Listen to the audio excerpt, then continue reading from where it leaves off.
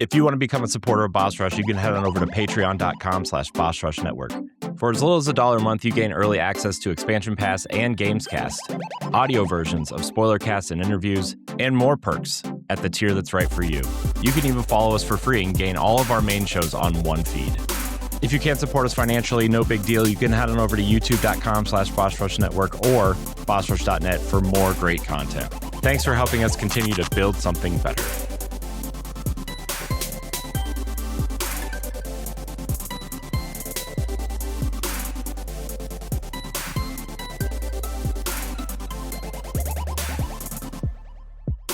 Hello everybody, welcome to Nintendo Pow Block here on Boss Rush Network. I'm your host and I'd excited to interview. Joining me is the one, the only boss with his episode, Corey Dirrig. Hello, good sir. Hello, Edward. It's good to be back on a Sunday night.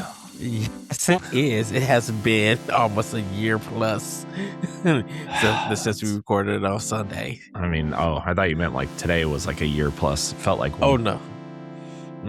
No. Felt like one. But hey, I actually played video games today, so for like an hour, maybe. Yay. So, who knows?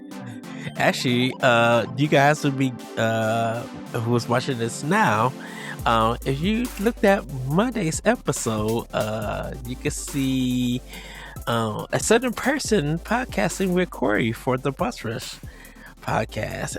So, it's Timu Laurent. I can't believe he said it.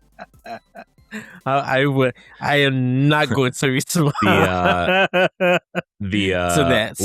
We have Laurent at home package was delivered. I almost spit out my Red Bull trying to laugh. That's getting clipped. That's being posted all over socials tomorrow. It'll be fun. It'll be fun, they say. Yeah. So someone said. Who said? I don't know. So if you guys haven't seen the podcast, when you guys seen this on Wednesday, go check out the Boss Rush podcast and enjoy. Quite a few edits in there. I'm not gonna lie to you. Typical technical episode. Also, when I went to do the clips and stuff, all of them had a very similar title. But they're all different conversations because they're all about Xbox, but they're all about the different ways they could change their direction. Yeah. So I was like, guys. Yeah.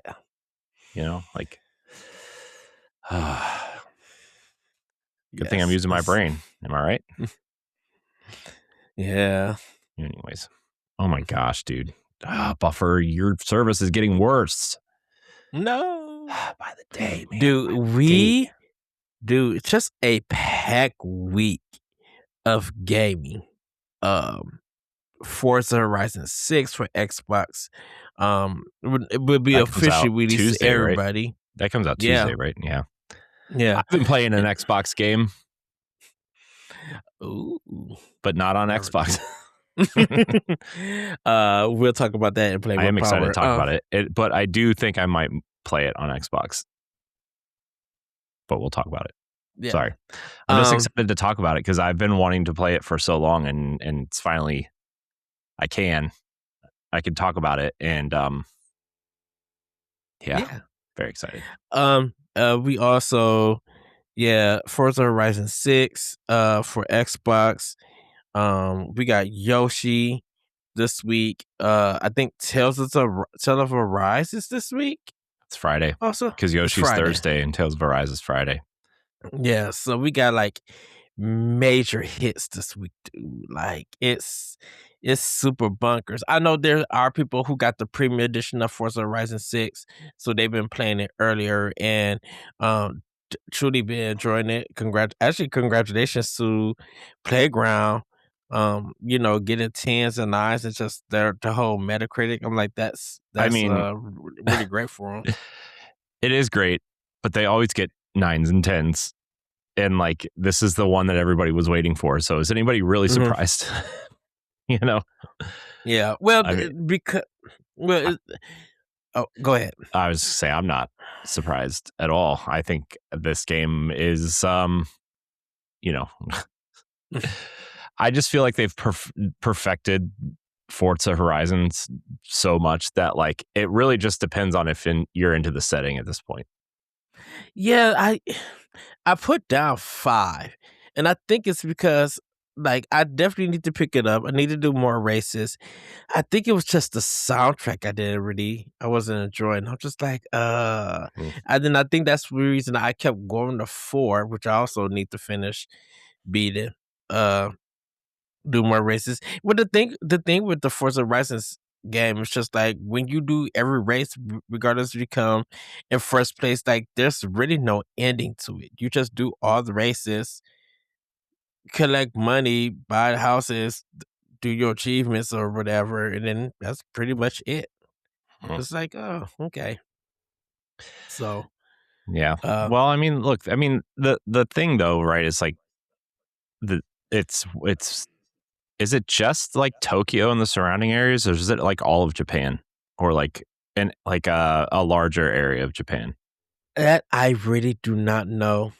I haven't really been paying attention to it because it's Forza, and I really don't care about racing games. I just, I care if the driving feels good. I don't really care like, Yeah. oh, here's the, when they take this corner at a, blah, blah, blah speed, you can see the wheels break. I don't know.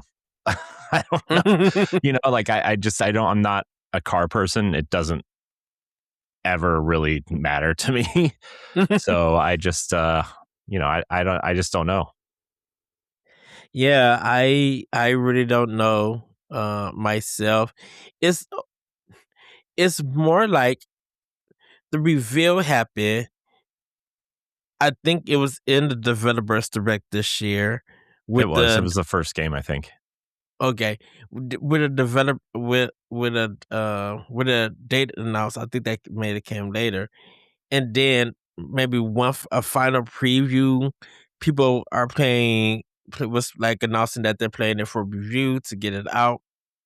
And then the games came out last Friday. People are just showing some screenshots, giving their thoughts, and then everybody will be playing it now. So it's kind of weird how it just rolled out because like after they announced it, they were just dark. But that happens where a lot of Xbox games like you just don't hear nothing until maybe a new trailer Yeah. or a showcase or a direct. Yes, So Nintendo does the same thing. don't get me started on the Xbox marketing stuff. So, um, but yeah, I'm super excited for Yoshi. I'm super excited for Arise. Go ahead, Corey. Oh no, I was waiting till you were done. But the big joke on Xbox Casuals is that like Aaron Greenberg, who's like their head of marketing, is like Mhm. he only ever shows off things that you can't buy when he does any sort of marketing himself online. Oh wow. And like then like he's like we're just like, what do Aaron Greenberg and Matt Booty know about everybody at Microsoft that we don't? Like what dirt do they have on everybody that they still have jobs? And obviously it's just a joke, right? Because like the marketing for Xbox has been kind of one way, Lackluster. right? And then like, first party stuff, it took forever to get out and everything, right? So you never really know what's going on, but Mhm. like it's just it was just a thing that we poke fun at the people at the head of those departments, right? So Yeah. but I mean I it's a Nintendo podcast. We don't need to talk about what's Yeah. going on over there at But Xbox. it's We can if we want. If people want it, we can. But I will say this. I think that's why I love Nintendo's marketing. Even like Yoshi's Woody World or Crafter World and Yoshi Stories, but like sometimes they will put whether it's one of their old games for Switch, they'll make a Twitter thing about it and like still market the game. Be like, maybe it relates to a holiday or they just want to do something wacky or something.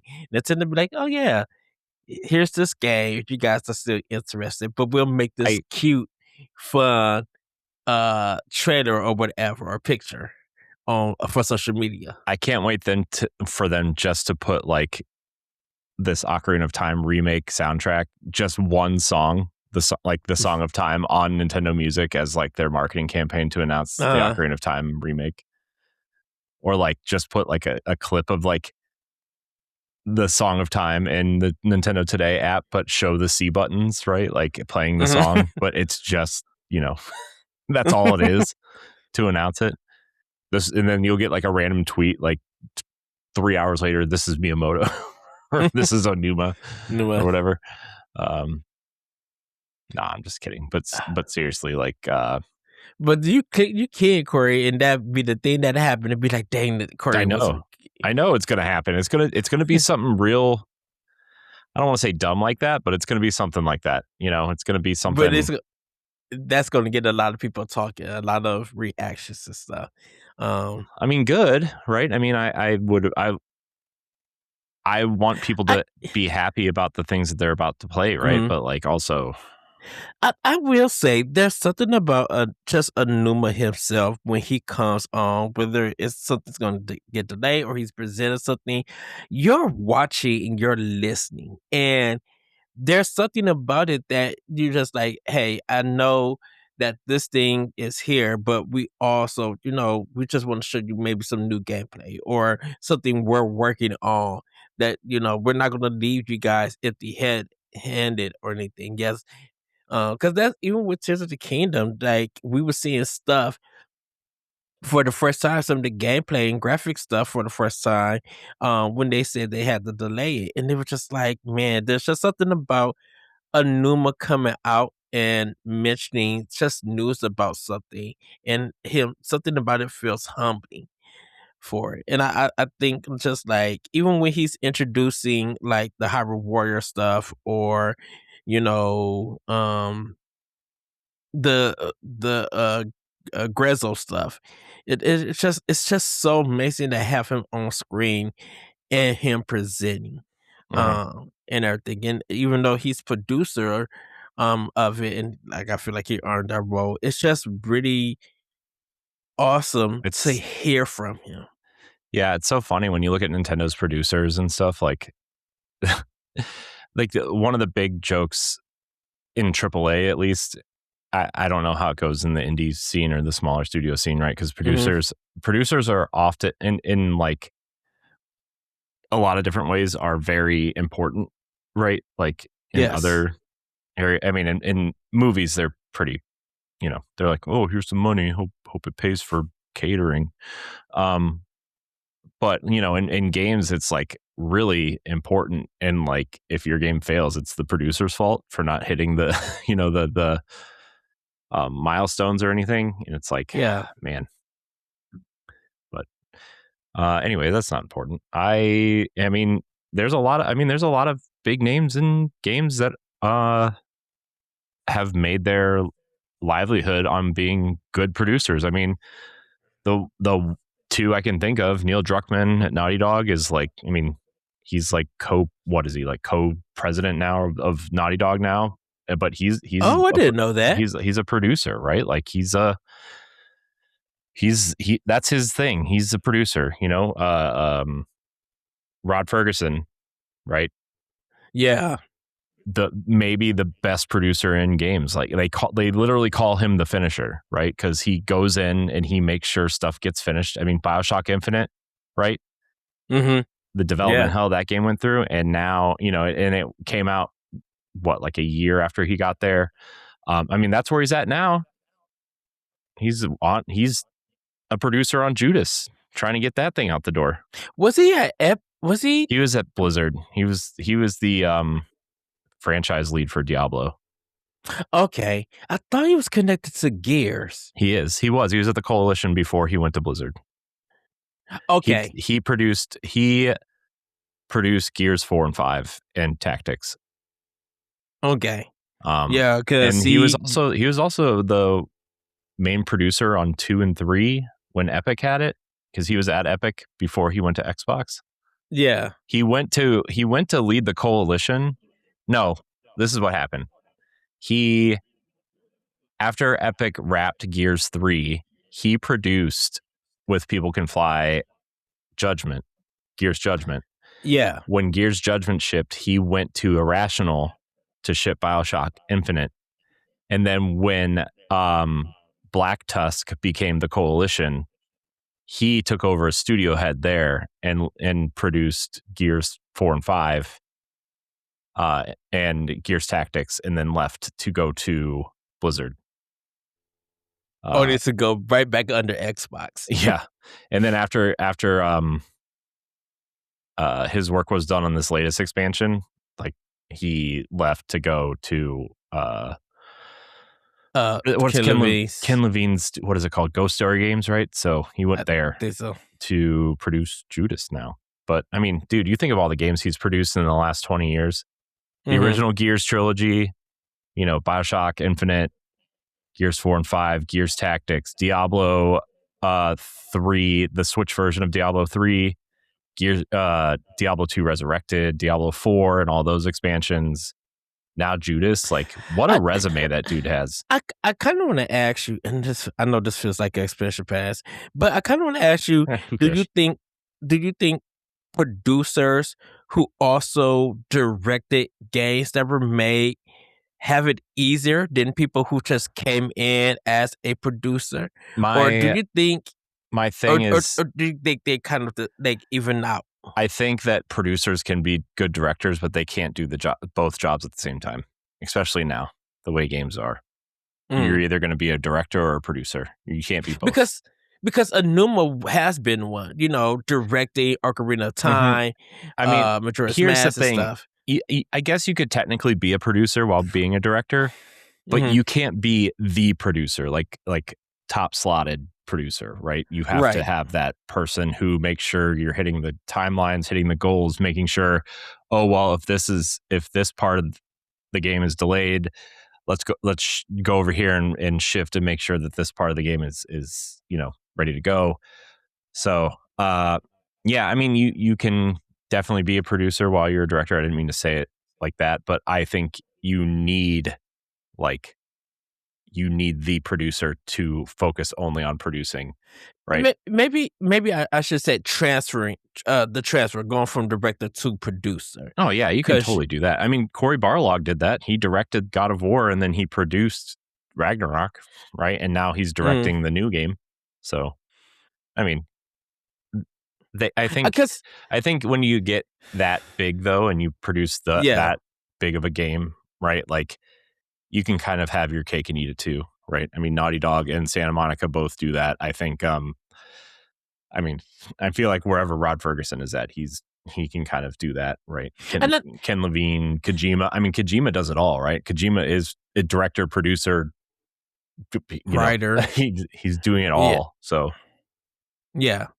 But because he owns his own company, but at Konami, he had that freedom because of, once again, being a director. Did he have freedom? I mean, to a certain point, of course, Metal Gear Solid 5 was his last one, but we were seeing the change in Konami and everything.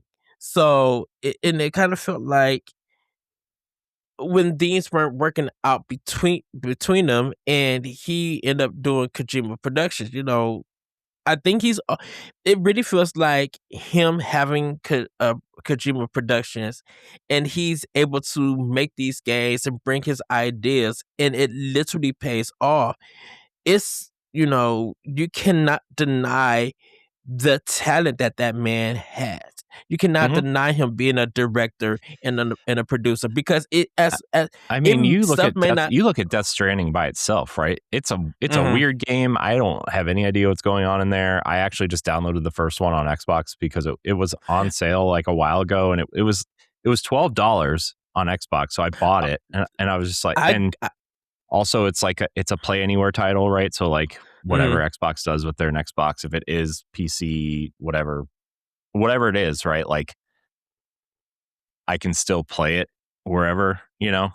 But I have it too. It was $12, and like, I haven't played it yet, and it's something I've been wanting to play because like, I've never been a Kojima guy, but I've always respected, like, I always thought Metal Gear was like a really fascinating series, and like the way he's able to make the game feel so serious and not serious at the same time, right? Yes. Like, I mean, Revengeance. I mean, not just that, but like you look at what Metal Gear Solid 2, like Fat Man, he's just like the guy on roller skates. He's skating around, but he's like this terrorist that like is gonna. It's like that is very hard to do, right? And somehow he's able to do it with multiple characters in multiple franchises everywhere, right? Like maybe that's the Troy Baker character in Death Stranding. What's his name, Higgs or whatever? Like, yeah. The whole game takes itself so seriously, and then you see this guy with like wrestler face paint on playing a guitar that shoots fireworks out of it, and it's like, oh, okay, well, sure. To making sure that it's telling this cinematic story, but it's still a video game. I think that's why I love Suda51. When he creates games and stuff, and regardless if they're good, bad, you could take it whatever. He brings freshness. He brings the weirdness and craziness. Because I'm like, you're passionate for gaming and stuff, and like he's a director. He he is a creator, and I think that's what I love about him.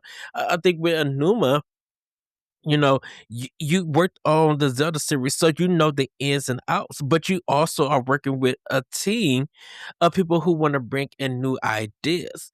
And then, like, you grew under Miyamoto making Zelda games. So, if you learn from the best and you help create the best, you want to make sure that the people under you still continue to bring the best. And I think that's why, even with Rob Ferguson, it's just like, man, yes, you may have jumped around different studios, but like you said, your credits, you brought some of the biggest games out. That's an all-time classic that has sold millions. I mean, Gears is like, I know Gears hasn't sold that well. Like, but it helps anyway, it helps sell Xbox 360s. You cannot deny that. Oh yeah, I mean, I'm saying like recently Gears hasn't sold great, but I mean I think that's a Game Pass problem, not a Gears problem. But like, I mean, Gears 5 is great. He's been on the winning end of the most iconic franchises in gaming in the last 20 years, right? Like, I mean, the only one he hasn't touched is what, Mass Effect, maybe. Maybe he should have. He is Canadian, so I mean, look, I love the last Mass Effect game. I don't know what I'm going to admit, I love Andromeda. But I'm talking. I know what you mean. I liked what I played of Andromeda too. I played quite a bit of it actually, but I finished it and I enjoyed it. I didn't finish it. I got distracted by a Destiny expansion, I think, which is pretty normal, right? But not recently though. Moved on to Marathon, so. I mean, not even that. It's Marathon is I mean, that new season starts in 3 weeks, right? So I'm pretty excited for that. I think Marathon season 2, right? Mm-hmm. They're changing a lot too.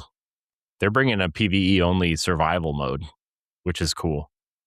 I wonder how that's going to be interesting. Yeah, I'm really excited and curious to see how that works. I wonder would they do like a direct or anything like a breakdown? They always do. They will about a week before the game comes out. They will. They always do that with Destiny. So and they did it with Halo. So I can't imagine they're not going to do it with, this.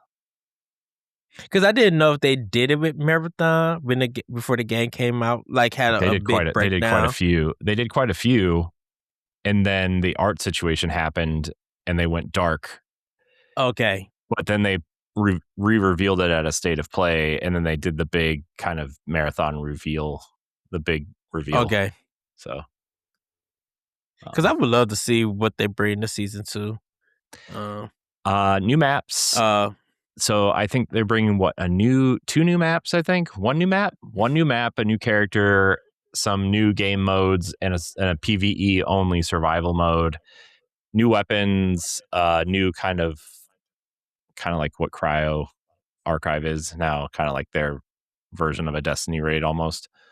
Yeah, I'm very interested to see how this game continues. I'm very interested to see how the game evolves, and I hope that they can draw in players, because that's the big question right now. I don't want to say concern, but that's the big question. Is it, since it resets, since it resets every season, like it literally wipes your progress every season, except for like, your contracts that you do and stuff like that. Like that progress stays, but like your weapons and your vault gone, toast, right? Because like the story is you're sending it back because these companies are you're using it to survive, to collect resources that made it to the planet, right? But people didn't. So these companies are trying to make like kind of, how do I want to say it? They're trying to, the money they spent, they're trying to get as much of it back as possible. And your job in this game essentially is to go get those items to send back. And your vault is what you keep, like the stuff you put in your vault is the stuff you're sending back. And so like when it gets, I think, could be wrong, I think the seasonal storyline is that the lore reason why your vaults and stuff wipe is because that's the stuff you're sending back.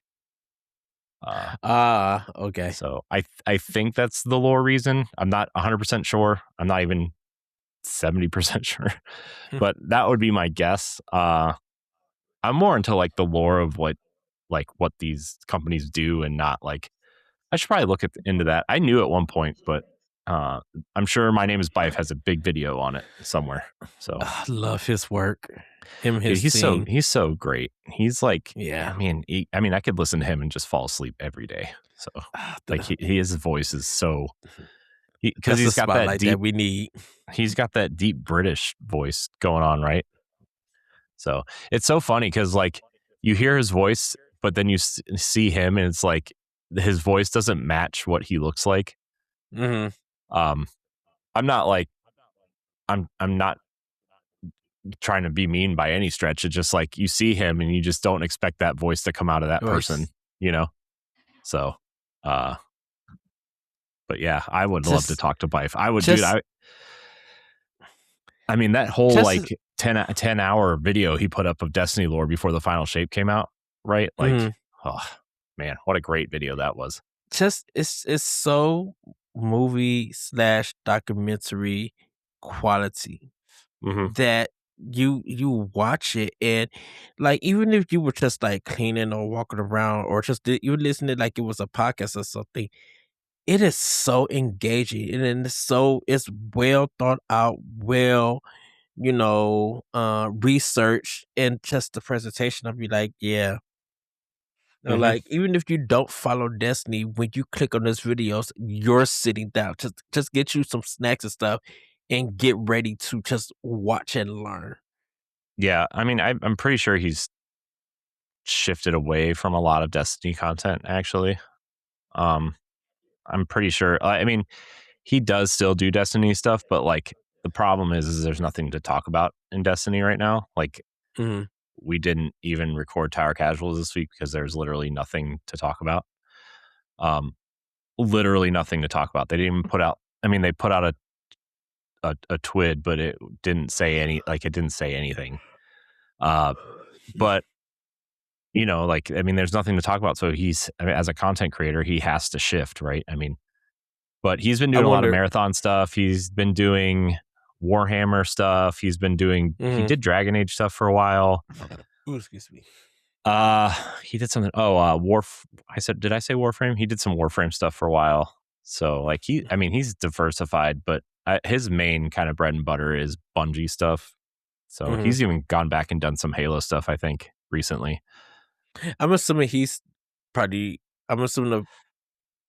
how many videos of Marathon I wonder he has? Maybe 1 or 2? I'm sure he's got quite a few. No, he's probably got like 20. He puts out like 4 videos a week, dude. Or he used to. That dude's that dude is like a workhorse. So to record, yeah, man. Anyways, the thing that helps him though, right, is like while he's like writing scripts and researching and doing stuff, right, like he has people that play the game and then send him the footage of the game, right? Like that's he uses a mix of his footage and other people's footage, which is really nice. So that's cool. Yeah. So, well, Corey, should we get one thing before shoot, there was something I was gonna say about the I was gonna say something kind of important, but now I kind of forget. What was it about? No, it was about boss rush stuff, but now I kind of forget. Anyways, if I remember it later, I'll bring it up. But yeah, I just the thing I want to say, I don't think this is what I was going to say, but I do want to mention real quick though. Gamescast is on its own channel now. Go to youtube.com/@BossRushGamescast. Boss Rush Clips is also a channel that you can go check out. If you could subscribe to those channels, that'd be great. So what we're kind of getting, we kind of explained last week, is like we're getting back to the network kind of feel to Boss Rush. And so it's really helped too with discoverability and subs and views and all these other things, right? So yes. Yeah, I kind of finally reorganized everything and got everything into, just a couple docs and like a couple folders that, with like logos and stuff. So like I'm very happy with that. But yeah, I just if you want to, be a part of one of the shows, there's going to be new ways to reach out to the people who host those shows. So yeah, just stay tuned for that. And obviously the announcements are going to go out all week during this week and next for the new kind of logos and ways to reach out and all those things. I've been working on fixing our social media all week long just to kind of be prepared. And I'm putting I'm literally working on it right now, putting the final touches on it. But yeah, man, I'm very excited for a lot of the things that are like, not just the changes, but I've learned a lot about communicating, we'll say, the last couple weeks. And being more open to ideas and more, pushing things that maybe, whatever. I've gotten a little bit better at communicating, I would say.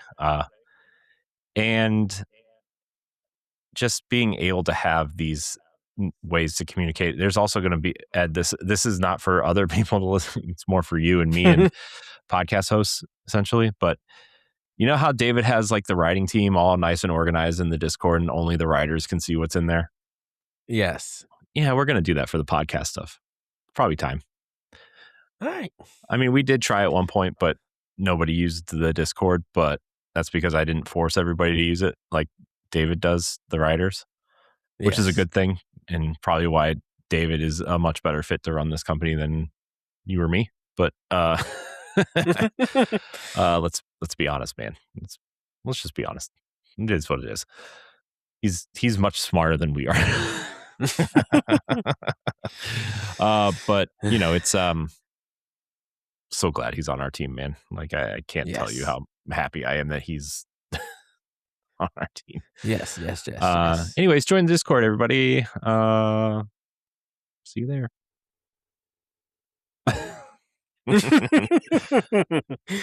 For the audio, audio listeners, Corey threw up his traditional peace sign. Peace. It's better than the sign I give you when we log off. Yeah. We'll keep it suspenseful, everybody. People know. Uh, Maybe. well, Corey, how about we get into Snacktendo? What did you snack on? What did I snack on, Ed? Well, let me tell you what I snacked on. So I snacked on some Chipotle. That's what I did. I snacked on some Chipotle. The man, Chipotle raised their prices by us. They did too. I'm very in our area. I'm very concerned about how much things are costing there. Did you know that chips and guac cost $8.15 now? Oh no. Mm-hmm. Yep. For my wife and I to eat there. Now, granted, we got chips and guac, and I got double chicken on mine burrito. Mm-hmm. But all we did was get 2 meals and a bag of chips and guac and salsa, like for the chips, right? It was almost $30. Dude, when I first started eating at Chipotle, my burrito was $6. Dude, because I have it, I have it sent to me at work. They raised the prices. So instead of going in and picking up, paying like 10 or 9 some dollars, I'm paying like 13 some dollars for the meat when I do my burrito bowls. And then I gotta pay for the delivery and the tax. Dude, my stuff end up coming out to almost about 20 some dollars anytime I order Chipotle. If I go pick it up, it's like half of that. Yep. So yeah, Chipotle is getting up there in price. It's crazy, man. Like I That's mean, whatever. You excuse me. gotta do what you gotta do, right? But like, Mhm. it's kind of like, man, everything's just expensive now. Yeah. I just don't know what to do about all this stuff. Well, shoot, the biggie bags at Wendy's, they got 3 of them now. They changed the price. I'm just like, oh, so you mean I'm not getting this stuff for like $5 or $6? Because like, shoot, when the biggie bags came out, the must was only $5. You was getting a good meal, and that was making Wendy's like mad money. They changed the price now. It's just like, you know, that's the way that this economy is going. Not being political or anything, but I It's get not that political. all the time at work. I think everybody when gas is $5 a gallon, it's like, geez, what is happening? But yeah, hey, it is what it is, right? I mean, look, I'm going to try to save some money this summer by not driving to work. Not that I want to work from home, but there are definitely 2 days a week I can work from home and not feel like guilty about it. So that's why I've been taking the train. I'm like, if I don't have to drive and I can get on the train, it's like $3.75 to get there and stuff. I'm like, sometimes if they don't pick up the money, that's a free train ride for me. That's saving me something.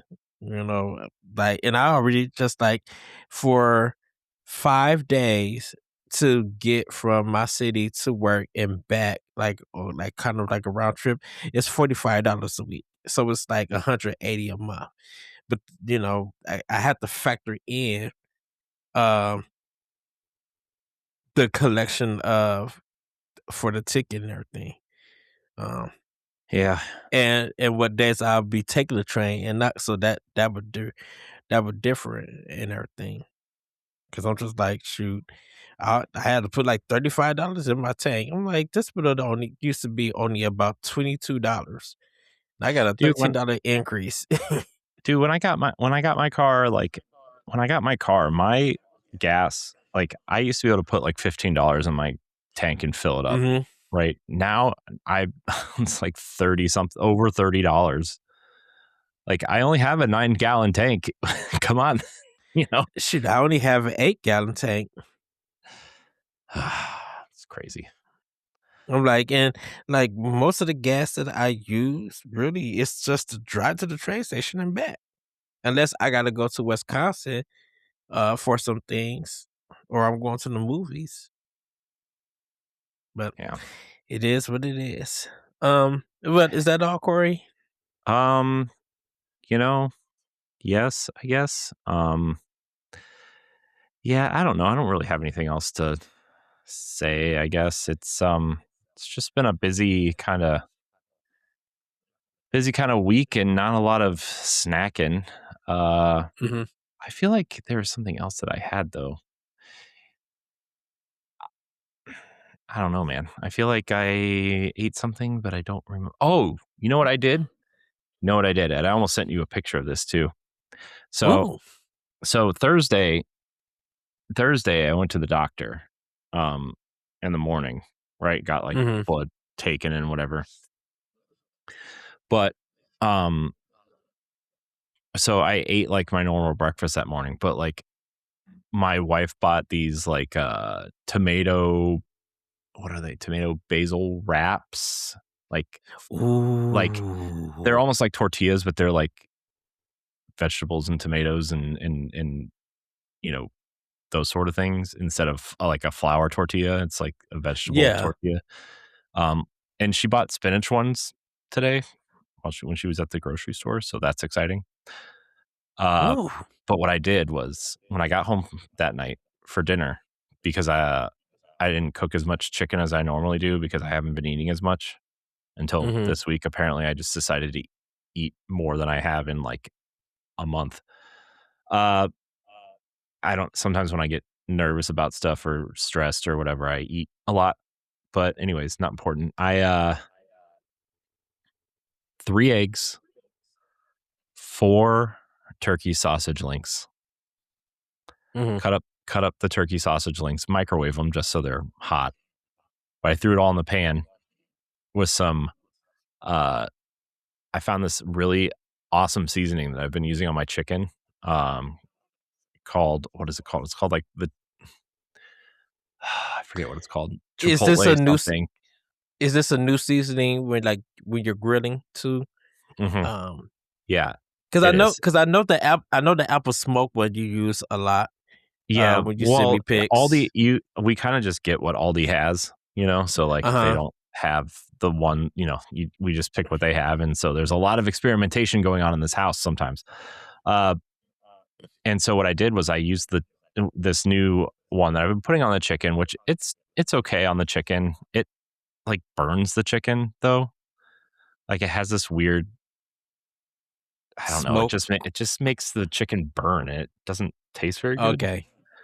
Um, it's a good seasoning. I just have to learn how to cook with it, right? Because like I can't cook Mhm. the chicken like I normally do because it burns faster for some reason. But Okay. what I did, I put a little bit of it in my eggs with Mhm. the chili lime seasoning also Ooh. with the sausage and the eggs. Yeah. Mix it up, scrambled it, get a good scramble there. I took those tomato basil wraps, 2 of Mhm. them, spread it out in each one. I put a little like a really light coating of ranch dressing on the Oh, wrap b on the wrap. before you put the Yeah, food before I on put it, the stuff like in it. Yeah, I put okay, a really light like I took a spoon and circular motion. this is a really good motion for audio listeners, right? But He I doing the circular motion yeah, I spread it for the around rap. the wraps and then I took now I'm not a big I used to be a huge like mayonnaise person. I love mayonnaise. But like I can't it just not good for the body. So I stayed away from it. But my wife, like I only use it when my wife buys burgers, which is like once a month, right? And I put it on the Mhm. burger, like the toasted bun or whatever.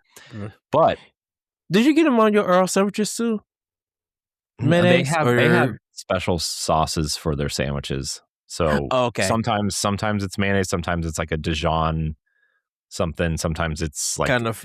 the Earl sauce, which I don't know what that is really, but The only reason I'm asking is because like with sandwiches, mayo for me is like a must. mhm. And Yeah, everything. I So like I didn't if know I'm they eating a kind of turkey did the same. if I'm eating like a turkey sandwich or something, like yeah, I Mhm. have to have mayonnaise. Like Oh, I you got got to, to, yeah. right? But Turkey sandwiches are bomb big though. uh the big thing, Ed, is I also have a bottle of Chipotle mayonnaise. So what I did Mm. was I put it on the wrap as well and spread it around. So you got the ranch, So a little bit of mayo, and the mhm, chipotle mhm. sauce. The Chipotle mayonnaise and the ranch on the wrap. And then in the Okay. eggs, I have the Chipotle seasoning with the cilantro Chili or the chili the lime chili lime. seasoning. Mhm. Wrap that up. Then what I did, Ed, here's the kicker. Here's what made it really good. I turned the burner on high and then I wrapped it. I like a burrito. Yeah. I have two of them, and I put it on the pan on high and kind of almost burned the wrap to seal it together. Yeah. Dude.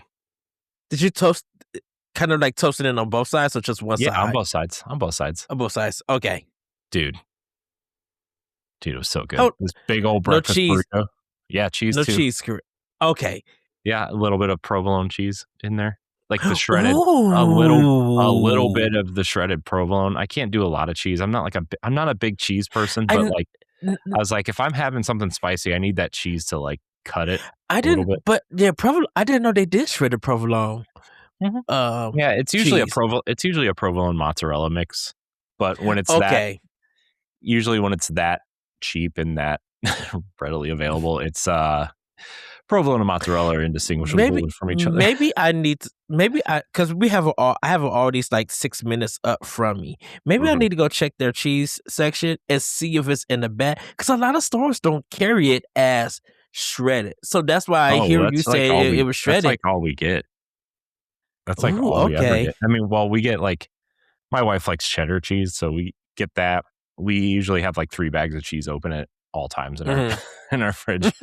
It's uh, it's the shredded provolone mozzarella mix. It's the triple cheddar mix, so that it's like Triple sharp. cheddar's It's good. like yeah, and then the just regular shredded cheddar. Um, sometimes we get a little bit crazy and get the shredded cheddar jack Hmm. mix, but that's very rare. Maybe I'll buy that cheese tomorrow and just try to make something, use it for something. Maybe Mhm. like for a taco salad or something. Mm. Just to see how it tastes. Because with the provolone, I normally get it like on once again sandwiches and subs and stuff. So it's just Mhm. like the like two or three sheets. So having it shredded, I'll be like, I want to see how that tastes. But oh, dude, that sounds so good. Yeah, Just a it burst was of it was so you good. get. I can't wait to try it with these spinach wraps. Although Mhm. I don't know if my wife bought 1 or 2 bags, so I'm gonna have to like, I'm sure she bought them for her, obviously. So like, I kind of try to be aware of like not eating things that people buy for themselves. But Okay. dude, it was so good. I had 2 of them. And of course, I felt like garbage afterwards because it was mayonnaise and spicy mayonnaise and sausage that I haven't eaten in like a year and a half, and all these other things. But Mhm. dude, the thing is the when you burn the wrap, that's not really burn it, but like crisp it up. Give it that crispy, It gives yeah. you that crunch that just tastes so good, so It good. for some reason, because I get there's Taco Bell has something like that with on their burritos, like their steak burritos or something. It for some reason it feels like it's a buttery taste, or it kind that crisp gives like a buttery feel taste to it, Well, yeah, well, even though usually it's places like that usually have some sort of butter or butter substitute on the grill where they grill it up. But okay. It's so like when you put the butter down, this sounds so backwards, but like if you put the butter down first, it doesn't burn it. It just, cooks it and makes Kind it. of coats it. Yeah. But when you put it on, the pan dry without any butter or anything, like it burns it It just faster and okay. like, oh dude, it tastes so good. I like a little Having bit the of burnt. cheese. I like the little bit of burnt taste to it. The problem is that it smells up the house. Yikes. So gotta be. But then you got to think about it. All that melted cheese that's in everything and the sauces, and I guess because of it's a tomato style wrap, that gives you that th- it gives you that tomato taste, that flavor that helps bring out everything. You know, dude, that sounds so delicious. Yeah, if you make it again, take a pic and send it. And then I kind of want a cut pic just to see how it looks inside. Oh, inside, yeah. Everything. I think the next Yeah, time I'll do a that little. sounds so good. I think the next time I'll do less sausage because it was just like a little bit too much inside the burrito to like wrap great. But did you do like 2 sausages? I put 2 in each one, 2 links in each one. But I cut them up, so I thought, you cut them up. Oh well, it's not going to be that much. But so you think 1 link for each would be fine, or like 1.5 or whatever. I don't know. There's room to experiment, Ed. Yeah. That do sound good, dude. Just that provolone cheese and that chili lime. That chili lime sounds amazing. It was very good. Very good. Like because you get heat, but you get savory and flavorful. Like it just sounds like everything just balances. And turkey sausage is bomb big. It's just so good. I love turkey sausage. I kind of prefer that over regular sausage. If I could get it. I do too. Much better. Yeah. It's not as greasy. It has like it's not as greasy and it has a sharper taste to it, which is like, yeah. And I think because it's not as greasy, right? You get more flavor out of it. Yeah, it's more for me. It's more flavorful and it's easier to digest because I don't have to really worry about the oils and the grease, like you said, the grease and stuff. I could just be like, regular sausage. I mean, look, I'm not trying to gross anybody out here or anything, but I might as well just be eating that in the bathroom. I mean, I'm good with regular sausage because, like I said, the hotel that we was at in Boston this year at PAX East, sausage bomb big. But if I could get turkey sausage, I'll choose that one. Yeah. Oh, good times. Also had some Oreos before we sat down. Yes. Some fake Aldi version double stuffed Oreos, but they're called, what are they called? Double filled sandwich cookies. Oh yeah, the sandwich cookies. I do like the Aldi brand vanilla ones though. I don't know. They've always been top tier. I like the vanilla ones, and I'm starting to like. I think, look, nothing beats an Oreo, right? Like a real regular double stuffed Oreo. Nothing beats that. But I will have to say, as far as the quote unquote fake brands go, the non brand name, the vanilla ones at Aldi, man, I can take a sleeve out in like one sitting. Okay. So wow. Better not bring those around. Look, I don't know. I don't even think Aldi's do a lemon vanilla one yet. I'm sure they do in like the spring or something. I don't know. I'm not into lemon, so I can't tell you. I always thought, like, why would you want lemons in your cookies? Because there was another brand that used to do lemon cookies like that before Oreos started doing it. And there was like this brand was the only one that was doing it that you could get, and it was like in a 6-pack where like the top and bottom ones. But I think they went out of business. And so shocking. There was no this is like the 80s and 90s. I know. So I'm just being mean at this point. but when Oreos brought out their vanilla cookies, and then they started making the lemon ones, dude. When I talk about top tier, the must is top tier. But I'll make some all these cookies. I do not care. The vanilla ones, I'm a big the fan. oatmeal ones, that's so good. I'm a big fan of cookies, man. You know, Yay. that's all I can say. I'm a big fan of cookies. It's probably why I weighed 360 pounds at some point in my life. But hey, man, But you're getting better. You Am brought I? a lot. You brought a lot of it down. Am I getting better? I'm not sure I am. No, I am. I'm fine. I'm good. I actually, like, I was telling my wife earlier this week that since I long story short, I started going to therapy like 2 months ago, and it was like the best decision I ever made in my life, to the point where like I feel like I should have done it earlier. Much earlier, like when she told me to do it like 5 years ago. But like everything has just been really, it's almost like an aha moment, like a oh my gosh, like I see everything so, it's probably Clear. what people like almost people who need glasses, like when they put glasses on for the first time and they can actually see everything that need like a high prescription, like, oh my gosh, I can see everything for the first time. So the therapy discussion, I know that's for another show, but that's why a lot of people say, like, for a lot of men, like, go to therapy, but some men refuse. And I haven't even like gotten to like the deep, dark places yet, really. It's all still been pretty surface level. New. Shout out to my therapist. She's great. Awesome. Yes. So.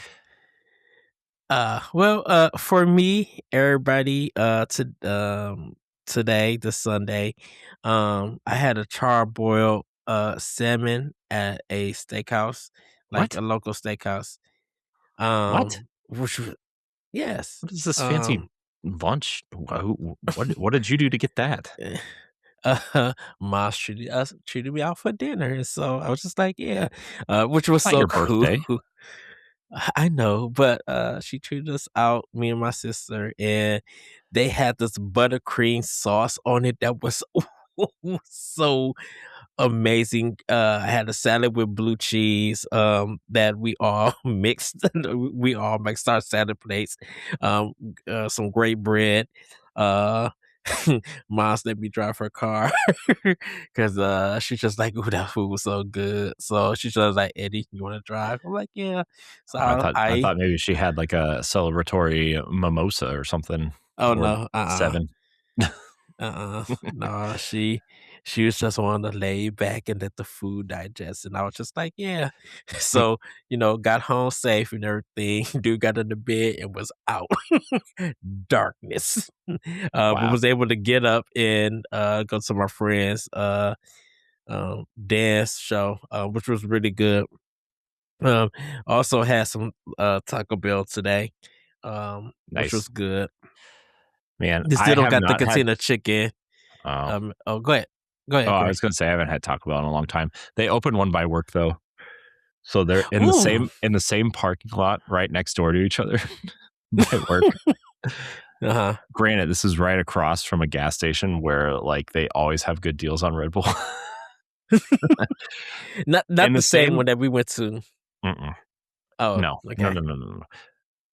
There's a Wendy's, an Arby's, and a Taco Bell all lined up next to each other.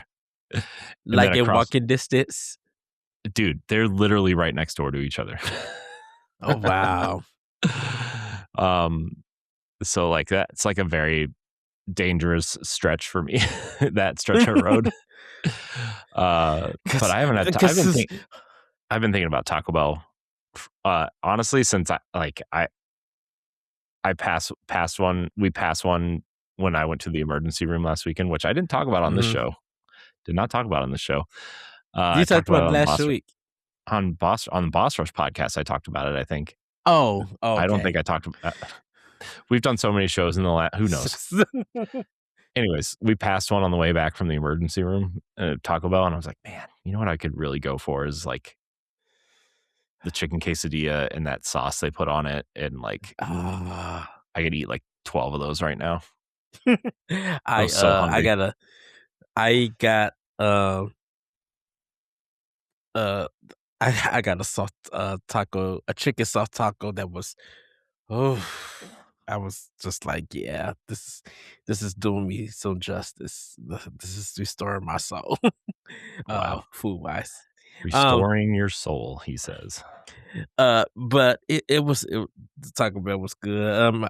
So Rebel has a Tomodachi Life, which is their summer flavor this year.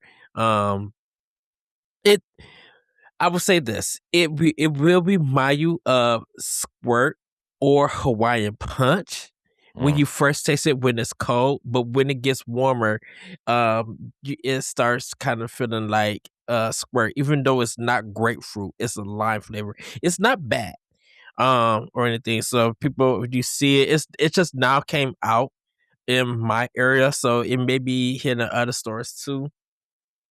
They kind of been doing it for the spring one too. There's I think a Sadachi cherry, that has like, kind of represent the cherry blossom in Japan and stuff. And that one is good. That one is good too. But I'm liking this lime one.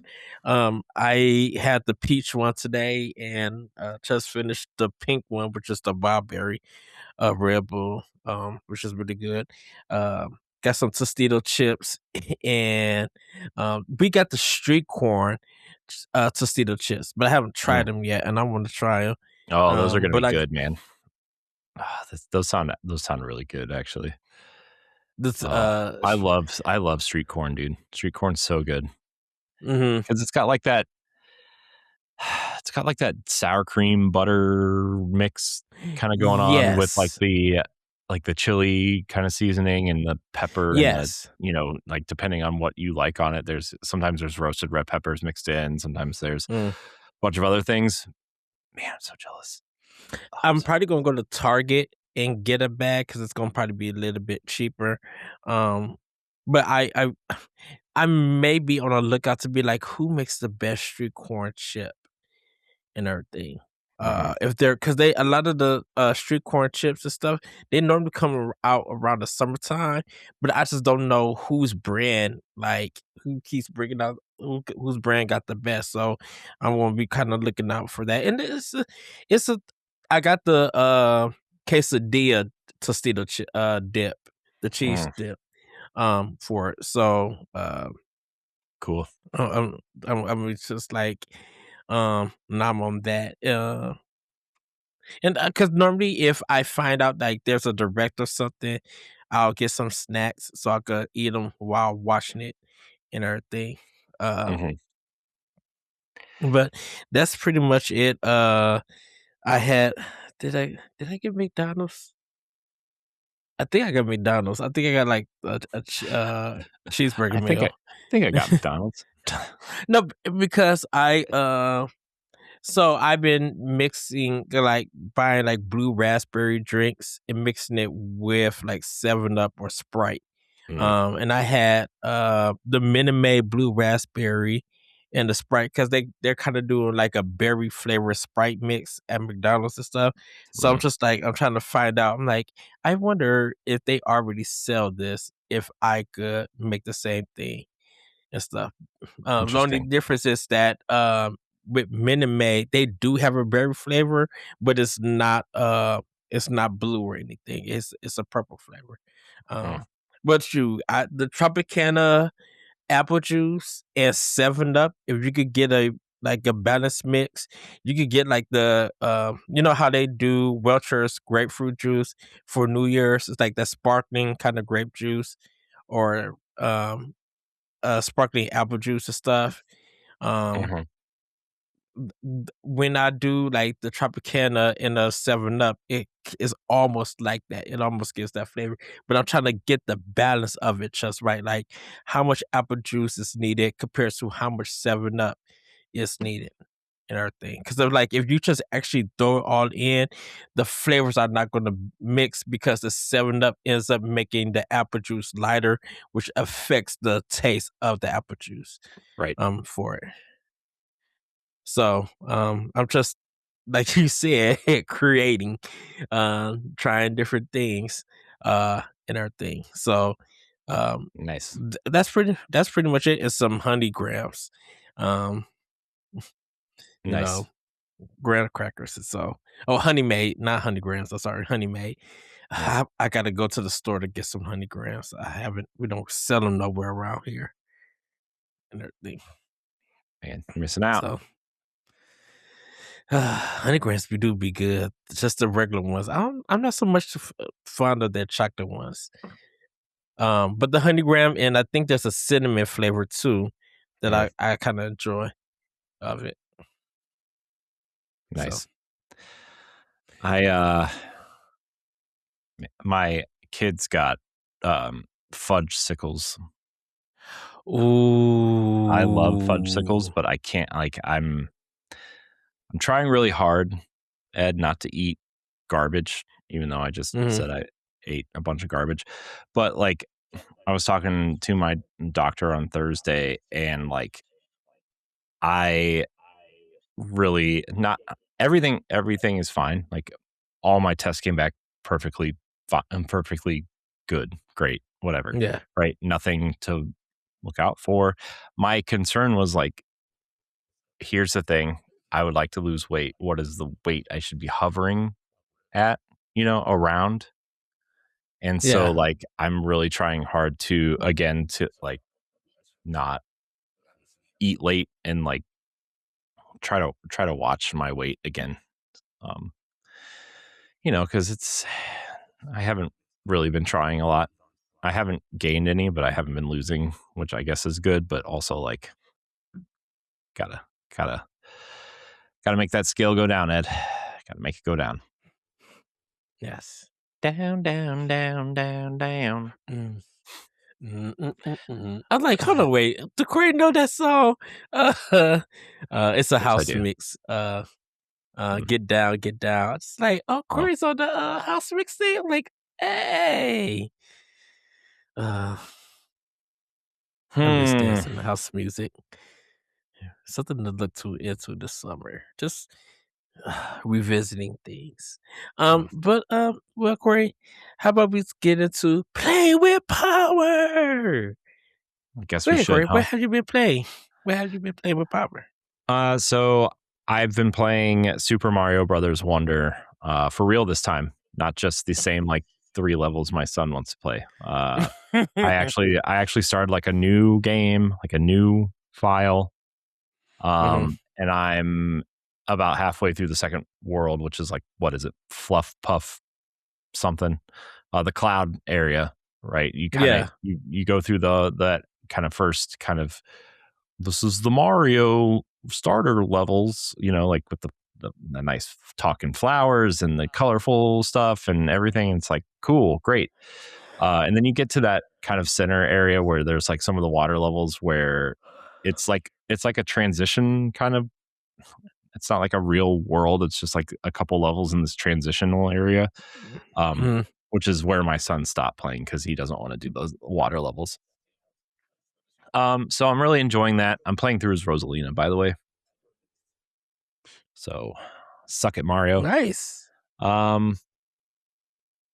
But the other game I've been playing, Ed, and I like am so fascinated and like enthralled in this game. Like I love what I've played so far. I've been playing it on Switch. South of Midnight. Nice. Finally started playing South of Midnight, and there's something about Hazel, the main character, that just, there's something very real and charming about her. Like, she reminds me of like some of my friends from like back in the day. Like, I just like there's just something about her that's so endearing and charming, and she feels like a real character, even though it's that weird not weird art style, but you know what I mean, like the non-realistic art style and the stop motion stuff, which I turned off, by the way. And I just like I really like it. I really like it. I think the kind of South kind of Bayou, Louisiana kind of feel to it is really interesting. I think it does kind of feel like an insight to like that Bayou slash Southern kind of Black culture that like doesn't feel ham-fisted. It just feels like, how when games try to do the race slash cultural thing, and it Yes. like feels very forced and very, oh, I can tell a bunch of 40-year-old white dudes wrote this, right? Doesn't matter what it is, right? It just like, and that's why a lot of indie games do it a lot better than AAA games do. There's really something about this game that feels very unique and real and very like a lot of care was put into it, and Yes. I'm hooked on the game. I love what I've played so far. I've only played the opening, like I'm escaping the mansion right now, which if you've played it, you kind of know where I'm at. Yeah. But Are you talking about you just met the grandma? And you're leaving. Yeah, that's where I'm kind of at. Yeah. With a little of the platformer stuff. Yeah. And like it like kind of it almost feels like an old school, like the gameplay almost feels like Uncharted and like Tomb Raider, almost like the traversal, at least. Now, granted, I haven't gotten any of like the magic powers yet. I just got to this kind of, that I went upstairs in the mansion where like you're climbing outside the house and you kind of go through the windows to the different rooms, right? I went in and then I went up I got into this like secret room. You're supposed to go that way, but it's like a secret room in the mansion, and you go up the spiral staircase, and there's like a blue trunk at the top, and you open it, and like she kind of starts doing the whole Weaver kind of thing, like doing like the motions and seeing the white kind of trails kind of moving around, and like then like all this kind of crazy stuff starts happening to the house, and you're like, oh my gosh, this is crazy. And she thinks it's crazy, and she doesn't really know what's going on, but she still like kind of knows. It's weird because she like knows what to do, but she doesn't know why she knows what to do, and it's really, there's something about Hazel that feels very tangibly real, like she feels like a real person. Whoever the voice actress is for Hazel did an amazing job. That's what I was about to say. I think the delivery of the voice acting brings her life. Even though you see it in the trailers, when you definitely see it in the game, like play it, you just like, okay, and there's still so much to uncover. And I think that's why when this game got released on to Switch 2, people were been pushing for people to buy the game and play it. Compared to when it was on Xbox. When it came to Series X, there was just like so much rejection to it. And I could not understand why. Was it not their type of game? Was it because, well, the main character? We know why the internet was mad. Let's just put it that way. We know why the internet was mad. So it just feels like with this chance being on Switch 2, everybody's just like, go pick, because I haven't picked it up yet.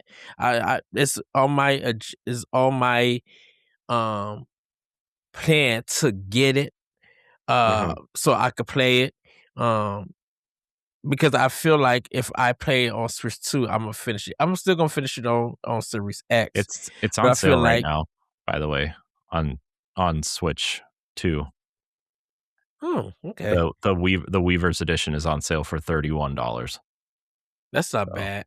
yeah, the thing is though, they didn't make a physical for Switch. I don't think they made a physical for Xbox either. But No, because I got it digitally, mhm. for it. I think it was, if you did get it, like order it, like for the physical box, I think you just got a code in it.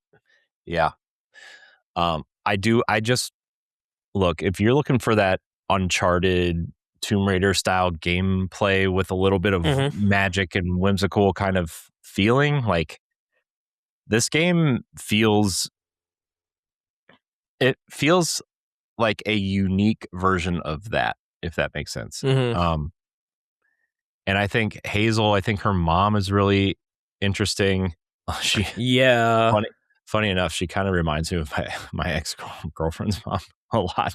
Oh. Um, but uh, just the way she talks and like her inflections and things like that, it reminds me of her I so I much. I I Um, love how they enter the gang of all the characters that you meet before you get to the mansion. I just love all of those characters, yeah, and the redneck guy, what's his name, Bo, yeah, right? He's kind yeah, of funny. Like he's just like him and his dog are gonna wait it out. That was really funny. mhm. And he like nobody asked him, but he's like, "It's not my dog pooping on the yard. My dog's a gentleman." It's like, oh, okay, bye. But Yeah. it was just It's really fun. it really is that game really is surprising from seeing the trailers, even when we saw the first trailer, until its release, and just seeing how the Nintendo community or people who've been playing on Switch 2 really enjoy that game, and it's kind of feeling that same way, with Indiana Jones. Hmm. Um, I That's out I that came out last week, right? Indiana Jones. Yeah, but Digital Foundry did just a review for it, and I think they gave it a lot of positive. And so this kind of, I kind of want to say this for expansion, with all of this good talk with Xbox games coming on Switch 2, getting like that, Well, that's resurgence. but that's what we were saying on the Boss Rush podcast. This last episode that you were on, Yeah, like Xbox clearly has the exclusives to be dom. You look at their like non AAA games, quote unquote. Like hmm you look at Hellblade 2. You look at, and I know people don't really like Hellblade 2 as much as the first one. But and that's that. Go ahead, because I got something to say about yeah, Hellblade 2. Go well, ahead. I was just gonna say, like, you look at Hellblade 2, you look at um South of Midnight, you look at Psychonauts 2, you look at, Hmm. just even something like weird like Keeper or Kiln or just some of these other small things that Hi-Fi Rush, like you look at these games, right? And it's like Yeah. they clearly know how to create these great smaller 10 to 12 hour experiences. And then Yeah. Forza, they have a great, Forza was so good that people didn't feel like they needed to buy the new one because the last one was so good and put the company, everybody got laid off. Yeah. It's like your game is too good, you know?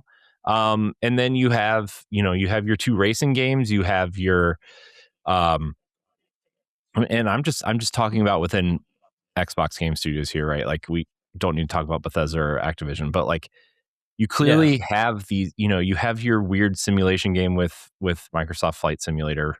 Um, and Gears has been great. I think Gears has been great since the Coalition took over, right? Yeah. Um, Halo's been a little bit of hit and miss, but I really enjoyed the campaign of Infinite. I really enjoyed Halo 4. Halo 5 is really the sticking point, but like they're right there, man. Like they're right there, and they just man, dude, and it's like you just can't like like I get sorry, I don't keep cutting you off, but like you keep listening to not you, just the general.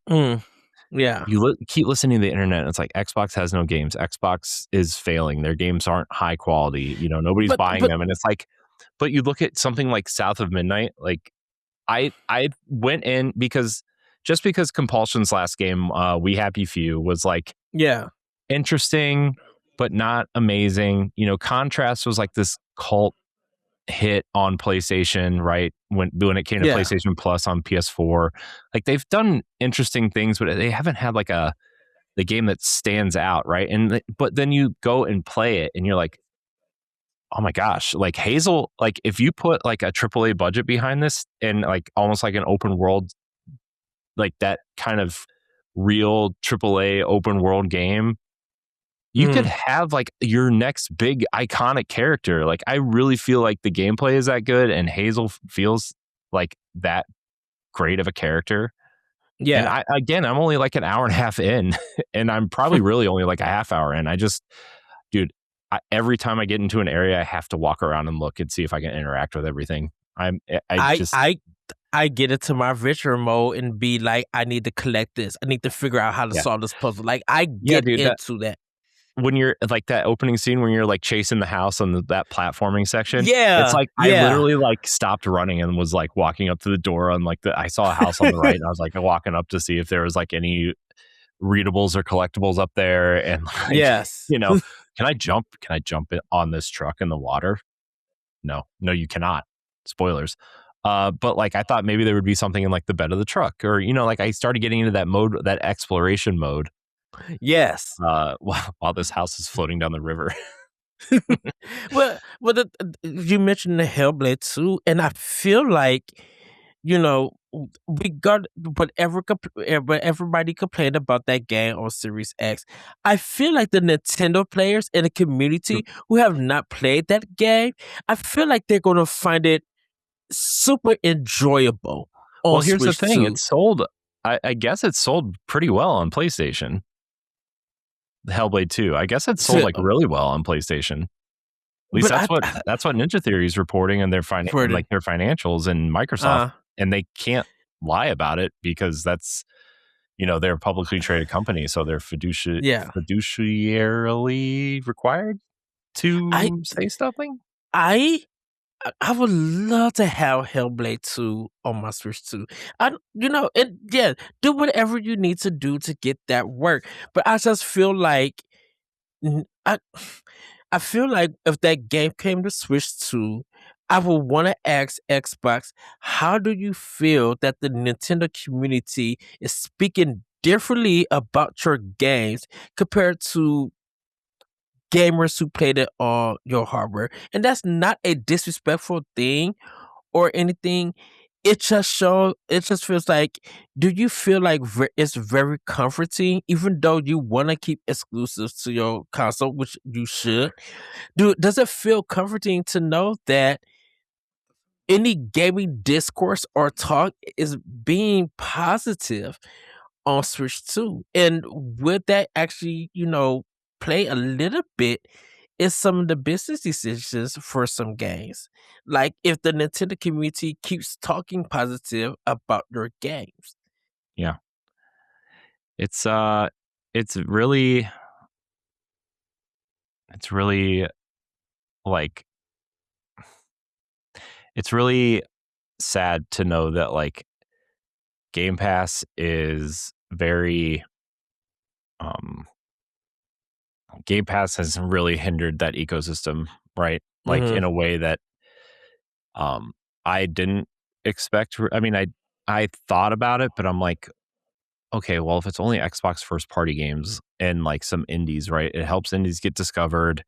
They're only on the service for like 6 months to a year, right? Like, and you get a discount when it's over, right? Like if you want to keep it or keep playing it or buy it, like you have that discount. Like there's a lot that I wasn't really thinking about, but I thought potentially, but it's Xbox. They know what they're doing, right? Like, I feel like a corporate company should know what they're doing when they have introduced a service like this. Yeah. But like, it just really sucks to see a game like this really fall through the cracks until it comes to something else. But again, that's Xbox's fault. I'm not trying to be mean about it, right? But it is their fault for teaching people how to not buy their games. And then it also, like, their confusing messaging over the last few years. And then when their games do come to PlayStation and Switch 1 or Switch 2, they end up doing really well. And it's like, well, that's because those audiences buy games and they play the games they buy, because Right. they're spending the money to invest in those. Like, they're investing in the games so they feel more obligated to finish the games or play more of the games because they bought it, instead of generally treating it like a glorified demo, Yeah. which is what Game Pass has kind of become, at least for me. By the way, I I mean, that's. resubscribed to Game Pass now that it's not $30. I mean, but that's been kind of my thing with, and I'm not. People know my idea, my opinion about Game Pass. It's not a bad thing, I said, if you are budget conscious, if this is a way for you to enjoy gaming, without purchasing games, but you are a person who likes playing games and finishing them and stuff, Game Pass is a great subscription. With it, I just feel like for me, it doesn't work because, like you said, Corey, I'm a person who buy my games, whether it's Uh-huh. digital or physical. And like I said, we root on Xbox because they do have a phenomenal library. Uh-huh. And it doesn't feel fair that the discourse when a game comes out for Xbox and people who, if they play it on Game Pass or don't even play or don't even plan on buying it, they just are negative about it, and then get mad when that game ends up on another platform being successful Uh-huh. and everything. I have no problem with Xbox games coming to other platforms if it helps them, because we talked about Nintendo and Xbox having a good business relationship and their games selling well um on Nintendo's platforms and everything. It just shows that the interest of Xbox, from the Nintendo standpoint, be like, we enjoy your games to Xbox. We may not have your hardware, but maybe in time we will come to you guys and still be able to play our Nintendo stuff, but still able to enjoy your Xbox games. You don't even never make anything else for Nintendo, but you are still producing top tier content. We will invest in your ecosystem and be a multiplayer gamer. Uh-huh. It may cost a lot, but to enjoy the games that you guys deliver, we'll do it. Yeah. I I really do hope that Xbox figures it out, right? Mhm. Because I mean, I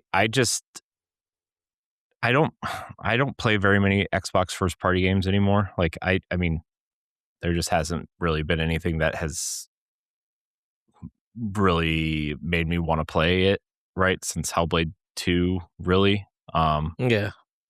You know, I've been wanting to check out South of Midnight, but I just haven't. There's just been other things, and obviously keeping up on Nintendo stuff and just life priorities and you know, South of Midnight came out a year and a half ago on Xbox, so it's an Yeah. old game theoretically, so uh maybe just a little over a year. But again, it's like, who wants to hear about an old game, on a show like this, which I don't really care about talking about it, but overall try to keep up with the newer stuff at least. And it's just a game. I feel like deserves to be seen more of. Like, it just feels like a game that I feel bad took this long for me to play it, but I bought it on Switch 2. Again, I might go back to Xbox and just play it there because the frame rate is higher and the lighting probably looks a little bit better, and playing it on Series X is probably a smoother experience. But like, I'm glad I spent the money to buy it, even if it wasn't on Xbox. I'm glad I supported the game and really took a chance on it. It's really awesome. And I kind of feel like it's Compulsion Games. Is it Compulsion Games? No. Yeah. Compulsion Games? Mhm. Okay. I think they're, checking the socials, checking what people are saying about that game. And they're probably super happy to be like, wow, all this positive feedback from the Nintendo community is probably uplifting to them, Mhm. and they probably like celebrate it and everything. Because I don't know if there's someone who helped them port it or if it was actually Compulsion who did it. No, Who there's did a the right. studio that helped port it. I forget what it was Oh, called. okay. They have a red logo though. I remember seeing it when I turned it on. Hold on. I will check for you. So it's probably Compulsion helping with the porting with that studio, I'm assuming. I'm going to turn it on and see. The studio is it is loading still. Red Kite Games. Red Kite Games. Oh, it's a studio within Sumo Digital. Okay, that makes sense. Oh, okay. It says a Sumo Digital studio, so I didn't know they had studios outside of their own. But hey, But it does say Compulsion Games too, right? yeah. Okay. The first screen that pops up is Compulsion Games and Xbox Game Studios. So, Okay. by the way, side tangent? They're not called Xbox anymore, Ed. They're called Xbox because it's all caps now. Again, Yeah. And then they ask the question, "Do you like Xbox or Xbox?" Like a regular Xbox. That's sure. too high energy, even for me, Oh, a very good energetic times. person. Good times. Gotta But is love it. that all, Corey? Is that all, Corey, that you've been playing? All that I have news on, I guess. Okay. Again, I want to play more South of Midnight, and I will probably. It's a relatively short game, I think, from what I've heard. Yeah, 6 to 8 Probably hours, they said. something like that. So I'll probably play it, and now that all this other garbage work is done, I can actually sit down and play games. So, anyways, yeah. What are you playing, Ed? For me, I am playing still Shinobi the Age of Vengeance. Just doing some collectibles on some of the past stages, like backtracking because I got some more abilities to get into some of the hidden places. I picked up Phantom Trigger. It was like on sale for like $4, so I haven't started that yet. Been playing Elementalist. Kind of right now I'm in a water dungeon, so I come like on the fourth dungeon.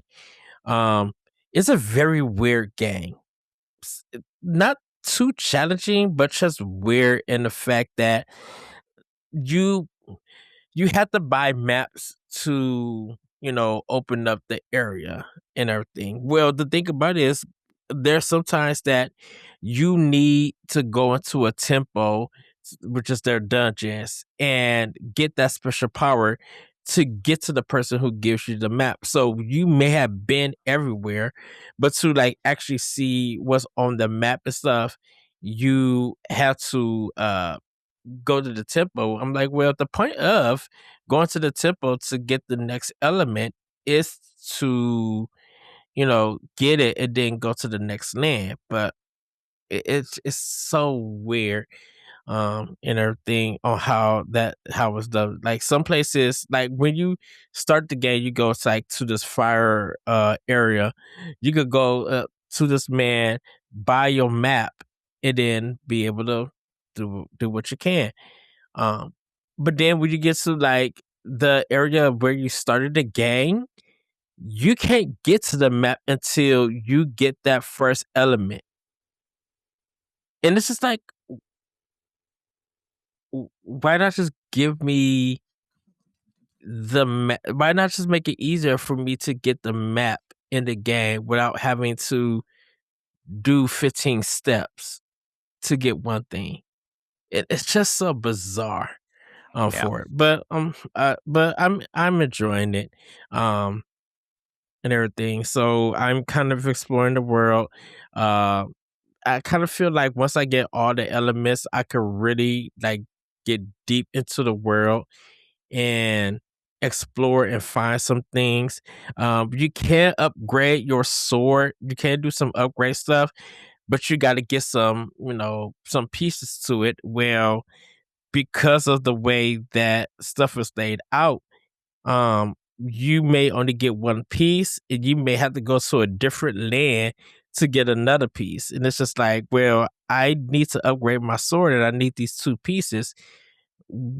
Well, I already did 4 hours of the game and everything. It's just like I should have already had my sword upgraded, because right now I'm still like kind of on my first basic sword, and I'm halfway done with all the dungeons. And so I'm like, am I going to have to upgrade my sword close to the end of the game? And there's supposed to be 3 upgrades. I'm like, what's going on? I'm getting more wallet money than I am some other stuff, and it's just so unbalanced on some things. But it's fun. If you guys like Zelda, um, go with the fact that this might give you an idea of Zelda. It's not fully Zelda. It's the ideal of Zelda. Which I think probably does better for them, right? Like Yeah. I mean, look, we both really like Blossom Tales, at least that first one. I didn't play the second one yet. Yes. But when it came out on Switch, but it was very clearly a Link to the Past ripoff, right? I mean, quote unquote, like it was literally oh man, we love a Link to the Past. Here's our game. And it's just kind of like a not as good version as a Link to the Past, which I'm not trying to say and be mean about it. I really liked that game, but it was, you look at this game and it's like, oh well, there's elements of Zelda, but there's also elements of other games and other ideas in here that don't quite make it a Zelda game, so Yes. that's probably good for them. That's what I if you want a full Zelda game, just go play Link's Awakening for the Switch version, the remaster. Yes, if you're looking for like a Zelda style game, or some other Zelda stuff. But I say it's a good indie game. It's nothing really wowful about it. I would, for me personally, for where I'm at now, and it does have a story in it, so it does kind of make sense. I would give it 3 out of 5 Yoshi coins. Yeah, for my personal rating. It's not there's nothing too spectacular about it or something. So, played a little bit more of Grand Theft Auto 5. I'm about to get more into the mission stuff, and everything. Yeah, and I'm just gonna leave it at that. Played a little bit more Pragmata on Series X, enjoying that. So, and then there are some games that I need to like install and just like completely finish. Like I need to install Psychonauts 2 again so that I can I'm gonna be doing Cycle Knights 2, so I could finish that game because I got stuck at one part, but I think I could figure it out and get through it. Since Corey's playing South of Midnight, I might just reinstall South of Midnight for Xbox and continue my journey with that. Um, I am going to finish Constance. I get that done before I go. I'm going to finish that too. Um, with it. I still need to finish this Final Fantasy VII Rebirth demo. I'm at the second part of it. It's kind of long as a demo. But because I'm playing all these other games that I purchased, I'm kind of like into that.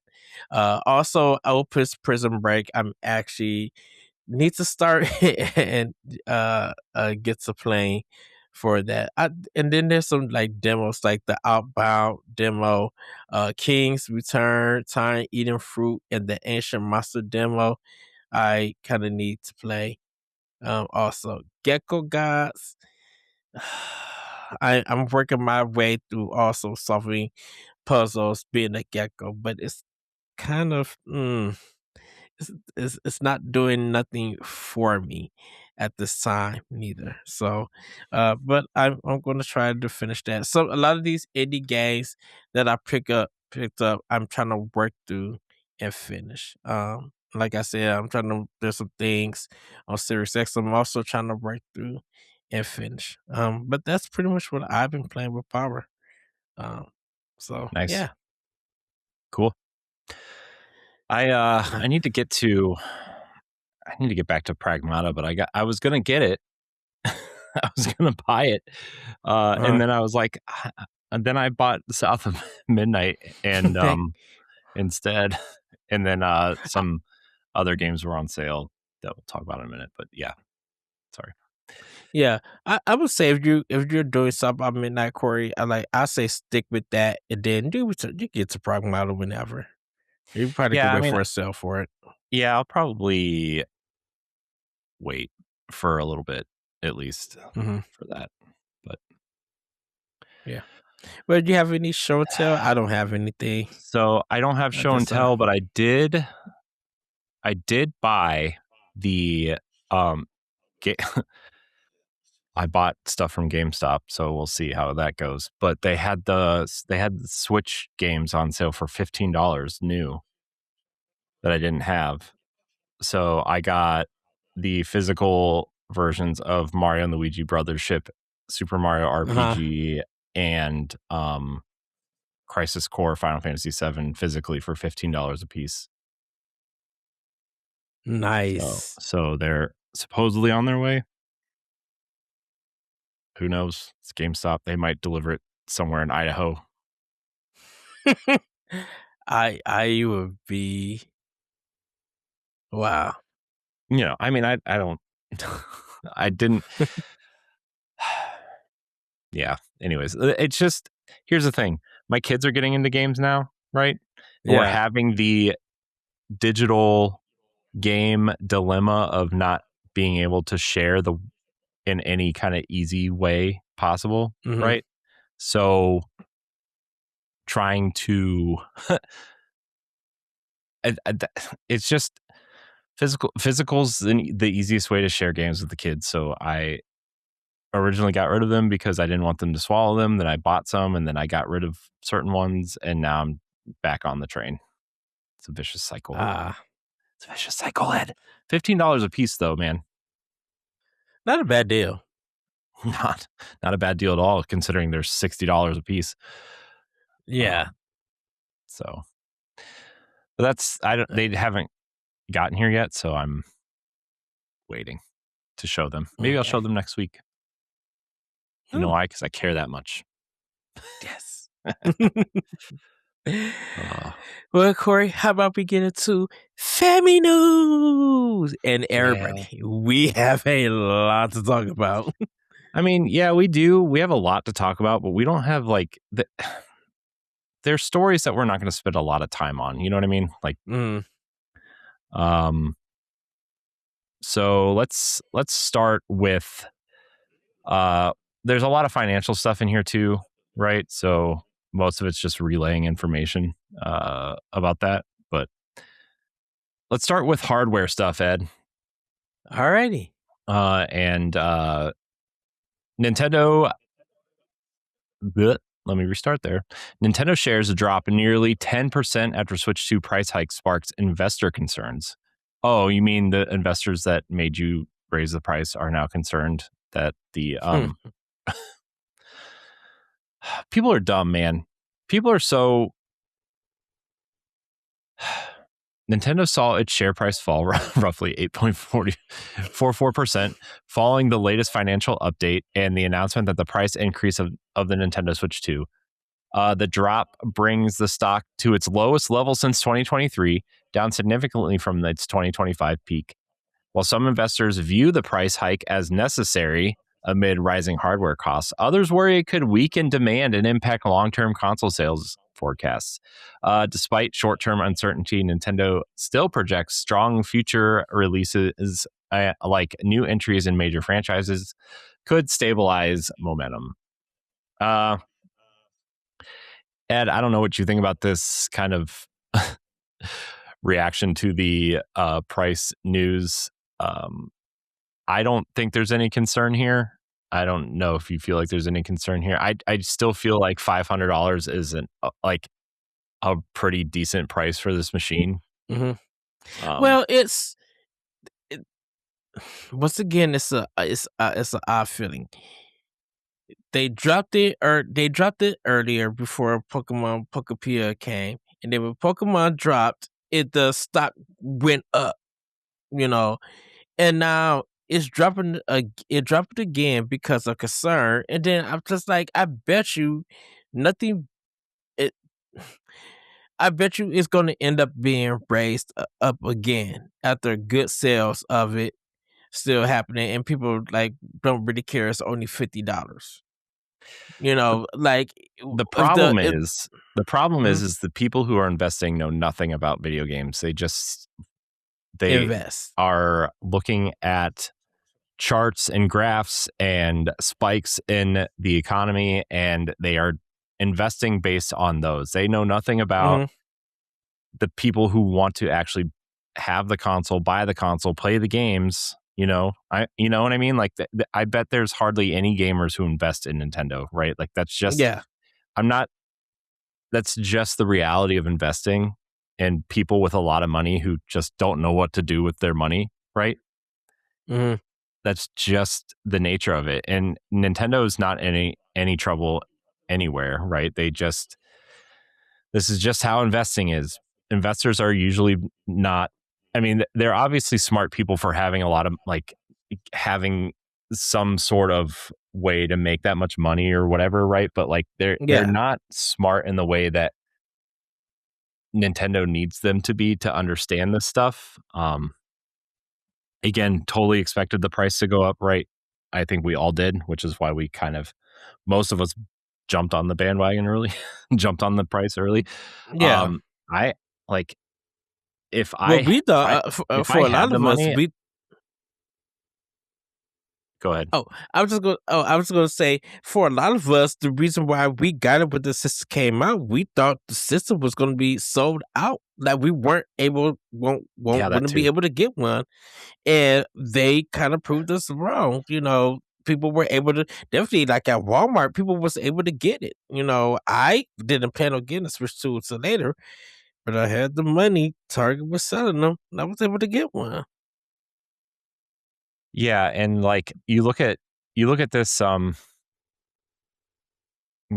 if like what I was saying was, like, if I had the money, man, I would go get a second one right now just to have, because again, my kids are really into games now. Like, they're starting to get into games, and just to let them have their own kind of Switch, and just let them have it to play, and like, when I'm not home, or like play games that I'm not playing or whatever, like, just to let them have it would be so, nice at this point, because, like, again, my Switch 1's still over here hooked up, right? And it has games on it, but like,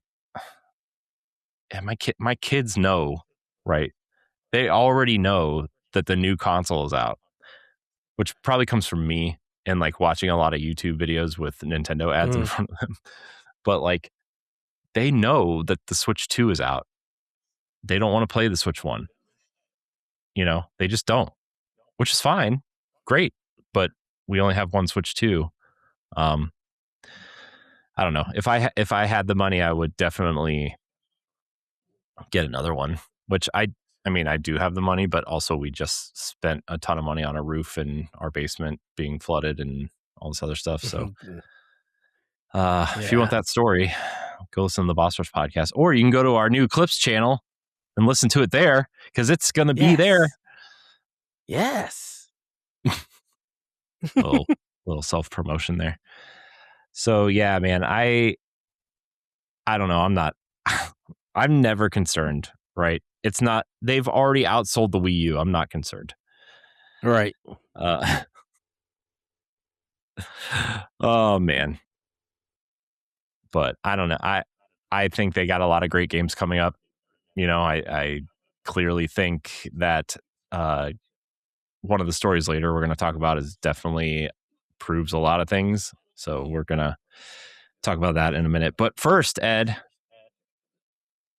before the price hike goes up, they're going to get you used to that $500 price point by introducing the Choose Your Game bundle featuring Mario Kart, Donkey Kong Bonanza, and Pokemon Pokopia.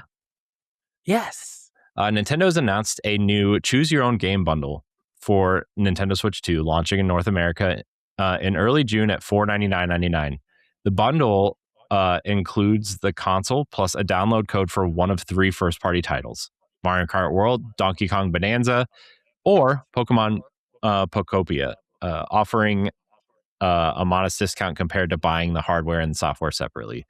The limited time promotion arrives ahead of the planned Switch 2 price increase later this year, and is expected to be available while supplies last. Yeah, I mean, I think this is just them getting around and raising the price early at this point, because you're gonna want to get one of those games, right, when you go buy Switch 2 anyway.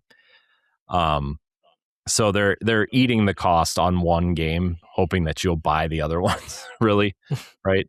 And especially when all of those games sold enough to recoup their budget. So I mean, to them, this is just like literally extra money for any of them. I mean, Mario Kart has nearly a 1-to-1 rate anyway, right? So yeah. I mean, I feel like Pokemon Pokopia is going to be the one out of all these that people are going to buy at this point. I can't really see people choosing Donkey Kong as their free game out of these 3. Nothing against Donkey Kong, right? Yeah. But like, Mario Kart's the big multiplayer game, right, that the whole family can play, and then Pokemon Pokopia is Pokemon, and that's that's like ranking like number 1 on gaming charts. I think I think Donkey Kong feels like it had its time after its release, but Donkey Kong is your second game that you need. It's not the first game that you actually need, unless your kid has seen Donkey Kong and they super interested in playing it and they want that to be their first game. Then go with, that's a great thing to go with. It's Donkey Kong. I really wish that age of imprisonment was included, but alas, this is Koei Tecmo and Hyrule War. This is like Zelda stuff, and that's yeah. By the way, we're going to talk about it soon, but the new amiibo, already pre-ordered it. I need to pre-order. Also, side tangent. Yes. Did you know that these Resident Evil amiibos are exclusive to GameStop? Yeah. Gross. Why? As somebody who just bought 3 games from GameStop. Anyways. I have not one idea. Can't even tell you. Man, that sucks. Also, I don't know if you saw this weekend, but the Street Fighter ones at Best Buy again were $5 a piece. Oh, dang it. Yeah. as I sat online all weekend on Amazon looking at pre-ordering stuff and all that kind of stuff, and looking at the King DDD Kirby Air Riders amiibo that's $54.99. Man, I want it so bad, but it's not worth $55. That's like, sure, that's almost more than the game itself, or that's the price of the game. Yeah. So, yeah. Dang. Anyways, not important, I guess. Let's move on. Choose your own bundle, everybody. Go. Yes. I don't know. I've been coming around on Mario Kart World a little bit, although Mario Kart 8 is still much better, in my opinion. Anyways, speaking of Switch 2 games, Nintendo reassures fans more Switch 2 games are coming on the despite release concerns. Who's concerned? That was my question. You're getting 5 first-party games in 3 months, plus you got upgrades to Animal Crossing and Mario Wonder, and you got Pragmata and Resident Evil, and what else just came? What just came out? Yoshi's coming out this week. Yeah, Yoshi. Let's see. Yoshi's coming out. Pragmata. I'm gonna read this real quick because I'm getting really angry thinking about it. Nintendo has addressed growing fan. Hold on, I'm gonna 125% this so I can read it better. Here we go. I'm getting old, Ed. My eyes just can't see what they used to. Nintendo has addressed growing fan concerns about the current lineup of Nintendo Switch 2 titles, with President Shintaro Furukawa confirming the additional first-party games are planned for the second half of the fiscal year. While acknowledging that longer development cycles have made frequent releases more challenging, he emphasized that both major and smaller titles are in development and will be announced in due course. The statement aims to reassure fans worried about gaps in the release schedule, even as Nintendo balances its broader strategy of staggered, varied game launches. Ed, what is wrong with people? Cuckoo for Cocoa Puffs? Like, Nintendo's had 4 first-party releases this year already. They just dropped the announcement of Star Fox coming next month. That's what I'm saying, man. That's what I'm saying. We know that Nintendo is bringing heat. They're going to be bringing games. So who is concerned?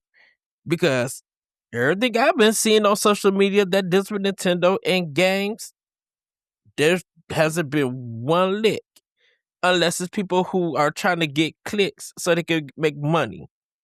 That's the only thing that can happen, because you got great indie games coming out. You got great third-party games coming out. Nintendo themselves is almost bringing out a game every month.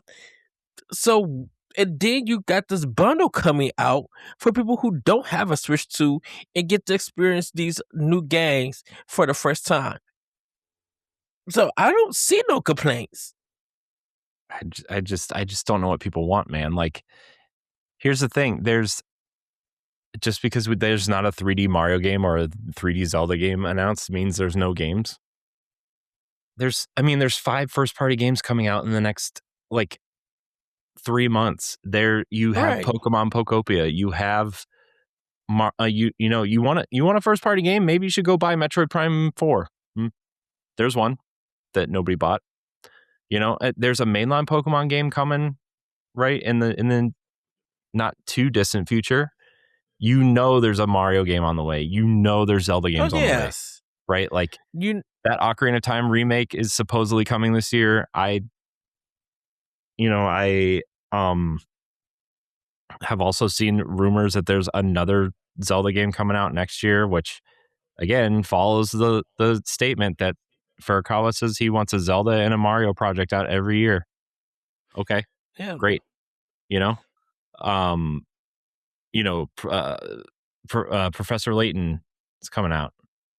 Right. Monolith Soft may show something and that game may come out. The new IP. I forgot that the Switch 2 version of Xenoblade Chronicles X came out. You got that this year too. What do you want? Well, hopefully they fix the update. It's just like, Yeah, guys, you're not gonna play all of these games. but First of all, this is the this is normal the crazy person's not thing. gonna play all these games. This is the crazy thing, though, Corey. So y'all complain, or there's complaints about not enough Switch 2 games coming out. But what, Sony only released Sorrows? Xbox has did some Which first party undersold, by the way. releases. It's only sold 300,000 copies. Yeah, I heard. Xbox has some here and there releases. You know that Nintendo, for the last couple of years, almost a decade now, have been dropping heat monthly or bi-monthly. Whether it's a port, a re-release, or a new game or sequel. Mm-hmm. So you can't say that there isn't content coming out on top of the NSO stuff. You got Pokemon XD on GameCube. You just got 5 Virtual Boy games on Switch 2. Mm-hmm. More is to come. Yeah, on Switch 2. People are just, I don't know what people want. Like, you're not going to get it. You're not going to get a new Zelda and a new Mario. You're not going to get a new AAA huge Zelda or Mario experience every year. You're just not.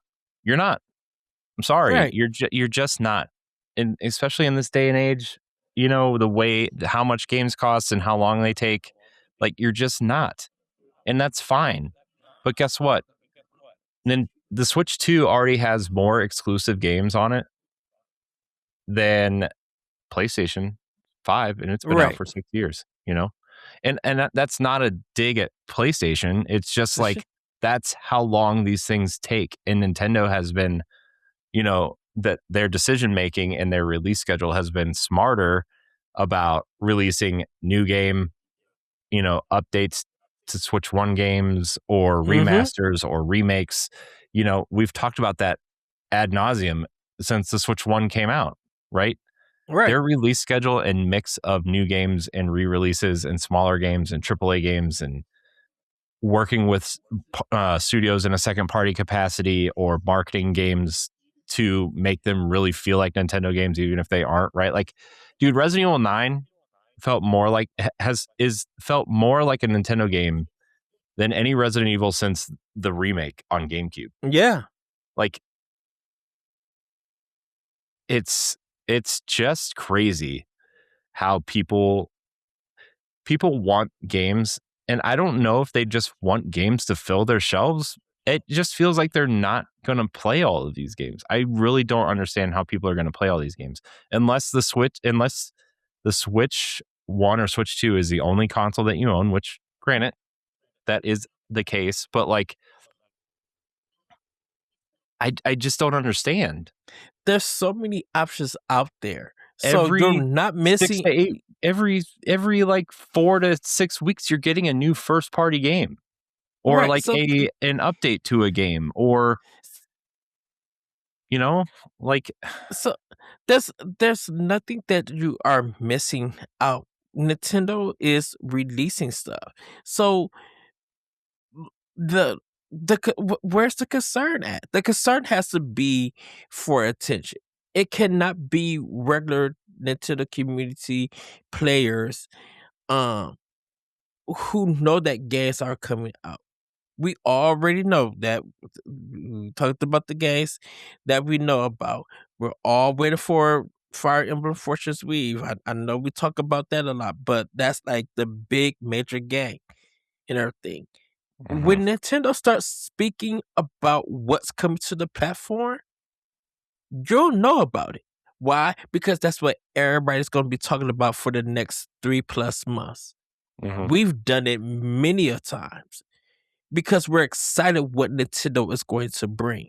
We don't have no concern because if Nintendo brings out too much heat, that means outside of spending money, getting them, we have to start jumping around. because we're playing so much goodness. Mm-hmm.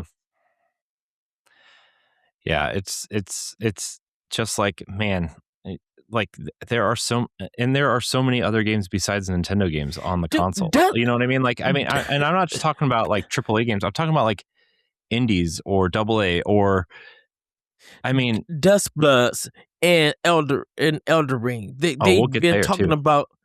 They've been talking about where they're making sure that those games come out. Dust Bloods? Yeah. Come on now. I mean, that game's going to come out soon apparently too. So like it's I don't know, man. I just have a really hard time wondering how The people games, the concern is if Nintendo gave us a drought and then just started dropping heat, then what? Because Nintendo could do that. They could give us a very drought. well could. But then we'll start getting games and be like, I don't care if they rank in the 90s, don't care if they rank in the 70s, don't care if they rank in the 80s. They're constantly being talked about. They're constantly being shown on social media. They're constantly being written about, regardless of reviews or anything. There's a consistency that's happening. Let Nintendo give us a 3-month drought of no first party games and then drop 5 of the hottest games that we've played. Then what you're gonna say? It just doesn't make any sense. Where's going to be concern? Exactly. It just doesn't make any sense, man. It just, again, I know it's probably just a majority of these people are just the loud, angry internet that doesn't matter. But the people who like really don't understand this, like, what do you mean? What do you mean? So for us, we're not worried. I'm not worried. I already have too much to play. They need to slow down. Very excited for Yoshi, by the way, on Thursday, whatever. I'm also very excited for Tales of Rise, but it's a game key card, so I might just get it digitally. But I know it doesn't matter. I know the key card thing doesn't matter, but like I don't know. Anyways, doesn't matter. Doesn't matter. Very excited. Did you own a key card game or not yet? Mm-mm. Oh, Star Wars Outlaws I have. So yeah. Oh, that is right. But I also bought it digitally, so like I didn't have to open it and test it out. Oh, so you haven't installed a game key card yet? No. I think, well, because Pragmata is. I think if you ever get a game key card game, I think the moment you install it, you'd be like, wait a minute, this plays like it just got a physical cartridge. Be like, I mean, all digital games play like you got a physical cartridge in there. You just can't take it out. Anyways, speaking of, let's move on. I'm tired of talking about angry fans. Ed, this is the one that I wanted to get to because it's really interesting to see the split on this, but Nintendo has revealed that 40% of the Tomodachi Life Living the Dream players are actually playing on Switch 2. Which is crazy. Tomodachi Life Living the Dream has had a strong launch on Nintendo Switch, selling over 3.8 million copies in its first 2 weeks. In Nintendo's latest financial update, the company has also confirmed an unusual stat. Approximately 40% of players are already using Nintendo Switch 2, despite there being no dedicated Switch 2 edition. While the game runs at a standard Switch title, Switch 2 users benefit from faster load times and game chat support, highlighting cross-generation adoption across the platform and ecosystem, yada, yada. But Ed, this is a crazy split. 40%? Yeah. I think that's great. I mean, I think it's great. I think it's great too. I just like, man, 40%? That's a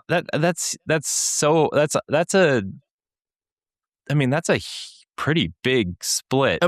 That's pretty much about 1 million players. I mean, it's or 2 million copies. it's like 1.6 million something. Mhm. Uh, Yeah, just to have people play the game on Switch because that I mean it just makes sense since Switch 2 is still trying to get its numbers up in sales as consoles, but you already have a big sale number with the Switches. It's great to even hear that Tomodachi Life has did 3 million and is still consistently selling. You know, I kind of feel like this 40% is not a big deal to me. Now, I would be concerned if it was like, yeah, 20% was only Switch 2 and 80% on Switch, but it's just like this is close of being half and half. It's just mhm. that Switch 2, since Switch 1 has so many systems out there that people will just adopt, buy the game and play it on there. And you kind of got to think about people who are buying Switches, maybe buying this game also like a birthday gift or something. Might be buying it for their daughters, or the cozy community might be buying this game to enjoy it and stuff. And people have been pretty creative with this game. So this It makes 40% being oh, go ahead. Oh, I was gonna say it makes a lot of sense, this game. Sorry, I didn't mean to cut you off. No, no. I gotta stop doing that. Uh, it really makes a lot of sense that this game is so popular. I never really understood what this game was, but Mhm. the from just listening to people online talk about it and how many people are just enjoying the hilarities of this game is like it's a Yeah. really simplified version of The Sims, essentially, which is like, Yeah. oh well, no wonder it's popular. It's the Sims is popular, even to people who don't play games, and that's what that's what this game and Animal Crossing seemingly have done so well, is like capture that audience of the quote unquote casual gamer that doesn't consider themselves a gamer but still wants to play games, right? Like, Mhm. and it's just really cool to see something. This game is so weird, man. Like it's the viral marketing versus like the weird Mii's, and Mii's are nostalgic at this point, right? Because of the Wii, Mhm. and like they're doing something really right with this. And So yeah, I it's that direct. It's that drama storyline of a character finding love and how all of that played. Because when that direct was shown, people were just like, I'm buying this game. They went out and brought it. Didn't know what time at the time we didn't know what systems they was buying it for, or where they was gonna play it at. But then, like after the game came out, we started seeing pictures and videos of everybody's interaction with this game, and yeah, it's still doing well. So with 40% of this game, selling on Switch 2, um, 40% of the game, the Switch people are playing the game on Switch 2. Um, that's just a great number. Especially when you only got like about 20 plus a million Switch 2s out there. That's a good thing. And hmm like when if there is an update Switch 2 version, that's going to add more sales. Because if the sales slow down for this game and the hmm Switch 2 edition come, maybe a free update for those who bought it. Maybe like, hey, if you didn't buy this game when we had it out, here go the Switch 2 edition. We added more features that's not in the regular one. People yeah. probably go out and buy it again. So I don't have no problem with this number, but I think that's so cool that 40% of people who bought this game is playing on Switch 2. hmm Oh, just it's just people are always wondering why like these weird games do well, and it's like, well, look at the games that they are simplifying, right, that are popular, you know. Um, And that's why. So Nintendo, good on you. Exactly. I'm really fascinated to see what other games they kind of look at and say we could make something in that. I mean, man, it also reminds me of like how Pikmin simplified the real time strategy game. You know, like it's a real time strategy game. You know, the Pikmin are the resources. And it kind of simplified a lot of things, and it's just really fascinating to see the ways that, again, we could go into several different directions with this, but Tomodachi Life selling, it's selling. So, all right, Ed, let's talk about Yoshi. Yes. Yoshi and the Mysterious Book, reportedly is running on Unreal Engine 5. New reports suggest Yoshi and the Mysterious Book for Nintendo Switch 2 is powered by Unreal Engine 5, marking a notable technical leap for the series. The information reportedly comes from Switch 2 preload data referencing UE5 related plugins, following earlier indications that the game uses Unreal technology. I think a lot of people assumed that it was a modified version of Unreal 4 because that's what Crafted World ran on, but UE5. While the developer has not officially confirmed, the game was previously associated with a shift from Unreal Engine 4 used in past Yoshi titles like Yoshi's Crafted World. Alongside these technical details, Nintendo also released new trailers showcasing the game's creature-based puzzle mechanics and its exploration-focused gameplay ahead of its May 21st release. Ed, having Unreal Engine 5 run on the Switch 2 is a big deal. Yeah. We know Fortnite runs on it because it's Fortnite, but having like an actual non-Epic developed game using Unreal Engine 5, that's going to provide a lot of potential for third parties offering games on Switch 2. Well, once again, it is shocking that Nintendo is even using Unreal in the first place for the Yoshi games, or just for them as a company. You would thought they would use like their own engine for games. If it's a studio in a second party capacity, or this studio that is making this game is comfortable with Unreal, right? Like that seems, Nintendo's not going to force a proprietary engine on a second party or a third party, right? Yeah. I really don't. I really feel like they're not going to do that. But it is really nice to see this because of the potential of scaling larger games now. And I think the techniques that Nintendo are using, definitely with the art style and just how certain things are happening, I think the developers at Nintendo probably felt that Unreal Engine 5 would be the best use of it because it could do this and that. And it may be something, once again, that Nintendo has learned on how to use Unreal Engine 5 that maybe other developers can't. Now, and I fully agree with you. If this allows other developers to use Unreal Engine 5 to bring their games to Switch 2 and like really develop from the ground up using Unreal 5 on Switch 2, then there's a potential that more games could be coming to the system. Thing is, I bet you people are going to be like, how in the world Nintendo was able to use this engine for this game, but we may struggle to bring this game to Switch 2 because of us maybe not fully understanding how we could get a game running on Unreal 5 to come to Switch 2. I'm like, well, Capcom did it with their own engine with the RE engine, so there should be a way for you top tier developers who know how to make a game off of Unreal on Unreal 5 to bring the Switch 2. It shouldn't be too hard.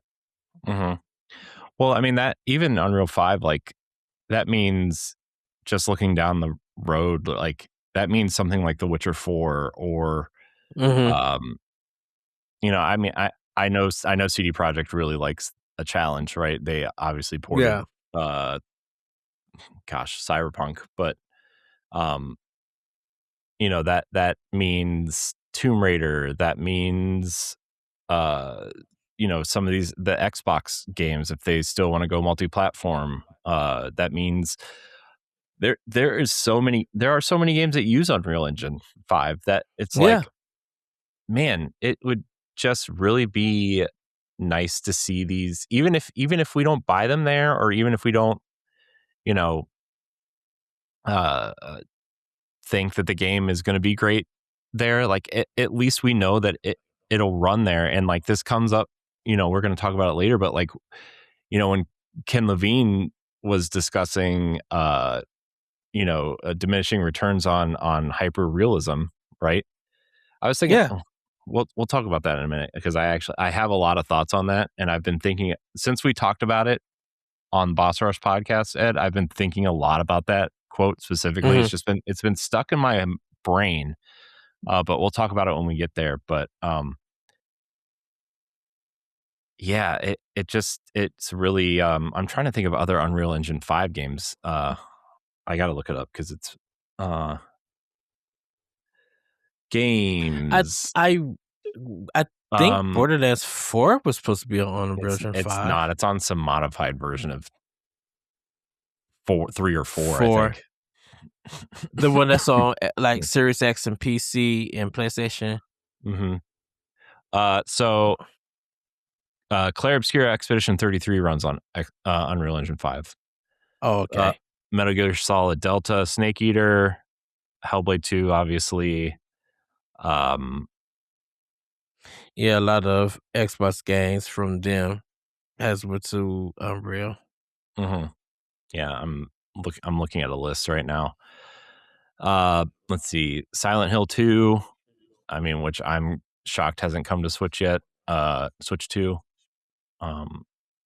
Wu Chang Fallen Feathers, The Midnight Walk. Midnight Walk, man, that game looks really creepy.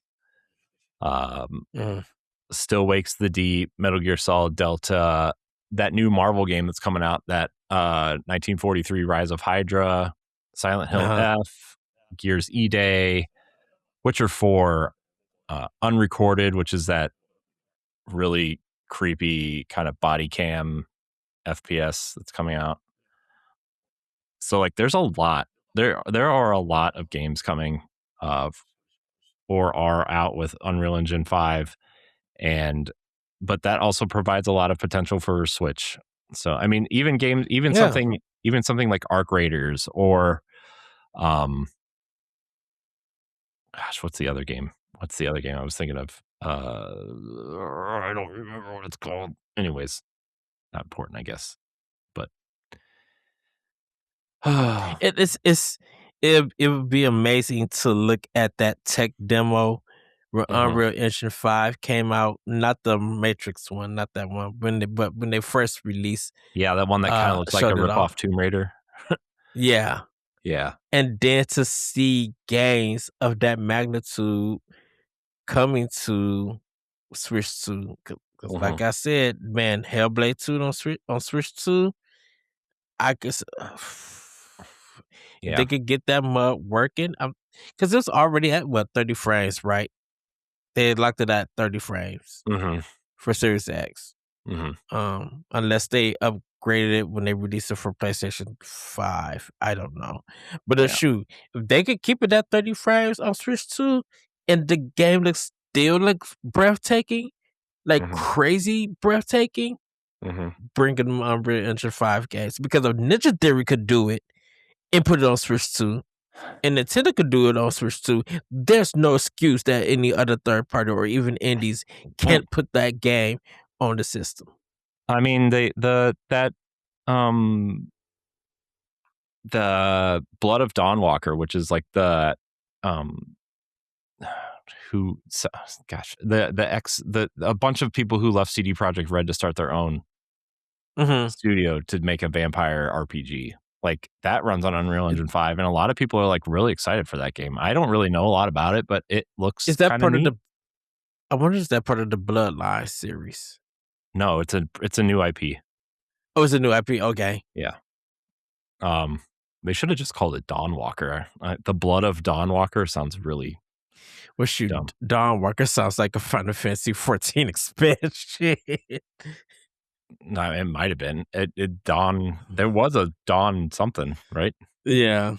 I don't remember. Anyways, but yeah, Yoshi running on Unreal Engine 5. Man, we really are tangenting tonight. This might be a 6-hour show. Yeah, let's talk about Amiibo. We haven't talked enough about Amiibo recently. Toys in general. Star Fox Switch 2 confirms Amiibo support with exclusive unlocks and game chat extras. The upcoming Star Fox release on Nintendo Switch 2 will include confirmed Amiibo capability, allowing players to unlock exclusive backgrounds and emblems by scanning figures like Fox, Falco, and Wolf from the Smash Brothers series of Amiibo. According to Nintendo's Japanese website, scanning supported Amiibo will also grant cosmetic rewards, while new game chat features let players appear as Star Fox characters and use themed AR filters using voice chat. Ed, I mean, it seems like Amiibo rewards are becoming kind of less and less important to the Nintendo ecosystem. I kind of feel like, obviously, the Toys to Life fad died, a long time ago with my long-lived Disney Infinity and Skylanders, but Amiibo have continued to truck along. I feel like we used to get like 3 to 5 new Amiibo every month for a while, and now we maybe get a new set every 6 months. I mean, how many more versions of these Splatoon characters are they gonna release? But like, it seems like how many games keep coming out. But it does seem like they keep re-releasing characters, which is good, right? Like, I assume these Star Fox characters will get re-released at some point, even if it's a small batch of them, just to have available at launch. Which I own Fox and Falco. I don't have a Wolf, Star Wolf one yet, but I mean, how do you feel about Amiibo kind of rewards and because like the Metroid Prime 4 ones obviously were like the big ones that were a lot of people were upset about. And so I don't know. What do you think about them? These ones. I think, regardless of what you get from them, people are going to buy it because they love collectibles. And I think if you have a big Amiibo,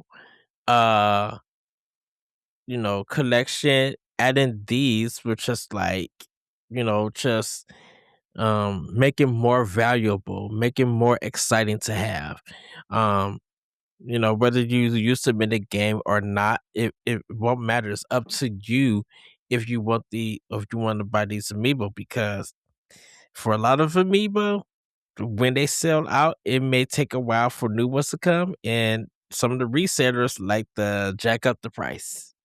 So I don't mind what the rewards that come with the Amiibo.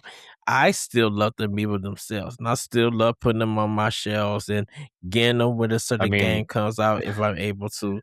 I mean, that whole shelf over there is like, that's all Amiibo, aside from like a couple things. And it looks so beautiful, dude. So I don't have a problem with the rewards and stuff. I think people are going to collect these Amiibo if they do something amazing with these Star Fox Amiibo when they bring them out. People gonna pre-order them and buy them. As long as they don't be exclusive to a store, like you said earlier with the Resident Evil ones. That's fine. I like if I could get one at Best Buy, or even to order some and have them shipped to me. They're going to be super, super cool. People are going to love them and have them. And the thing about it is, this allows them to buy more for the game. So this helps promote the game. and it's gonna show that, hey, I got my game and I got my cool amiibos. You Mhm. don't think if you don't think that's not gonna happen, every time amiibo comes out and the game comes out, someone is taking a picture. I'm guilty of doing that. Mhm. Yeah, I mean So I I'm mean I'm super excited. I mean, the Mario ones, right? Like, the Mario Galaxy ones that just came out in April, Yeah. The Rosalina reading the book, like, the people were mad that they were so big. I'm like, "I think the bigger ones look better." I like the bigger Yeah, ones, yeah, you know? I do. I do too. Those ones are so nice. I do wish we could have gotten something new for Star Fox, but again, Star Fox isn't a huge IP. You really wanna put all that investment in manufacturing and, all that, you know? Um, Right. but And I think the only Star Fox one that we got, I think is only Smash. mhm. I Yeah, don't I think Star mean, Fox Zero got anything. it didn't, but we did get the R-Wing as part of Yeah, the Ubisoft Ubisoft game. Starlink, right? And so there's a Mhm. Fox character with that and the R-Wing, but other than that, like, we haven't really gotten anything. That Yeah, I think that the handle is so weird, the controller, 'cause, like, the R-Wing comes with a base, right, to set up, but the Yes. base has the Joy-Con, like, attachment, like a holster for your Joy-Con so you can hold it, and it's like, "What? Why?" Oh, and then they end up just selling all that stuff digitally anyway. But the R-Wing, though, super cool. So, Yes. oh, I'm super, super, super excited to see how they look. I think if those amiibos are super detailed, you know it's gonna be a fight for people to get them. oh, yeah. I don't care if people say, "Oh, they look ugly." No. Okay, they look ugly. Don't order one. Oh, all pre-orders are gone. Well, they must be attractive enough for people to buy them. Yeah, people just suck. We established that earlier. Yeah. Oh, that's mean to say, but I don't care. Let's keep on the amiibo train here, Ed. The Tears of the Kingdom Minoru's Construct amiibo is finally coming out in September. Uh, this was rumored a long time ago, and then it ended up being listed on several like amiibo checklist sites, Mhm. unofficial, of course. But The Legend of Zelda: Tears of the Kingdom is getting a new collectible with upcoming amiibo release of Minoru's Construct. It's now available for pre-order across major retailers, including Nintendo's My Nintendo Store, Amazon, and GameStop. It's priced at $34.99 in the US. The figure features articulated arms for posing and unlocks in-game rewards across titles like Tears of the Kingdom, Breath of the Wild, and Hyrule Warriors: Age of Imprisonment. The amiibo launches on September 17th, continuing Nintendo's ongoing expansion into interactive physical collectibles tied to the gameplay features. Ed, are you? I don't know why I said it like are you getting this? I assume you are. I am. I Y already I pre-ordered it. am. It's a Zelda Yeah, amiibo. I'm getting it. I haven't pre-ordered yet. I gotta check some things this Thursday, and everything is good to go. I'm gonna pre-order it. Uh, the- I I think I'm definitely gonna pre-order from my Nintendo store. I'm not doing Amazon or GameStop. um I so I thought about I mean, when this was rumored, I was like, "Man, this thing's gonna be huge. I don't know if I'm gonna get it or not." Mhm. Just because, like, even when I played Tears of the Kingdom, I was like, "Minoru's cool, but, like, I don't really care about Minoru." It wasn't until, Age of Imprisonment that I, like, really started to really like Minoru as a character. Um, Yeah, and, like, even using that construct in that game felt so fun when you would do special with special move. Zelda, right? And, Yeah, like, Zelda would literally ride it like a mech, essentially, which was super cool. Um, so I don't know. I wonder what it unlocks, though. That's the thing. What does it unlock? Do I get to drive around Minoru's construct in Tears of the mhm. Kingdom as, like, a mech? I don't have to build it myself. I can just get it? It reminds me of think what is that Studio Ghibli movie? Spirit of the Wind. Oh, I'll have to look it up. But it reminds me of a Studio Ghibli movie. Looking at it, uh, Yeah, it's when I definitely see it looks super cool. yeah. Yeah. It looks really cool. I dig it. Can you dig it? Ed, what's wrong with me? You know what's wrong with me? You I have don't too sleep. much. I You have don't too sleep. much love for games. Well, sure. We'll go with that. Speaking of our love for video games, Edward, we like toys. My son actually just got a Bowser Jr. The Jack specific Mario Galaxy movie toy line is expanding. Ooh. The lineup for the Super Mario Galaxy movie with a new wave of products led by, quote, Chomping Wonder Bowser Jr. As the featured figure of the line, which if you played Mario Wonder, that's obviously the Bowser Jr. and castle turns into this kind of purple kind of looking thing. So Bowser Jr. just different color scheme and chompy mask looking thing. Anyways, not important. The 8-inch collectible figure includes multiple articulation points, interchangeable accessories, and interactive play features, and will be available for pre-order starting May 15th. So it's up for pre-order already, apparently. The broader fall lineup includes premium figures, playsets, plushies, retailer-exclusive items featuring characters like Mario, Luigi, Peach, Bowser, Yoshi, and Rosalina. The expansion follows strong ongoing momentum for the film across theatrical performance and its upcoming digital and physical home releases, which, by the way, is also very soon. Ed, I really like the way these toys look. Have you played with them at Yeah, all or like looked at them? they look really, really good, really, really detailed. I may buy some, just to have, but yeah, they're super, super cool. I love the Bowser Jr. one. Yeah, I saw my parents were in Disney last week, and Yeah, they went to the Japan store in Epcot, and apparently they have a bunch of Mario Galaxy movie toys in there, which is like, well, not sure that's the Japanese part of Nintendo, but okay. But she got him a Bowser Jr. and he, my son, he loves Bowser Jr. So at Disney. yeah, in the Japan pavilion at Epcot, they try to have like cultural touchstones in their stores. In Japan, obviously Nintendo is a huge cultural touchstone. There's a ton of Yeah. Pokemon stuff in there too. When we went, dude, Pokemon was all over that place. But yeah, she bought him a Bowser Jr. I'm like, you could have just got this at Target for probably $10 cheaper, but whatever. It's fine. Oh, But yeah, I think the toy line is really nice. I really like the articulation of these. He also has that big Bowser from the first movie, and it's pretty large as well. It breathes fake fire. In case you're wondering, if you put water in his head, he blows out steam, and there's a red light in his mouth.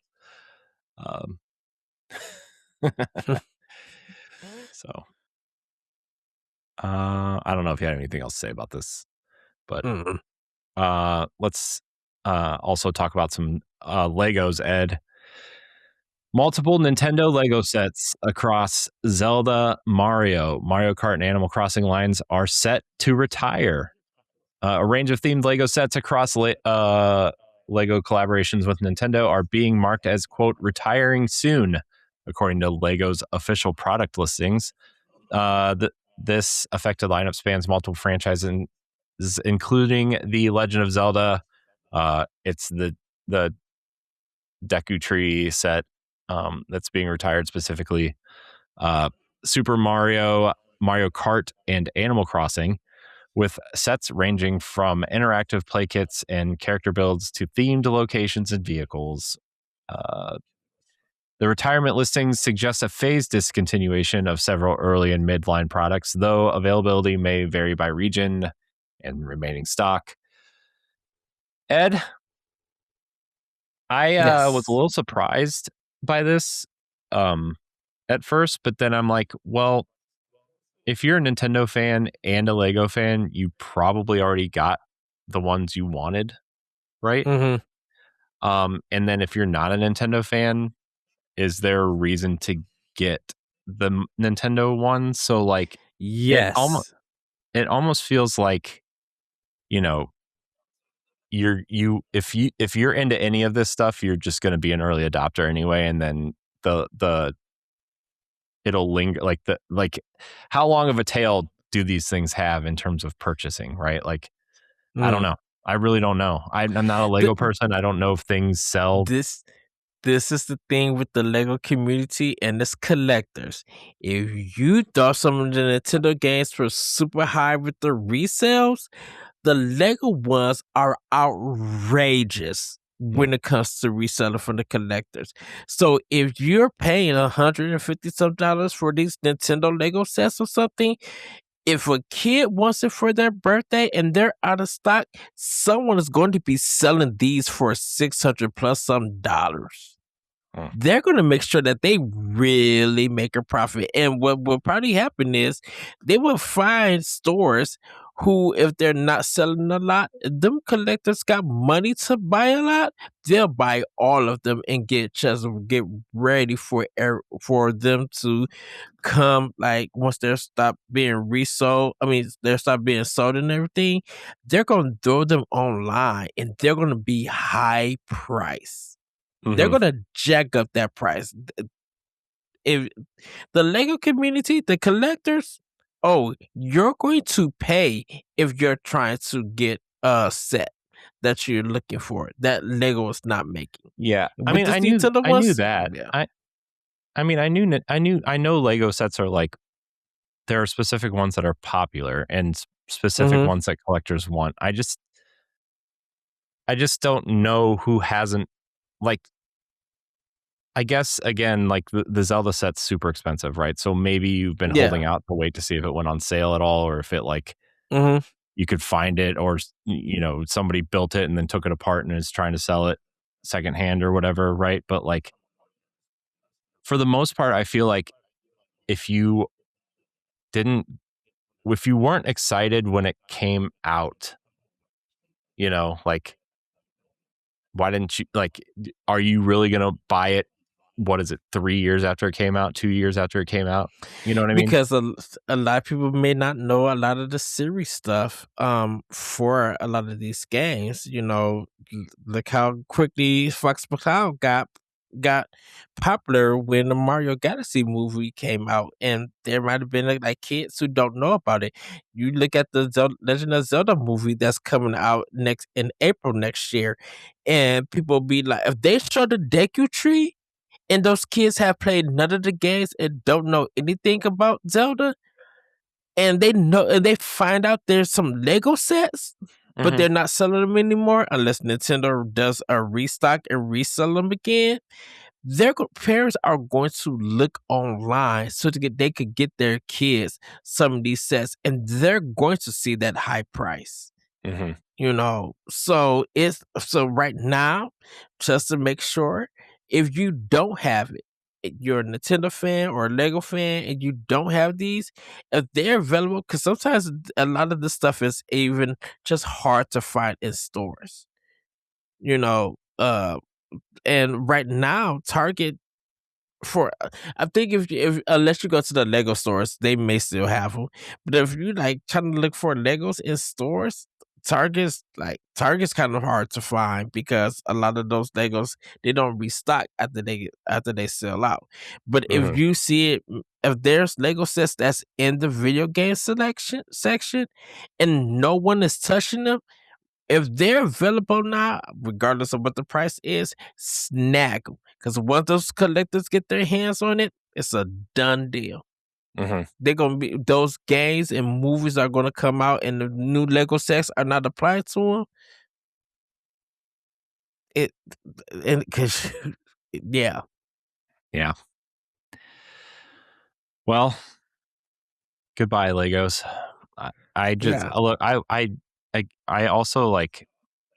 I guess there could also be the situation like, I'm in, I guess, is like I did really want the Zelda one, but like I don't know where I don't know where I would put it when I was done with it, right? I mean, I guess Mm-hmm. the shelf behind me has room if I move stuff, but like, do I really want to? Do I really want to move it? And then I'm not into Lego enough to like really sit there and Build make like room that. for a set. You know what I mean? Mm-hmm. So I don't know. If I And if I got it somehow, I would build it and make room for it. But like, I'm not going to go out of my way to get it, I guess.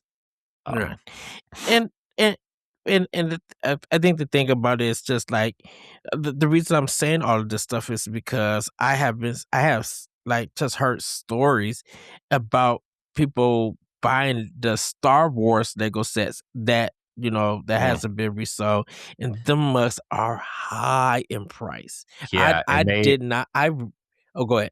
oh, and like when they reissue them, right? Like sometimes they Hmm. reissue them and change some of the pieces out, or like, some of the parts on the things change. Like I know the Millennium Falcon has been reissued like 3 or 4 different times, but Yeah, some collectors prefer the older versions of them because of just the way that they are built and stuff. So like, plus like older sets probably are worth more in the long run anyway. But uh, I do know that like the Star Wars ones specifically are really something.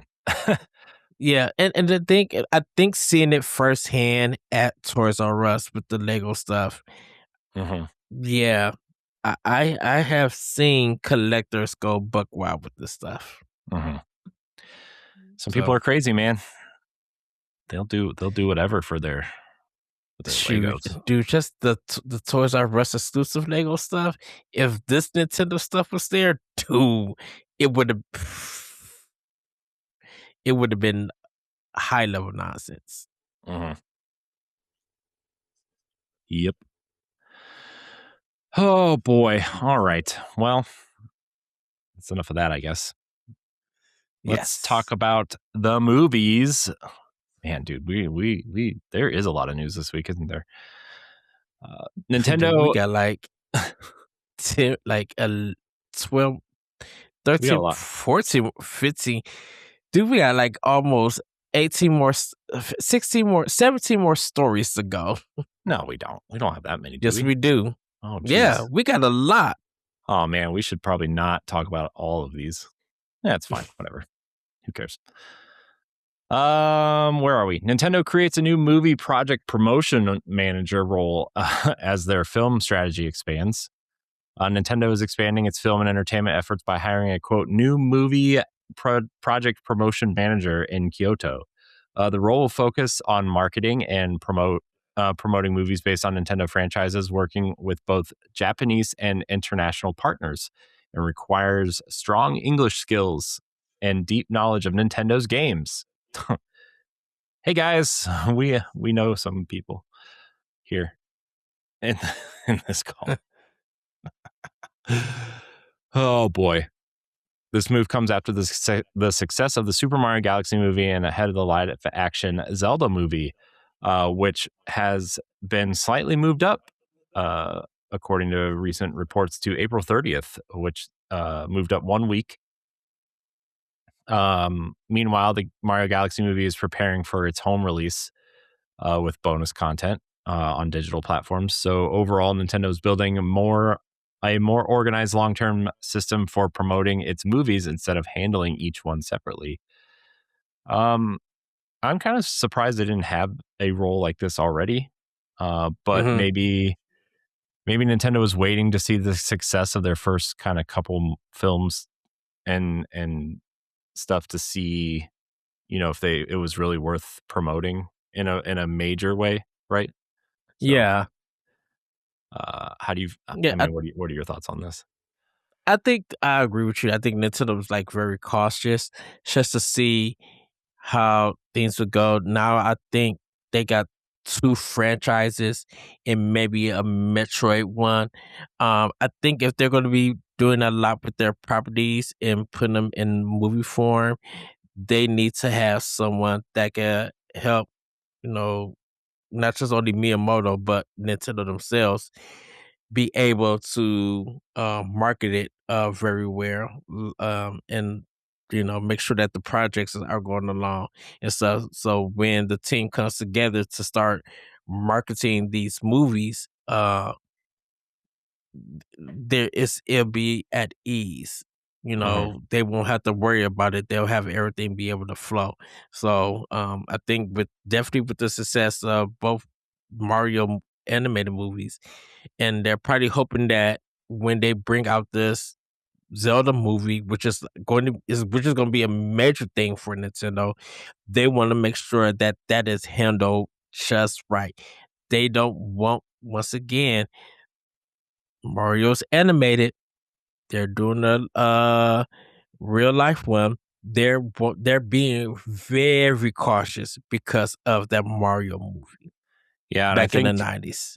and I wonder if not just the live action Mario movie, but also like you have all these memes from the cartoon, right? Like the "excuse Mhm. me, prince," which I still think Link needs to say that. That needs to be his first words is "excuse me, princess." Right. Not in like that cheesy way, but just like what a nod that would be if he like tapped her on the Paying shoulder. homage. Yeah. Yeah. Um, I still think that needs to be his first words. But I also think, you know, I always forget this guy's name, but he's the Sony producer. He's like the producer of all like this Marvel stuff, the Spider-Man Mhm. movies, and like some of these other things. And he's kind of known for like if something like the sometimes the quality dips on future iterations, we'll say, uh, when this person is involved at Sony. Yeah. And so I think Nintendo is much more careful than like Marvel was in the early 2000s, right, with Spider-Man. But Yeah. um, I think they definitely, like you said, Mario is animated. The quality could vary just because it's animated and like kids just want to see Mario jump around on screen, right? But like Yeah. Zelda has always been positioned as Nintendo's prestige franchise, right? Mhm. Since the N64, Zelda has been their quote unquote prestige franchise, essentially. Um, and I think that's going to transfer over into film. And so even if the movie gets delayed by like 6 months, they want to make sure everything on this movie is right. And they want to make sure the Yeah. quality is there, at least in terms of like the filmography and the locations and the actors, like everything needs to look right, even if the movie turns out to be, if people don't like it or whatever, at least they know like they put all the effort into making sure it was up to their standards and their quality. And I Mhm. think that's the difference between Nintendo being involved in things and just people licensing things out. Like this Street Fighter movie looks something, but I still need to go see the Mortal Kombat 2 movie. yeah, I heard it was good, but I didn't see the first one, and I'm not interested. They said this new movie got great fights, but everything else is. But I want to watch it so I could judge for myself. I mean, dude, it's it's a Mortal Kombat movie, dude. I'm not expecting like Oscar winning. I'm just saying. I know what I'm I know not what you're saying. disagreeing. I'm not disagreeing with you, but No, I know what you're saying. I'm just like, oh my gosh, what the, like what?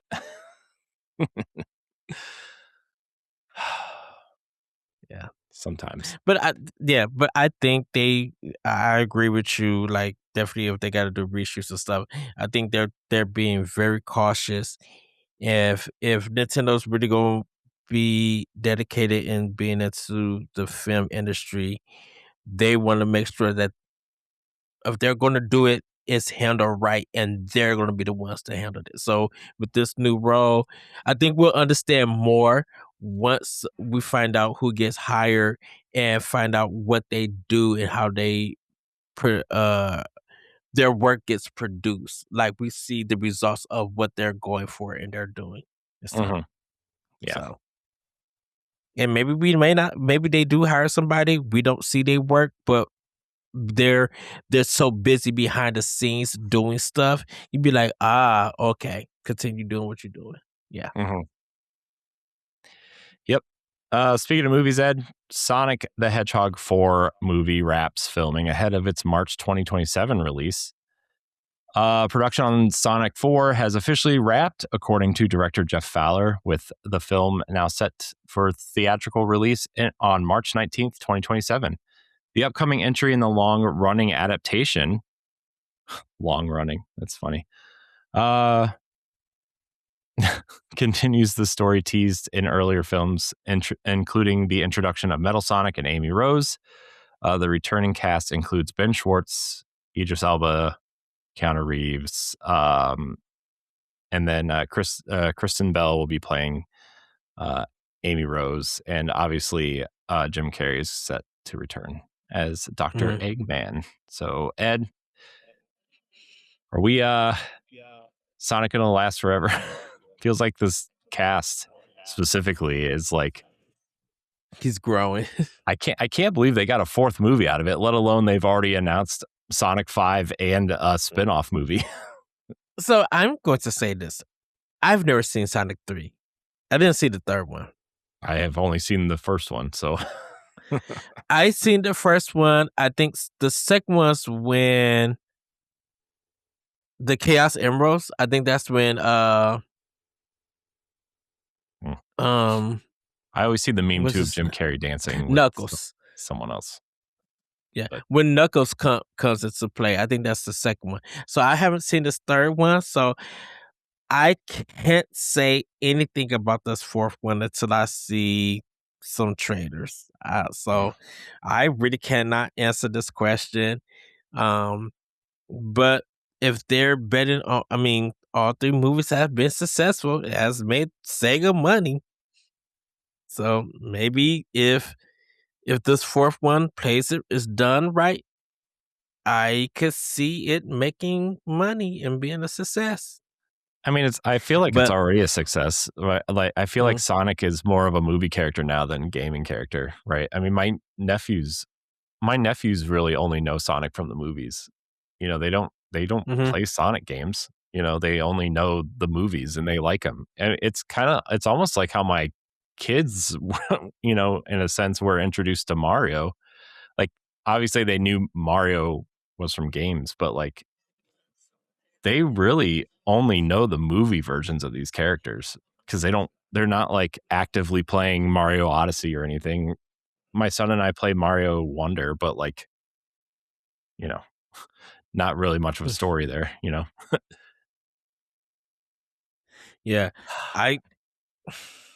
Thirsty. Yeah, I would have to I would have to watch the trailer for it. So yeah, I mean, at the end of the day, right, they're going to keep making these movies until they don't make money, and then they'll take like a year off. And they'll be like, how do we reboot this thing? I think literally after, if they make this fifth one, I think they're just waiting to see how long they could before it takes or doesn't make the money that it should have made, and they go and take a break. I think after the fifth one, I think you can hold on. These Sonic movies are not the Fast and Furious kind of movies. I mean, they're kind of becoming that way. And it is true. Speaking of Fast and the Furious, did you see that Vin Diesel announced a show for Peacock, a Fast and Furious show after this last movie, this next movie, whatever this is, and another spinoff movie, apparently. So that's happening, I guess. Oh, wow. No, I did not know that. Oh, man. Speaking of rejects, Ed, Let's talk about You know what? eBay. Hold on, funny. Hold on, before you go. That one probably was like the best transition into the story because we had talked about this past week, and I don't know, we fell out laughing or was shocked, but it's that transition makes so much sense for this story. Go ahead. eBay has formally rejected a $55.5 billion takeover proposal from GameStop, with its board describing the bid as, quote, neither credible nor attractive. In an official letter responding to CEO Ryan Cohen, the rejection cites concerns over financing uncertainty, governance, and long-term business risk, while reaffirming eBay's confidence in its standalone strategy. Despite the setback, Cohen is reportedly still considering further action, including appealing directly to shareholders as tensions between the two companies continue to escalate. Who knew in 2026 we would be talking about rising tensions between GameStop, which I think we all thought would be out of business, and eBay, who has had their own issues.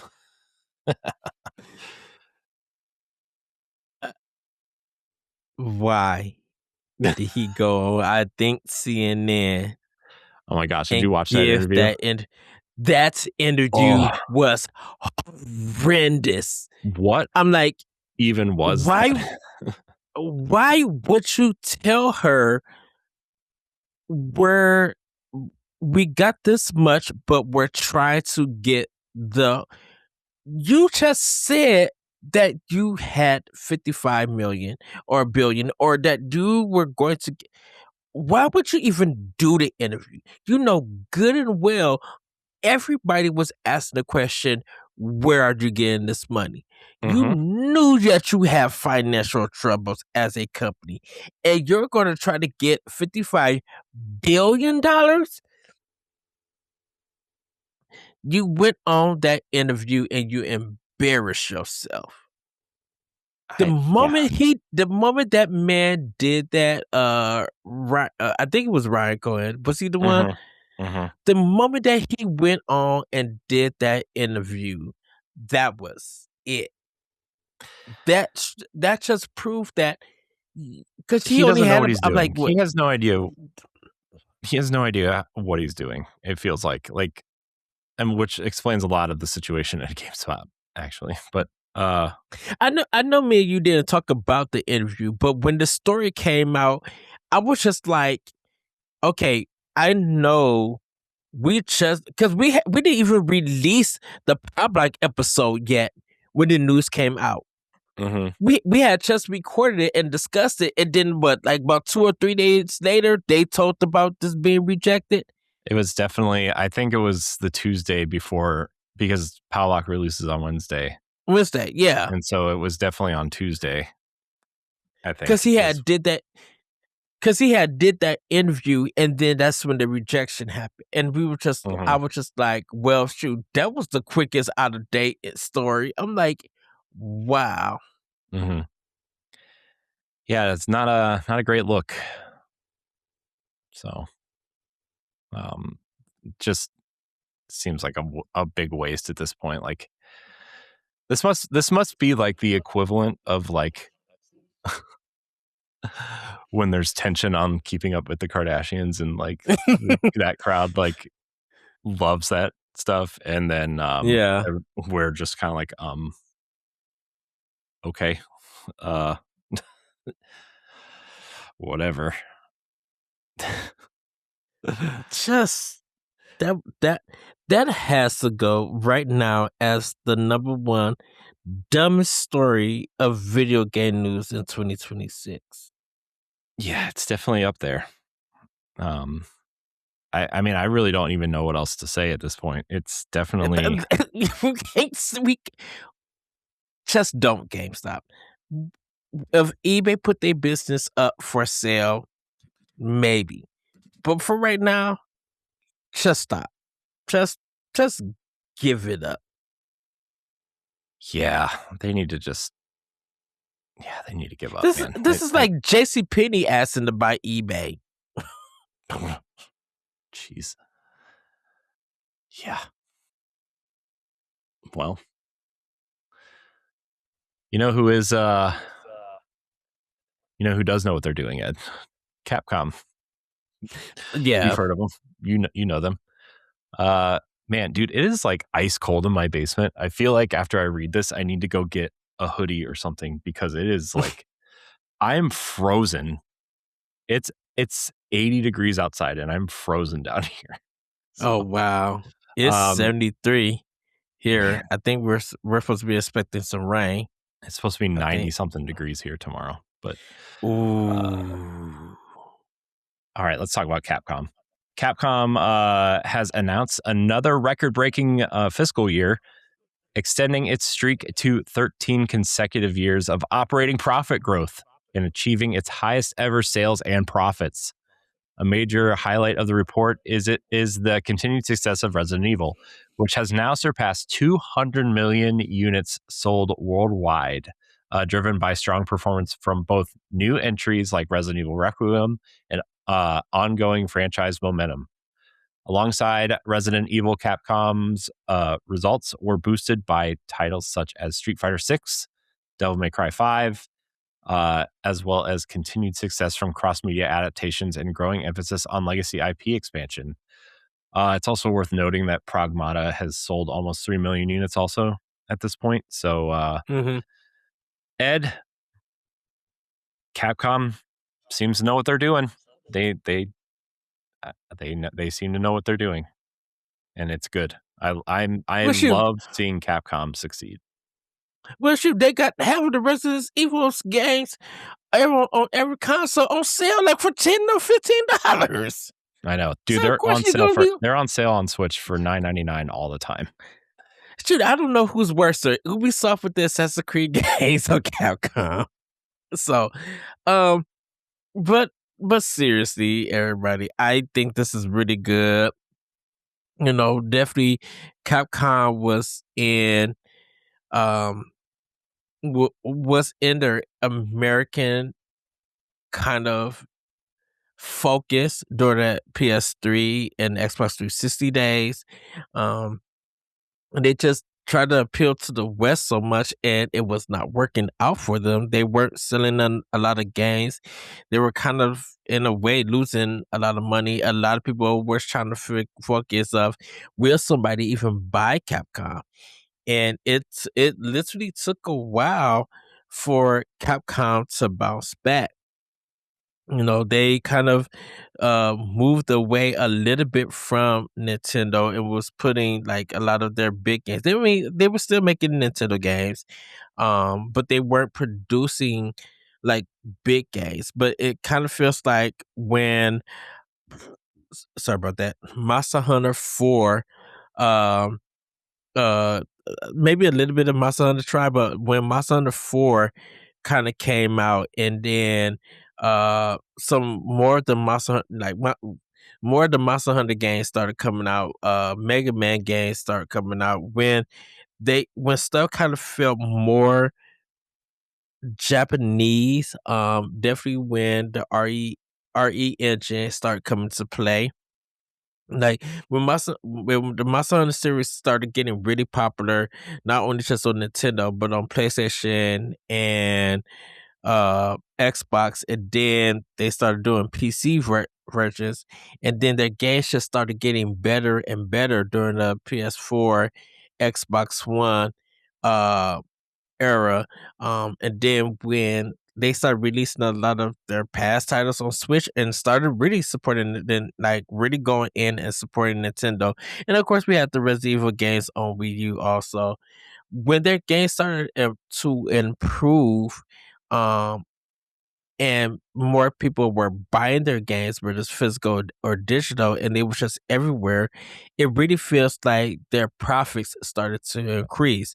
The Capcom that us in the 80s and maybe the 90s knew were coming back, because they stopped trying to appeal to the West. They still have that Western feel to some of their games, but we wanted them to have that Japanese international feel in their creativity and their design. And once that start happening, you know, we didn't get no Bionic Commandos and like the 360 and stuff. Not the indie version, not the 2D ones and everything, but literally like the 3D versions. It once that era of Capcom started to fade away, um, and they started bringing, like I said, that Japanese design back to their games, people started wanting them. People wanted to play those Capcom games. Street Fighter took off after with Street Fighter 4. 5 had its ups and downs, but 6 became popular. Capcom releasing the fighting collections and stuff. Definitely with that Marvel versus Capcom, that was huge, not only for Capcom, but for Marvel and for people who love those games. Of course, everybody's looking for Marvel vs. Capcom too, but it was just like Capcom started hitting everything. And because of Monster Hunter 4 for the 3DS, um, and that being big, that Monster Hunter turnaround for Capcom started to lead to more great things. And so now we got Resident Evil being a huge hit. Monster Hunter getting out of that niche box here in America, because it was huge in Japan, and it just became a acceptable, respectable game. Because don't forget, Monster Hunter 4 and was it Fire Emblem Awakening also? Or was it I think it was Awakening. Whatever Fire Emblem was going along with Monster Hunter 4 on 3DS were huge. I mean, so yeah, it was after. I think it was after Awakening. It was probably Fates then. Okay, yeah. Sorry, I have I have 2 blankets and a hoodie on. I'm so cold, dude. I'm That's freezing. That's okay. Once all of that stuff started taking place and being successful, and Capcom getting their footing in, like I said, with the Resident Evil engine also being just wonderful. And then all of these re-releases comes on Nintendo platforms for games that haven't came and stuff. Capcom ended up getting their footing again, and definitely just definitely with Switch helping them, sell a lot.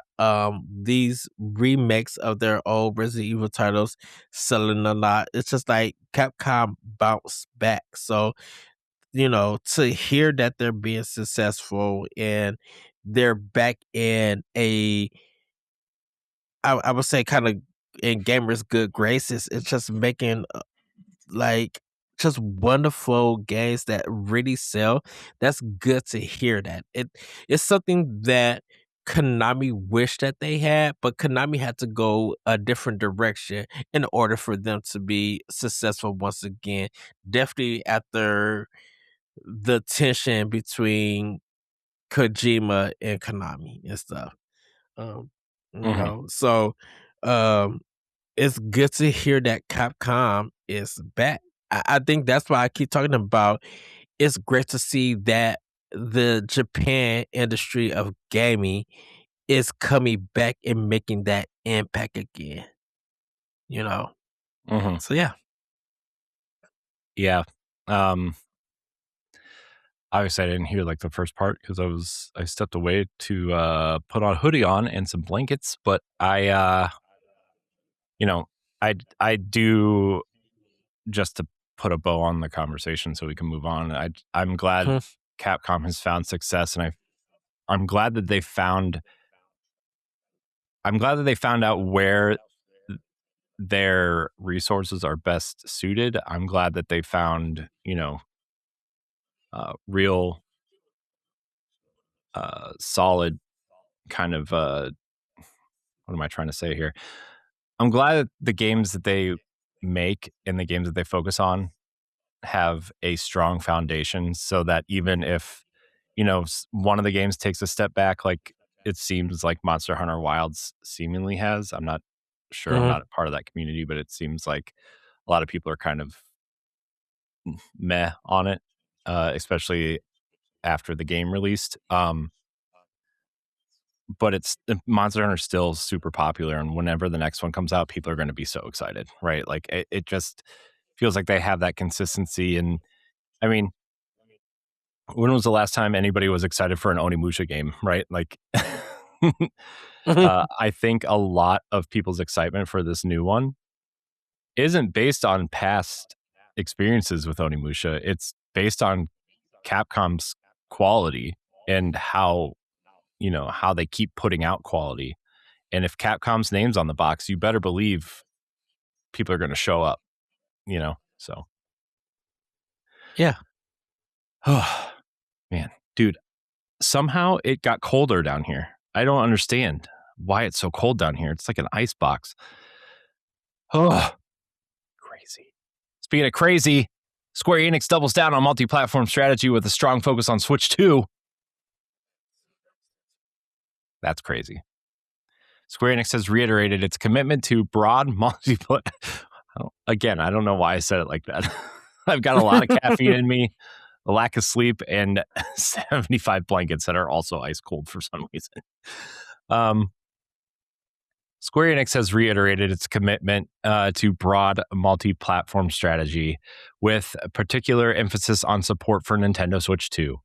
According to CEO Takashi Kiryu, the company aims to strengthen its portfolio by optimizing key intellectual properties and expanding their reach across platforms, including Nintendo's newest hardware, which has already approached 20 million units sold. This strategy is already visible through recent releases and announcements such as Final Fantasy VII Rebirth and Final Fantasy XIV Online for Switch 2, alongside ongoing HD 2D remakes and other cross-platform projects. Ed, obviously Nintendo dominates Japan, and Square Enix is kind of synonymous with the region, and Final Fantasy and Dragon Quest are huge, and Switch 1 was the ultimate RPG machine. Do you think Square Enix focusing more on Switch 2, maybe even as their lead platform at some point? Do you think this is a better shift for their business? Do you think this is a better kind of approach to their development, or do you think that this is just kind of a short-term reaction? I think it's a late shift for Square Enix. And I'm saying late because when just with Bravely Default on 3DS, I'm going that far back because as a new IP, new kind of gameplay and stuff, they seen the sales. They seen how much, this is not a race thing, everybody. They seen how much black they were getting as in their line. Don't say that. But, they were selling, they were making money from their games. So if a PS4 or Xbox One game didn't sell or do numbers after their budget has been blown and stuff, all those games that they released on Nintendo was able to cover it up. Switch came out, Octopath Traveler 2, Voice of Cars, like all of these little small games were still big games like Dragon Quest 9 or Dragon Quest 11. And just everything, even the Harvest Vest that they was selling on, like a lot of stuff that they was bringing, Triangle Default, not Triangle Default, all of these games that they were breaking out on Switch were 1 million sellers. Even if they weren't 1 million sellers, they were bringing in good numbers, bringing in good money. Now, we could talk about the Kingdom Hearts stuff another day with the cloud version. Maybe that didn't work out. But there's Well, a rhythm so well. apparently they're remaking the first one. Did you see that? No, I didn't hear that. For some sort of anniversary, apparently. Oh, interesting. But like half of Switch's library, or I would say maybe 30% of the Switch library are all Square Enix games. And they all did good. Even The World Ends With You did numbers. Like, so with Switch 2, now they have a chance to bring a lot of their games to the system. What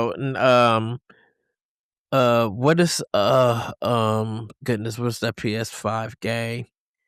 Forspoken, the one that you always forget the name? Forspoken. Yeah, I'm sorry about that. Not The okay. reason I know the studio closed, but there's a chance that Forspoken, just like South of Midnight, could come to Switch 2 and get the love that it deserves. Could literally get a fair shot. And also they know that if they bring it to Switch 2, it's a possibility with Xbox also had been focusing on Japan games come to their system. Forspoken could also come into in Japan. Look, Dragon Quest VII remake or reimagine, phenomenal game. If you love the Dragon Quest series, if you're an RPG lover, if you love Square Enix games, this is a game to have in your library for Switch or Switch 2 because it's so great to play. Did great numbers. It fixed a lot of things that was a problem with the one on PS1. I finished the game. I can't wait to. There's another story that we're going to be talking about with Dragon Quest. But there's so much coming. We got the Adventures of Elliot coming soon. A lot of people are excited to do that. As a new IP, it could do 1 million. It could do 2 million. It could literally do a lot. Now, and then I'll turn it over to you, Corey. I have mentioned so much about Octopath Traveler 2 on how people feel about that game. And now it's available on all platforms. People felt like that game, once again, got robbed at the Game Awards. And it's people who finally play Octopath Traveler 2, whether they finished it or not, or still working through it, they was just like, I understand why people was mad.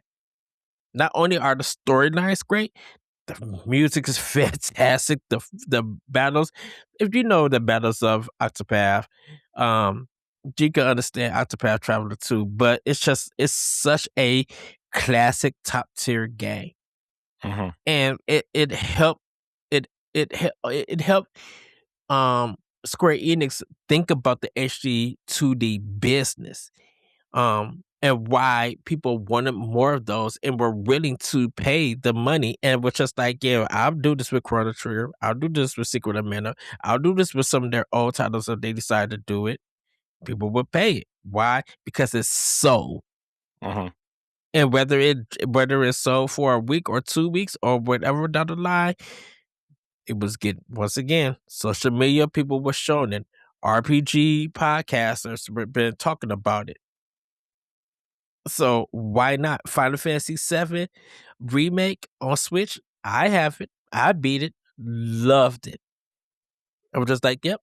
I still got to play the integrated DLC, but I'm just like, yep. I'm looking forward to this Rebirth. And Rebirth is. I have a feeling Rebirth is going to do good numbers. How much? Don't know yet. I can't make that prediction because I don't even know how Final Fantasy VII Rebirth did on PS5 at the moment. But it probably did well. To the point where they were like, yeah, we want to make the 3 for all the systems. I feel like it was definitely Rebirth on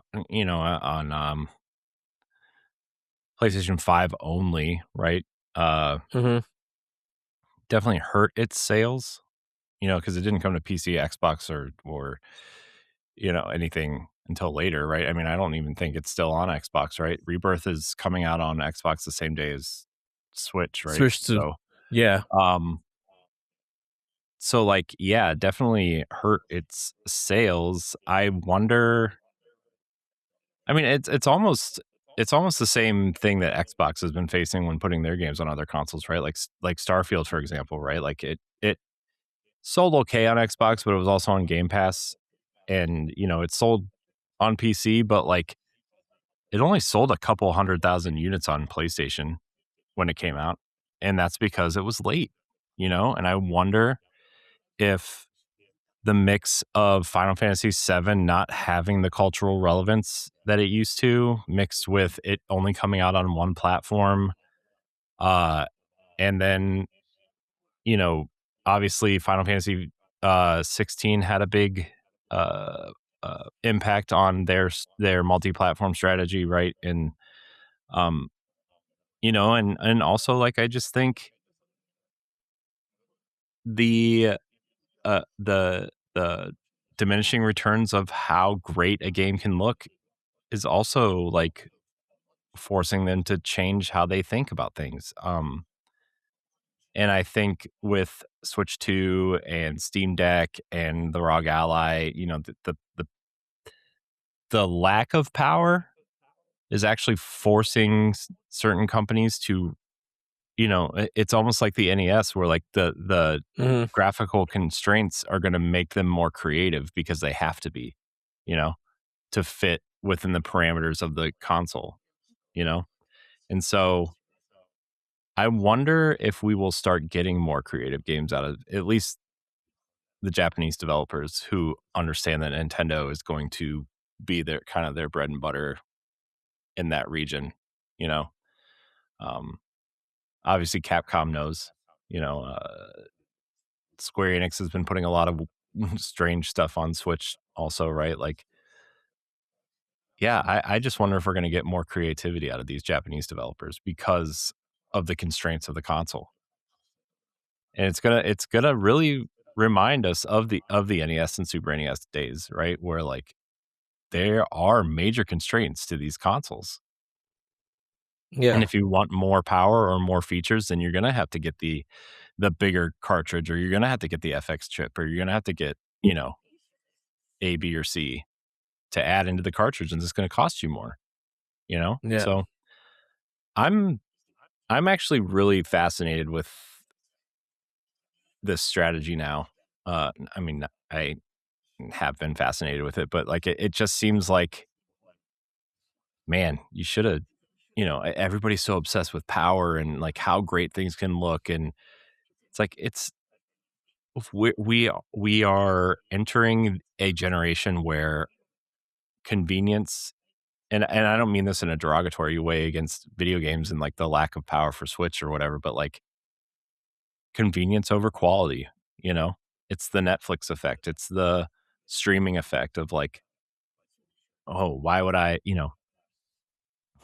pay, you know, $20-$30 for a 4K Blu-ray with amazing visual quality and amazing sound when I can just stream it? Okay, it doesn't look as good and doesn't sound as good, but like who's really going to notice outside of like the 5% who are cinephiles, Right. And like I think we have been in that space in games for a long time. I just feel like the hardcore gamers and the core gamers, right, are the loudest.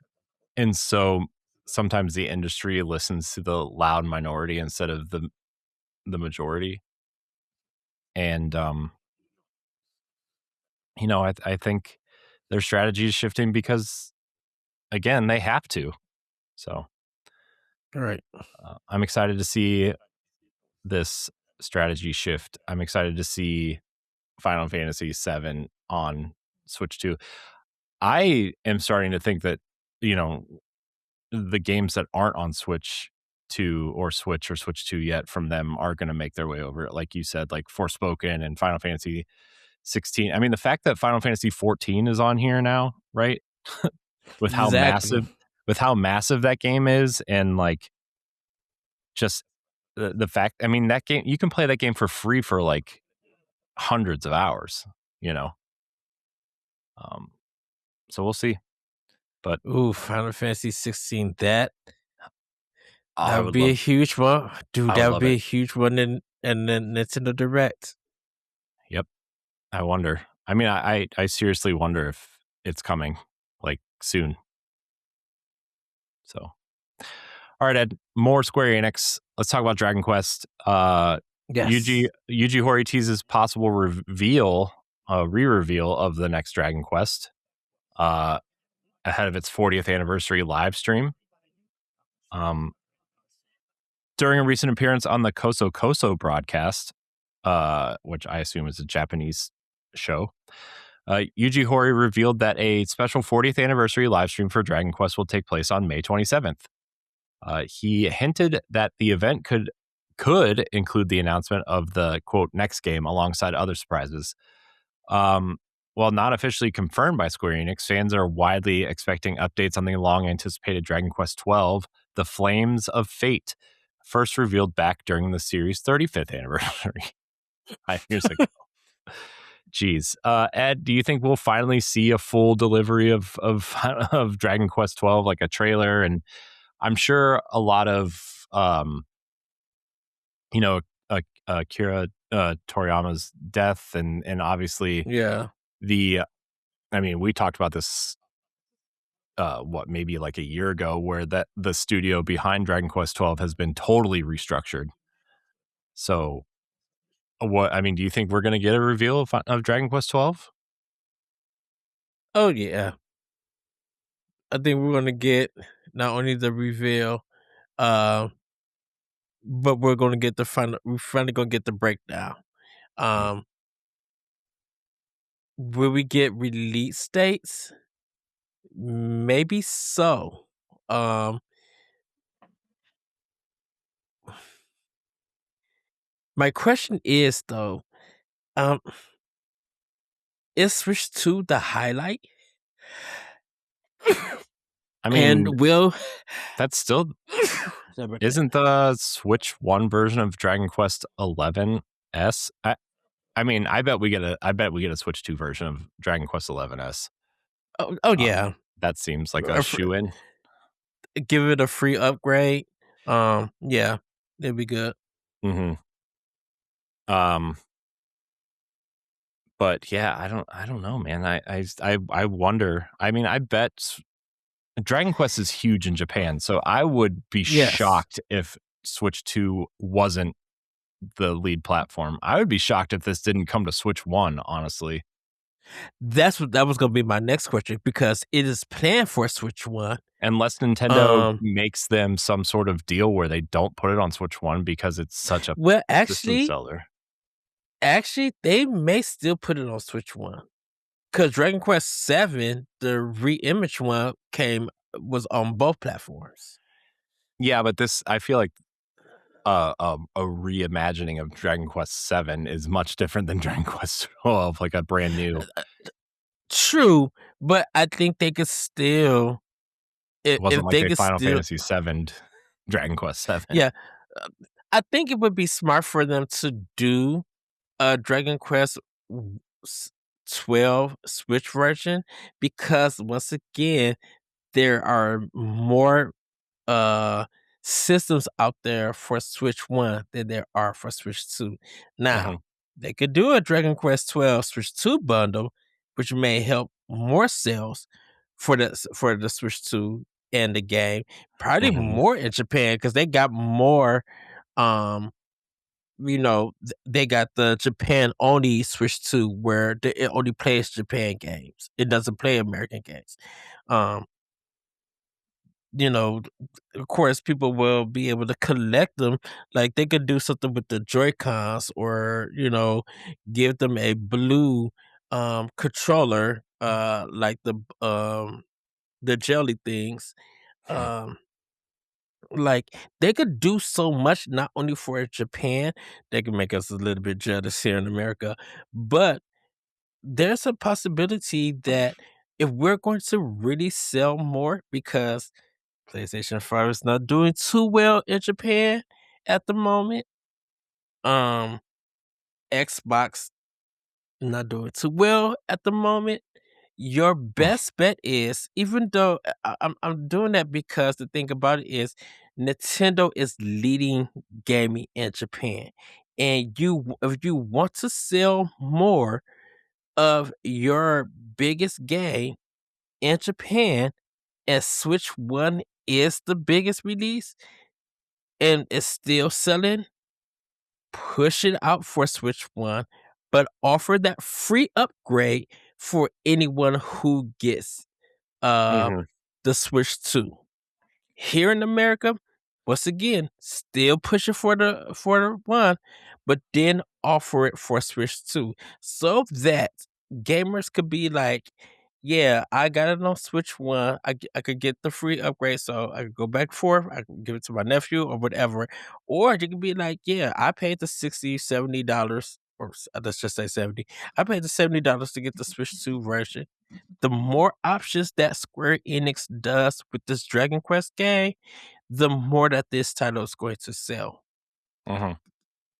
And definitely, and this is my last thing. I'm sorry, Corey.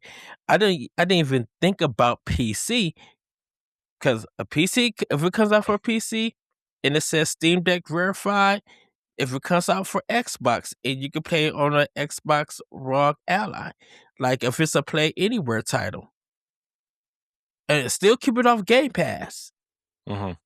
that's more sales too.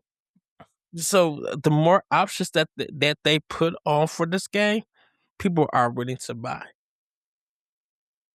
Yeah, I also think it's worth noting that they aren't afraid to go backwards in generations because Mhm. remember Dragon Quest 11 came out on 3DS. You know, they had that kind of pixel version of it.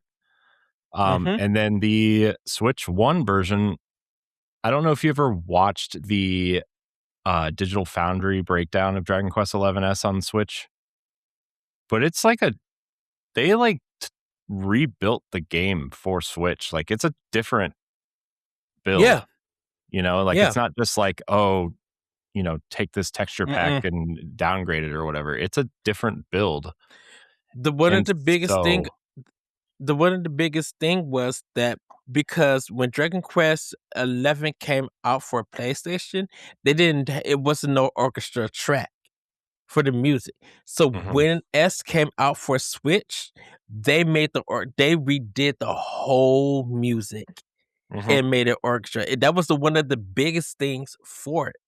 mhm, So and then when because they re-released it for PlayStation 4, when it came to Xbox, yeah, they rebuilt it from the ground up for Switch. Um, People got that music, and I think they did some rebalancing for some things too. mhm, Yeah, um, I knew that it had came out for 3DS for Japan, and we never got it. But during that time, we was expecting it to drop because we thought when PlayStation 4 got its version, we were gonna get it, like the localization stuff, and it never came, mhm. and we didn't know why. Well, And also remember the PlayStation version and the 3DS version got like a special bundle. Like you could buy them together in Japan, yeah, which was yeah, like, that was a huge story in of itself because Nintendo and PlayStation game games being sold together was like unheard of, you know. mhm, It wasn't a yeah, Nintendo IP or a PlayStation IP or anything, but like still two separate platform holders to buy, that was like a huge deal. yeah. So, um, And I know that there may have been some people who might have imported the 3DS version because it wasn't region locked. It was region free. mhm, Um, I just didn't hear anything on how the 3DS version turned out because of the push for PlayStation 4. mhm. So yeah, Oh, well, I we'll want to. see. I plan on watching it when it comes on. So Yeah. Let's see here. Ed, let's talk about Sega's Super Game. initiative. It's kind of two stories in one. I don't really have a lot to say on any of this, but Sega has officially canceled its ambitious, quote, super game project, a planned large-scale live service initiative that was intended to operate as a global platform-style experience. The decision was confirmed in Sega Sammy's latest financial presentation and follows weaker performance in some of its free-to-play offerings, prompting a strategic shift towards more traditional full-game development. Despite this change, Sega emphasized that multiple legacy IP revivals remain in active production, including projects based on franchises like Crazy Taxi and Jet Set Radio, alongside other major upcoming titles and multimedia initiatives like the Sonic movie, which we talked about. Ed, this seems like a good move, especially since, you know, the industry is full of bloated budgets and expensive development cycles that end up closing studios because they don't meet expectations. So I assume you think what I do is that this is a good move for Sega. Yeah, Sega doesn't want to lose a lot of money, like they did on the Dreamcast. No disrespect to Sega or anything. Whatever their super game was, Why do you gotta hate on the Dreamcast, man? not they hate on Dreamcast. But financially, Sega has worked too hard for a decade plus to get where they're at. Mm-hmm. And to have one game being a possible ruination, like just ruining Sega, don't even take that chance. They have seen success of letting .mu and other companies use their IPs to make games. Streets of Rage 4 has been very successful. Shinobi, like I said, I've been playing it, has been very successful. And so there's a possibility that with a lot of these old games, because Sega got a lot of IP, we could probably get a proper Ultrabeast game.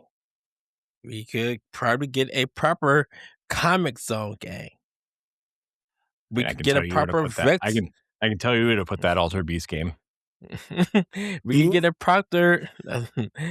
We could get a proctor. I'm not going to respond to that. We could get a proctor Vector Man game. Like there are it's just the chance of Sega, a Space Channel 5 coming back.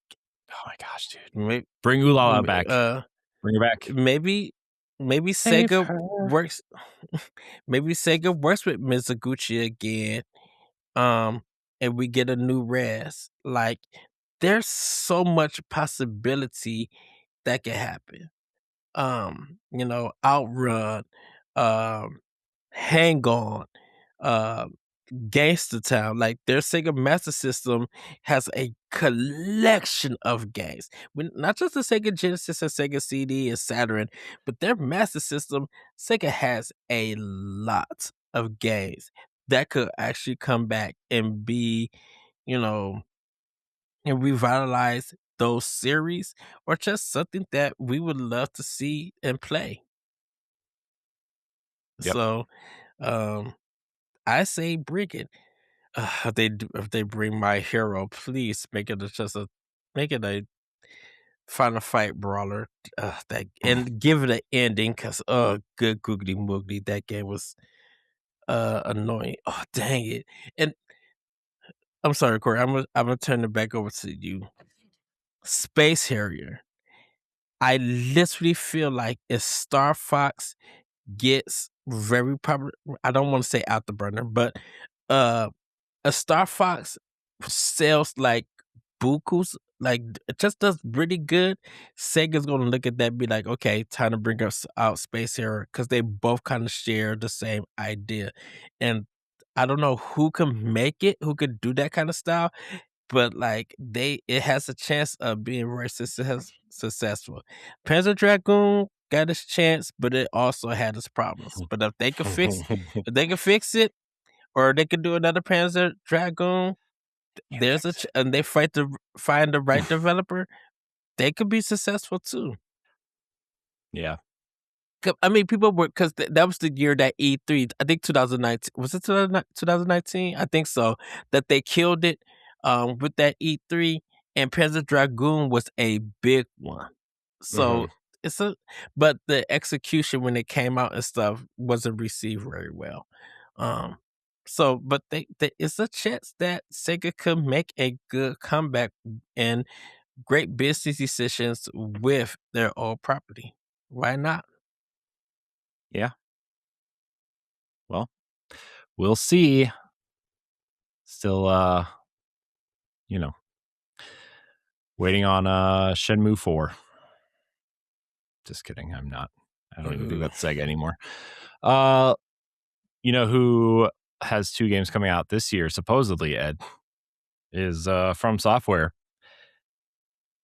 From Software says that Elden Ring and the Duskbloods remain on track for 2026 release on Nintendo Switch 2, according to their parent company's latest financial report from Kadokawa. The update confirms that both titles are still scheduled for the platform as part of the studio's broader push to expand its global audience. While no new dates were provided, previous reports and listings continue to suggest development is progressing towards the planned release window. So I know a lot of people are excited for the Duskbloods, but did Elden Ring miss the window? Like I know like a lot of people have bought it on other platforms, right? But like I do feel like Elden Ring would have been a really great launch title or launch window title. I feel like it's a little too late now. Nope. There are people who are literally been going back to like the Dark Soul games. There's I mean, I people know that. who I know like From Software people love these games, but like I feel like this if you haven't bought an Elden Ring on another platform already, like I don't know. I feel like people are ready. People are ready to get this on Switch 2 so they could do another run. That's how that game has captured certain folks. I would buy this game for the 3rd time because they said that when Skyrim came out, people got it, played it again, and enjoyed their time with it on the go. They're gonna do the same thing with Elden Ring because I think this version is gonna be like all the DLC and everything, and maybe some improvements and stuff. But people gonna be like, "Yep, I'm going to spend my money on this game, and I'm going to go through this whole game, whether it's on the go or whether it's at home. I'm going to relive this game." No matter if I've got the platinum achievement on Xbox and PlayStation multiple times that they beat it, this is going to be fuel them to buy the game and make sure that they complete it all together on Switch 2. That's how good Elden Ring is. If we're gonna talk about that game earned this Game of the Year award, yeah, what if they're it gonna wins? go. They're gonna Like people will be go angry. and there'll be people happy, but they're gonna go and buy this game. So I don't think it's too late or anything. I think people are just gonna be excited to have it. Because right now, like, just this is such a hypothetical. Nintendo and they crazy selves, and I don't know how this will work, but let's just say it's hypothetical. If Nintendo told the mugs that after Dustblood come out, oh, we also got another reveal from software. If they mug said, "Here's Bloodborne 2," we somehow got the rights to do it on Switch 2. Do you know the the messaging and outrage folks would do to Sony about that? They'd be like, "You literally had the chance to do this. Now the competition, maybe a system I don't like, is doing a sequel. Now I gotta buy them." I gotta go to their their ecosystem to play this game. I mean, Them I don't know, man. folks are hungry. The I same mean, way that PC. I mean, Night Rain, I guess, like that was a multiplayer only game, right? And that Mhm. sold, I mean, that sold like what, 10, 12 million units already. So Mhm. I don't know, man. Look, I want FromSoft people to be happy, so they'll leave me alone. Look, Bloodborne 2 for PlayStation, it's like Half-Life 3 to PC players. Man, You may let's see. say it's a stretch, but every time a state of play comes on, that's what they wishing for. Yeah, I know. That always boggles my mind too. Like, why didn't Bloodborne Remastered ever happen, or like why didn't Blue Point Mhm. remake Bloodborne? But Because I guess Shadow whatever. of the Colossus remake didn't sell much Mm. before they No, shut they were Blue they Point wanted to down. make that God of War live service game. Yikes. Yeah. Anyways, Ed, That was so stupid of Sony to buy them in the first place. Because was it like only 3 years that Sony owned them? Blue Point? like 3.5. Yeah, they never put out a game once Sony bought them. Their last game was Dark Souls Demon Souls remake, and Sony bought them, and then they never released a game after that. They did Shadow of the Colossus too, though. They did, but Sony didn't own them. Shadow of the Colossus came out way before. I thought they owned them. Nope. Anyways, Interesting. I literally thought when Shadow of the Colossus 2 came. Ooh, interesting. Shadow of the Okay. Colossus 2. I meant to say Shadow. My mouth said 2 on accident. I'm sorry. Go Dang, ahead, Corey. this guy. Yeah. I know. I just really thought that once that Demon Souls remake came out, Sony owned them after that, and they was able to do Shadow of the Colossus because Team Eco was closed by then. Hmm. Because I'm like, you talking about a waste of money with Concord, yee, to buy them and not get a game out and shut them down, yee. Something like that. Something like that. All right, Ed. We have let's we have a lot. Let's Gosh, run. we have so many more stories. I might not even talk about these last two. So maybe we'll skip those. But let's former Tekken director Katsuro Harada launches new Versus studio under SNK. Katsuhiro Harada, best known for his long-running work on the Tekken franchise, has officially established a new Tokyo-based development studio called Versus Studio under SNK.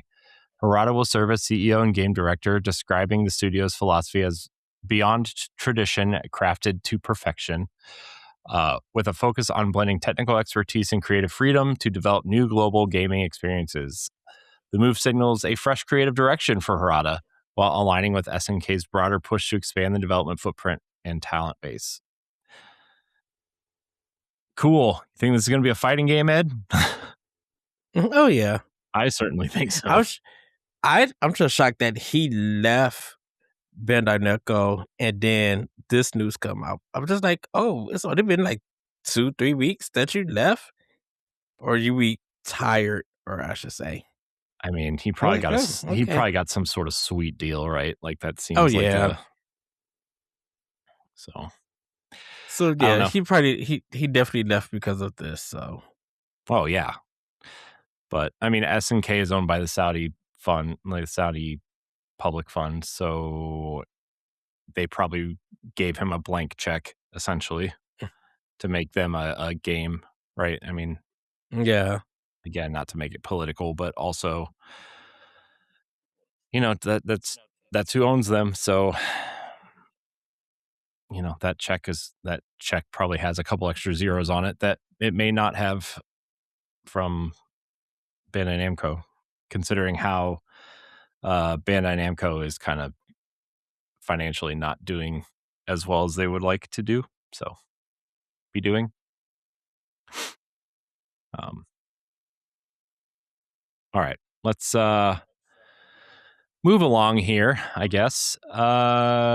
Metroid Dread developer Mercury Steam has been hit by layoffs following recent industry pressures.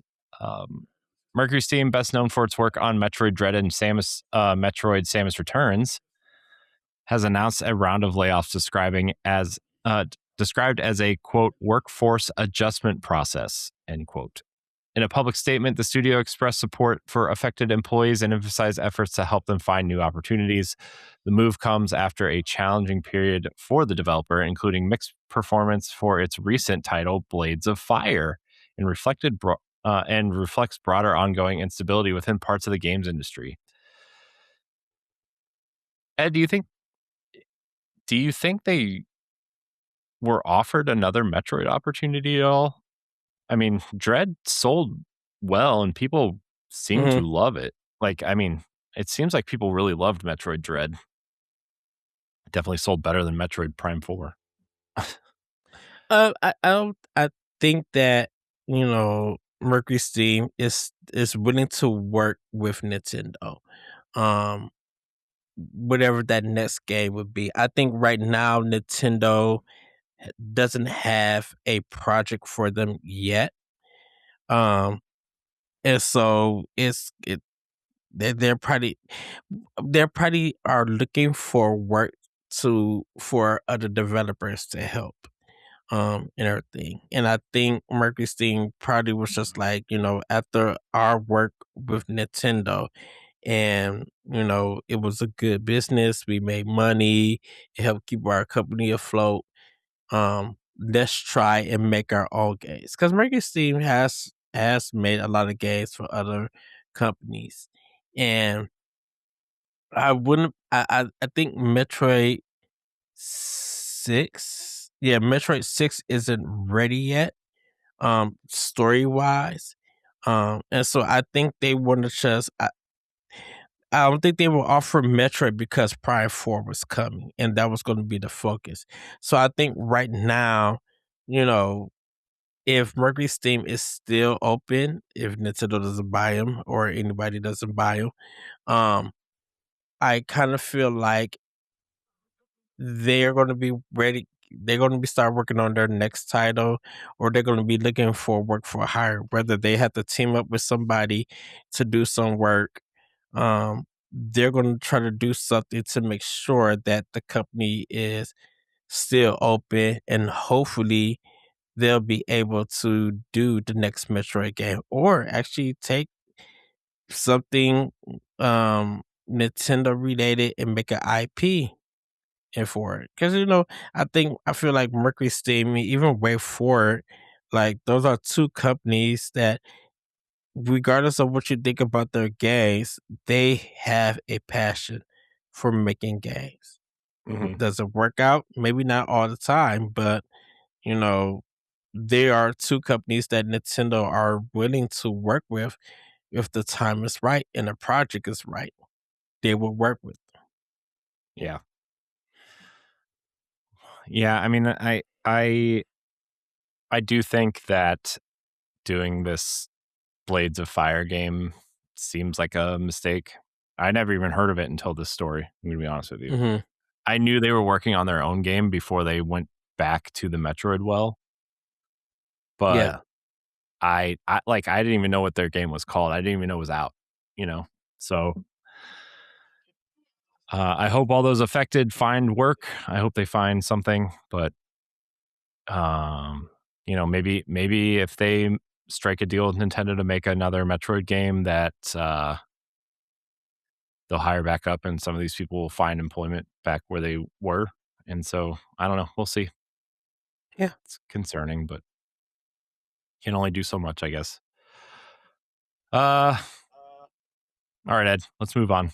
We kind of already hinted at this, but I almost want to save this topic as like an expansion pass, though. Yeah, I want to. That's what I want to do. Let's You skip want to? this one. Let's save. All right, Yeah, this let's is save it the for it. Ken Levine had highlighted diminishing returns in graphical tech and the graphics tech race. Yeah, we'll save this for an expansion pass because I have a lot to say on this, and I think it would be great to just dive deep into this because this is something that obviously Nintendo has been saying for years, but Yeah, I wonder what that means for Judas coming soon-ish. But yeah, so we'll save that because that would be an interesting expansion pass topic. yeah. All right. Jeez. Concerned Ape. You know him from this little game called Stardew Valley. You know, not that popular.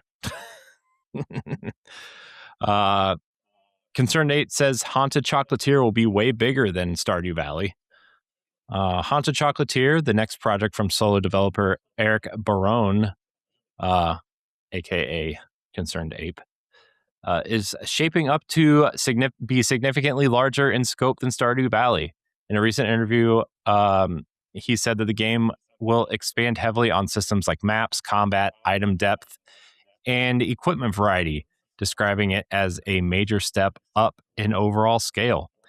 He also confirmed he is continuing active development while still supporting Stardew Valley with updates, emphasizing that the two games are separate projects built on different foundations. Do you think he'll find the same success with Haunted Chocolatier, Ed? No. You think if they slap the name made by the developer of Stardew Valley that it'll, I mean, look, Stardew Valley is massive, right? It's going to be, it would It be is. hard for, his next two games to compete with that, right? Like combined. But I do think that there is something to this Haunted Chocolatier game, and I think that it's interesting to see him be so open about it over the years, right? Because like he's just kind of been working on it as he feels, because obviously Stardew Valley is so popular. Yeah. I can't believe how popular Stardew Valley is, man. I mean, like I can, but also like the fact that it's still this popular. This game came out on the Vita. Like this game's been out forever. Yeah. So just Yeah. I don't think making it bigger is gonna do anything for it. I think what's end up gonna happen there is gonna get so many comparisons to Stardew Valley. I think that it'll do well, but it's not gonna replace Stardew Valley. I don't think people are gonna move off of Stardew Valley to play this game. I think what's gonna probably end up happening is that if he wants to make it bigger, great, make it bigger, then cancel any more development on Stardew Valley for that to happen. Because if you don't, you're just gonna run yourself raggedy, and the game would never come out. And then people will still be playing Stardew Valley, but there might be another game that comes along, and people are gonna be more interested in that. So by the time you get to Hunter Chocolate, they're gonna be like, "Oh, okay, here's the reviews. Oh, it's this place like Stardew Valley. In fact, it's lesser than Stardew Valley because of the big ambition." Yeah. I mean, if you want to make your game bigger, you could do it through the updates and stuff. But I don't think it's going to be bigger than Stardew Valley. So I think making it big right now, I think just get the systems in place, make sure that the game runs right, release it on all your other platforms, and then use those ideas that you're thinking to make the game bigger, use it as DLC Yeah. expansions. Yeah, I think this game seems interesting, but I also think it might be for a similar but different audience, right? This seems more of like a, I don't know. Again, I haven't played Stardew Valley. Like I probably played it for like 2 hours total, right? Um, just because it's not really my type of game, but I knew it was popular, so I should probably be somewhat familiar with it. But I don't remember any like combat or anything in this game. Like, and if he's talking about combat and maps and dungeons and items and equipment and stuff, like, it almost sounds like a different type of game than Stardew Valley ever was meant to be. So that in of itself will probably make it less appealing to a broader audience. But look, I mean, he's made money hand over fist with Stardew Valley. He can do whatever he wants, and if it doesn't work out, then oh well, I still make Stardew Valley, you know. Um, so, all right, Ed. Here's our last news story of the night. For now, remember those VR and PlayStation VR games, Moss and Moss Book 2? Yes. These games are being bundled together as Moss the Forgotten Relic and are being made as flat screen games for the first time. And they will be coming to both Switch 1 and Switch 2. This has me very excited because this Moss 1 was the game that almost got me to buy a PlayStation VR. Go ahead. It is such a charming game. Like, even though it was for VR, a lot of people had no problem with it because it seemed calming, it seemed exciting. People just fell in love with it. And so to see that it's getting redeveloped in this style, I think this game is definitely going to sell more. I'll buy it. This collection. Yeah, because even book 2 looked really good in the trailer. Mm-hmm. Yeah, and I mean, I've been, like I said, this is like the one series that I almost bought PlayStation VR for, because I thought the whole looking down at this diorama and watching, the mouse kind of make its way through this stage that you're kind of looking down on instead of, I think what made it appealing was like, it wasn't what you think a VR game was, and yet they still made it work, right? Like VR, you think of like a first person mode and you're like moving your hands and like, oh, I can pick this up and I can throw it around. But like this was more of like isometric, or almost like you're looking down on this kind of world and you're kind of controlling the world from like almost like a bird's eye view, God's eye view, whatever you want to call it, right? And like it just seemed really neat and really awesome. And I'm excited to see what this game does. So and how it runs on like a flat screen, right? Because obviously it was made for VR, but the studio hopefully is smart enough. I was really afraid that the studio was going to close down because Moss Book 2 sold less than 50,000 units. At least when it came out, and they were reporting numbers on it still. But yeah, I'm very, very excited. It has enhanced visuals, new cutscenes, full DLC support, and a new accessibility option that lets players skip combat. The package follows the journey of Quill, a small mouse hero, as she explores a storybook world filled with puzzles, danger, and discovery. Well, Ed, finally done with Family News. Yes. We were going to talk about crimes, but we're not going to do that this time. Yeah, we can say that next time. Because these stories are funny, well, in quotes, and weird, but whatever. Not important. Yeah. Let's get into Pack Watch, Ed. Pack Watch. Here are the games that you could be playing on your Nintendo Switch or Switch 2 this week. This is a long list, so get ready, everybody. It's not that long. It's not the longest list we ever had. Are you serious? This is the longest list that we have. What are you talking about? There's only 2, 3, 4, One. 5, 6, 7, 8, 9, 10. 10 games on here. The Tales of Arise one is like 4 paragraphs long because you got to explain everything, but everything else is fine. Farming Simulator 26 Nintendo Switch Edition for $39.99. Choose what kind of farmer you want to be. Operate realistic tractors, harvesters, field sprayers, and other machines.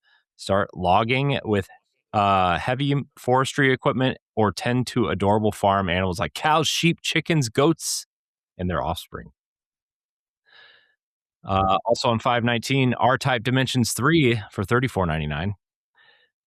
Building on the legacy of R-Type Dimensions and R-Type Dimensions EX, Dimensions 3 has been completely re-envisioned with cutting-edge visuals and sounds, expanded gameplay modes, and a range of new features designed to deliver the most definitive modern edition of R-Type's classic era. That was intense. What's wrong with me today, man?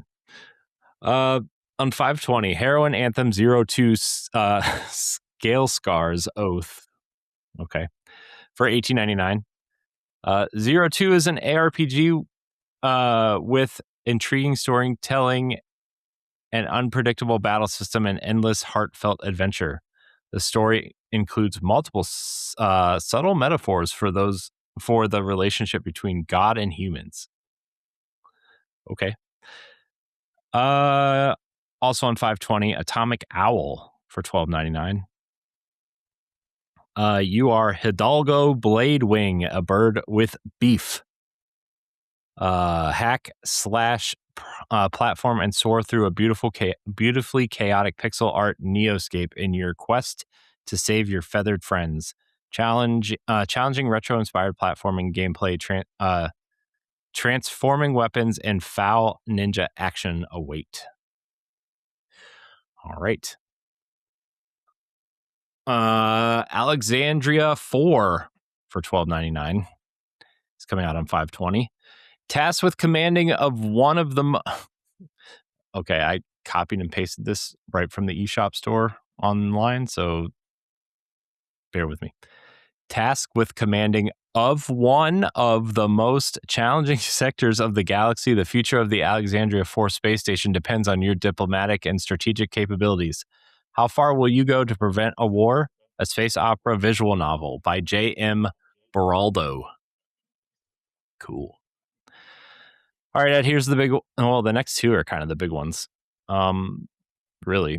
Yoshi and the Mysterious Book for $59.99 digitally, or $69.99 physically. Yoshi dives into a magical talking encyclopedia named Mr. E. After Mr. E crashes to the Earth and loses his memories, Yoshi must explore quirky habitats, experiment with the environment, name peculiar creatures, and foil Bowser Jr.'s mischievous plots. Mischievous. Also on Mr. 521. E. I know. I hate it. Also on 521, Coffee Talk Tokyo for $14.99. Yes. There's a deluxe edition for $17.99.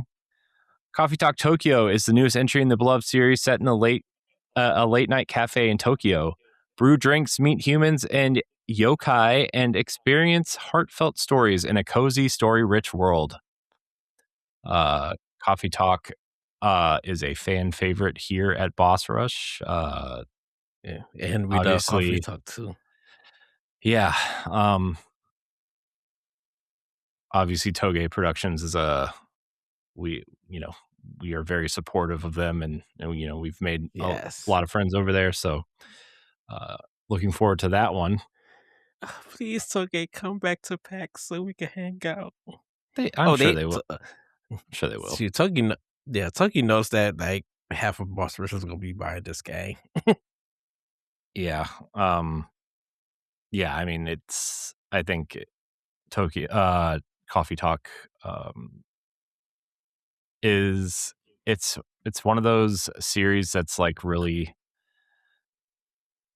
it's a really special series, I think. In a lot of ways that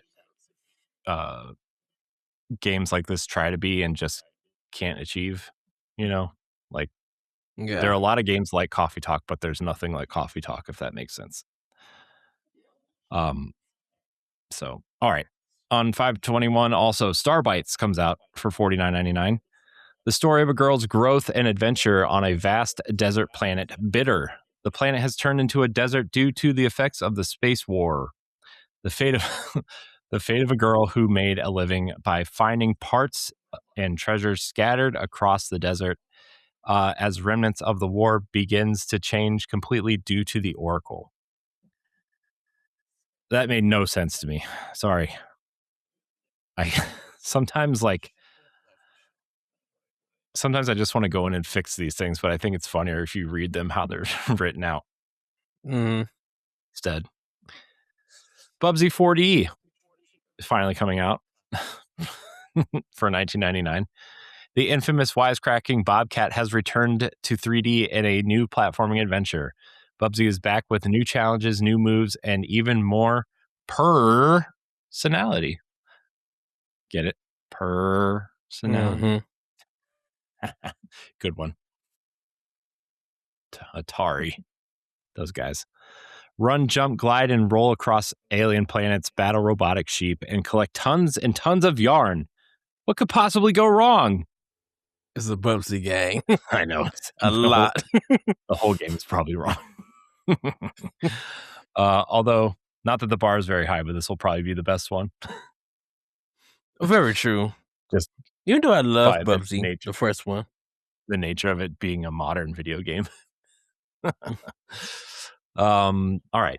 On 5/22, Tales of Arise Beyond the Dawn edition is finally coming out to Switch 2. It's $49.99. There's a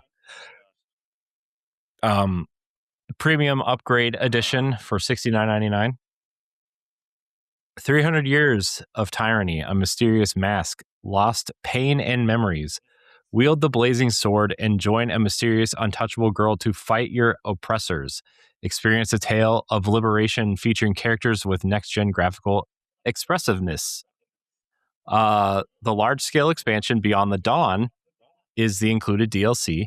After the battle for the fate of two worlds, Alphen and his party meet a young girl named Nazamil, who is the daughter of Renan Lord and Donan. Will the six be able to change the fate of the girl who will eventually fall under the curse of the mask? Explore the world again with party members who are bounded together by a strong bond. By the way, the premium edition includes the premium upgrade pack, which includes character, costumes, resources, in-game currency, and more. If you buy the premium edition, you save $5. If you decide you want the premium upgrade pack later, it is $24.99. And then last but not least, Ed, on 5/22, Rugrats Retro Rewind Collection is coming out for $19.99. Again? No, I do not. It's 2:00 in the morning. I do not want to take that again. Okay. Hold on to your diapers. Rugrats Retro Rewind Collection. There we go. Nailed it.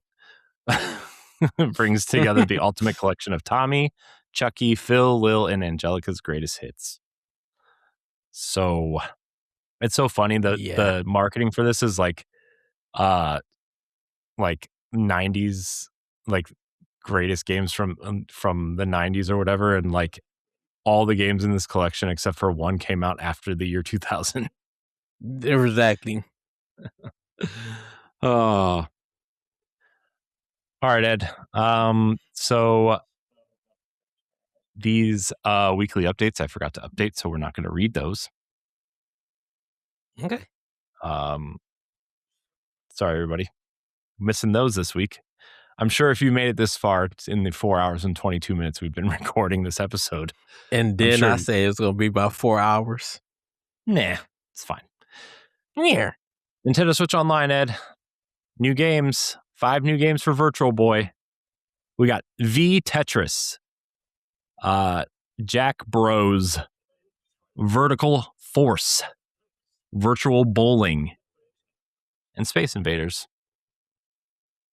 And then Nintendo Music is adding the NES and Game Boy versions of Yoshi to the app, so you can get 2 soundtracks from Yoshi. All right, Ed. Last section here. We'll blow through these questions here. We got 6 questions. Remember, let's get into question block, Ed. Question block. Almost forgot. Gotta say it. Remember, you can always submit a question for the podcast on social media, in our Discord, in the comments on YouTube, or email us at nintendopowblock@gmail.com, just like Amanda K did via email. Hello, my elite block boys from the best Nintendo pod on the internet. My question is about Nintendo's handheld identity. They have always had their dominance in the handheld space, but with Switch 2 being more powerful, but still clearly a hybrid device, and devices like Steam Deck, ROG Ally, and the rumored PS6 handheld device, do you think Nintendo is at risk? Do you think they'll ever lose that pick up and play anywhere design philosophy as games get bigger and more demanding? Or is the hybrid model still the perfect long-term direction for them? Thanks for all you do, my lovelies. So Nintendo is not at risk because they made handheld gaming popular. Like I mentioned back in the game, there was Tiger Electronics in those games, and then they stopped producing them, and so there was no handheld space. And when Nintendo came and perfected it, others tried, like the Atari Lynx, the Game Gear, TurboGrafx 16. There's histories of companies try to do what Nintendo does. The only reason why we have the Steam Deck and the ROG Ally and maybe this PS6 handheld, which is up in the air, I doubt if Sony will ever do that, is that they're not bringing console quality to the masses. They're bringing PC quality to the masses. And because once again, when Nintendo makes something successful, everybody else wants to follow. When everybody else makes something successful, Nintendo doesn't follow because they're about innovation. So I don't think Nintendo has to worry about anything.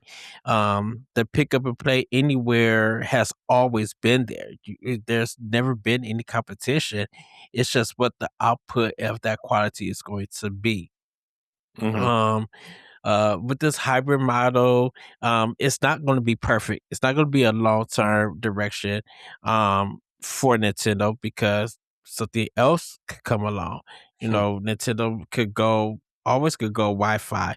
You could get a USB port that connects to your Wi-Fi cable, and that's your system.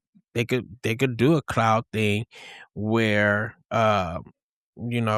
maybe they also include what Xbox does, that maybe if you could play offline, or even you cut the system on, and or you put the USB on, it recognizes some information, and there's a way to your controller cuts it on, and you could just play NSO games or something. Or maybe you can buy games and it stores on, let's say, a 500 gigabyte USB, with high-end graphics, and that could still deliver high-end graphics or whatever.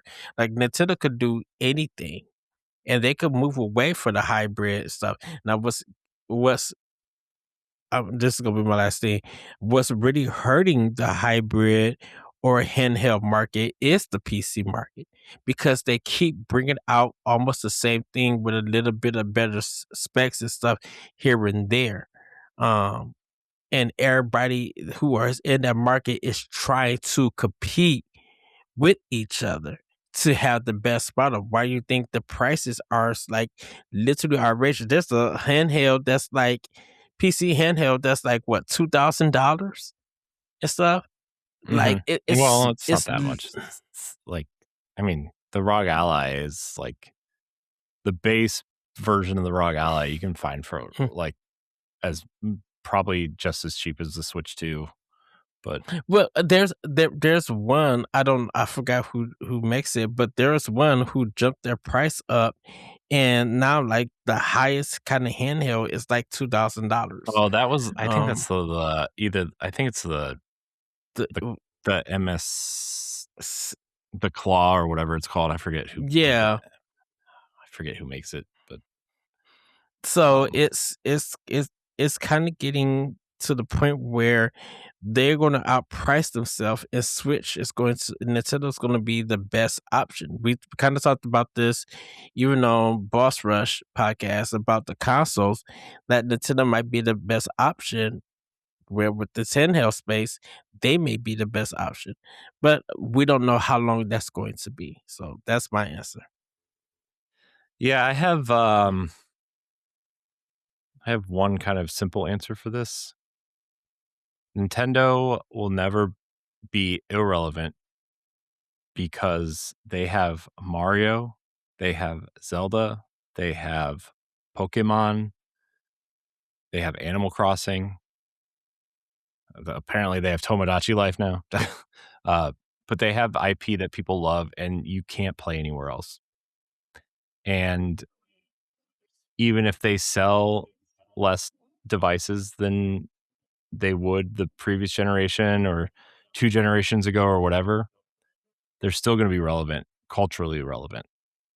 You know, Mario's been around for 40 plus years. I mean, look at Disney. I mean, Mickey Mouse has been around for almost 100 years, you know, and still more Hmm. relevant than ever.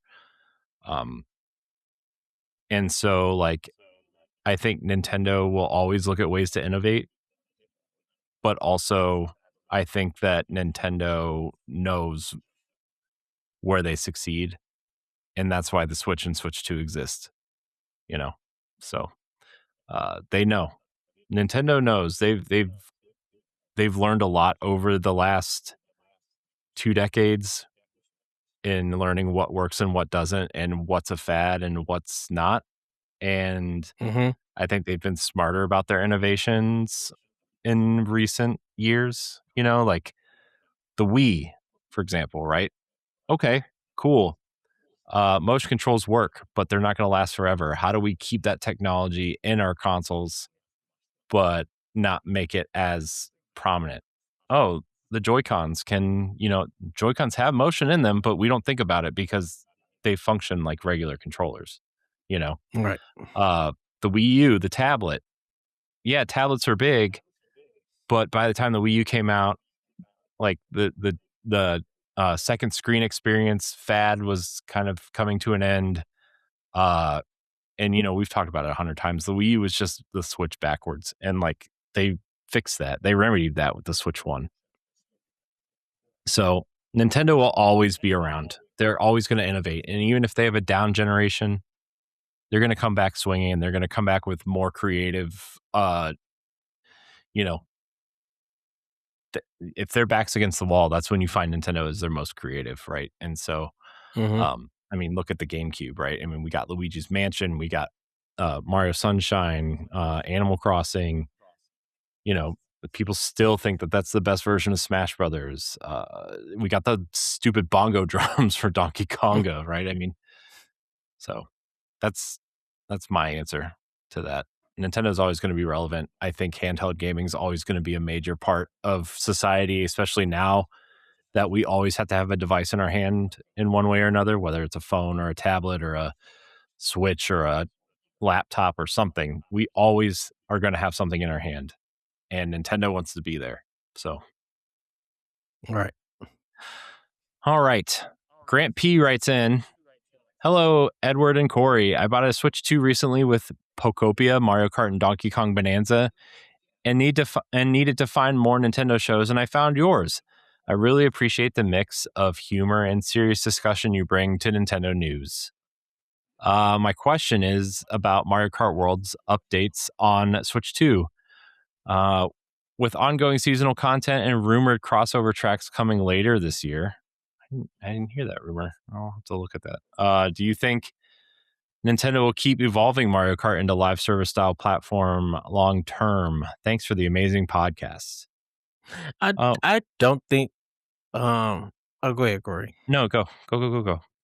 I don't think there are going to go the live service route.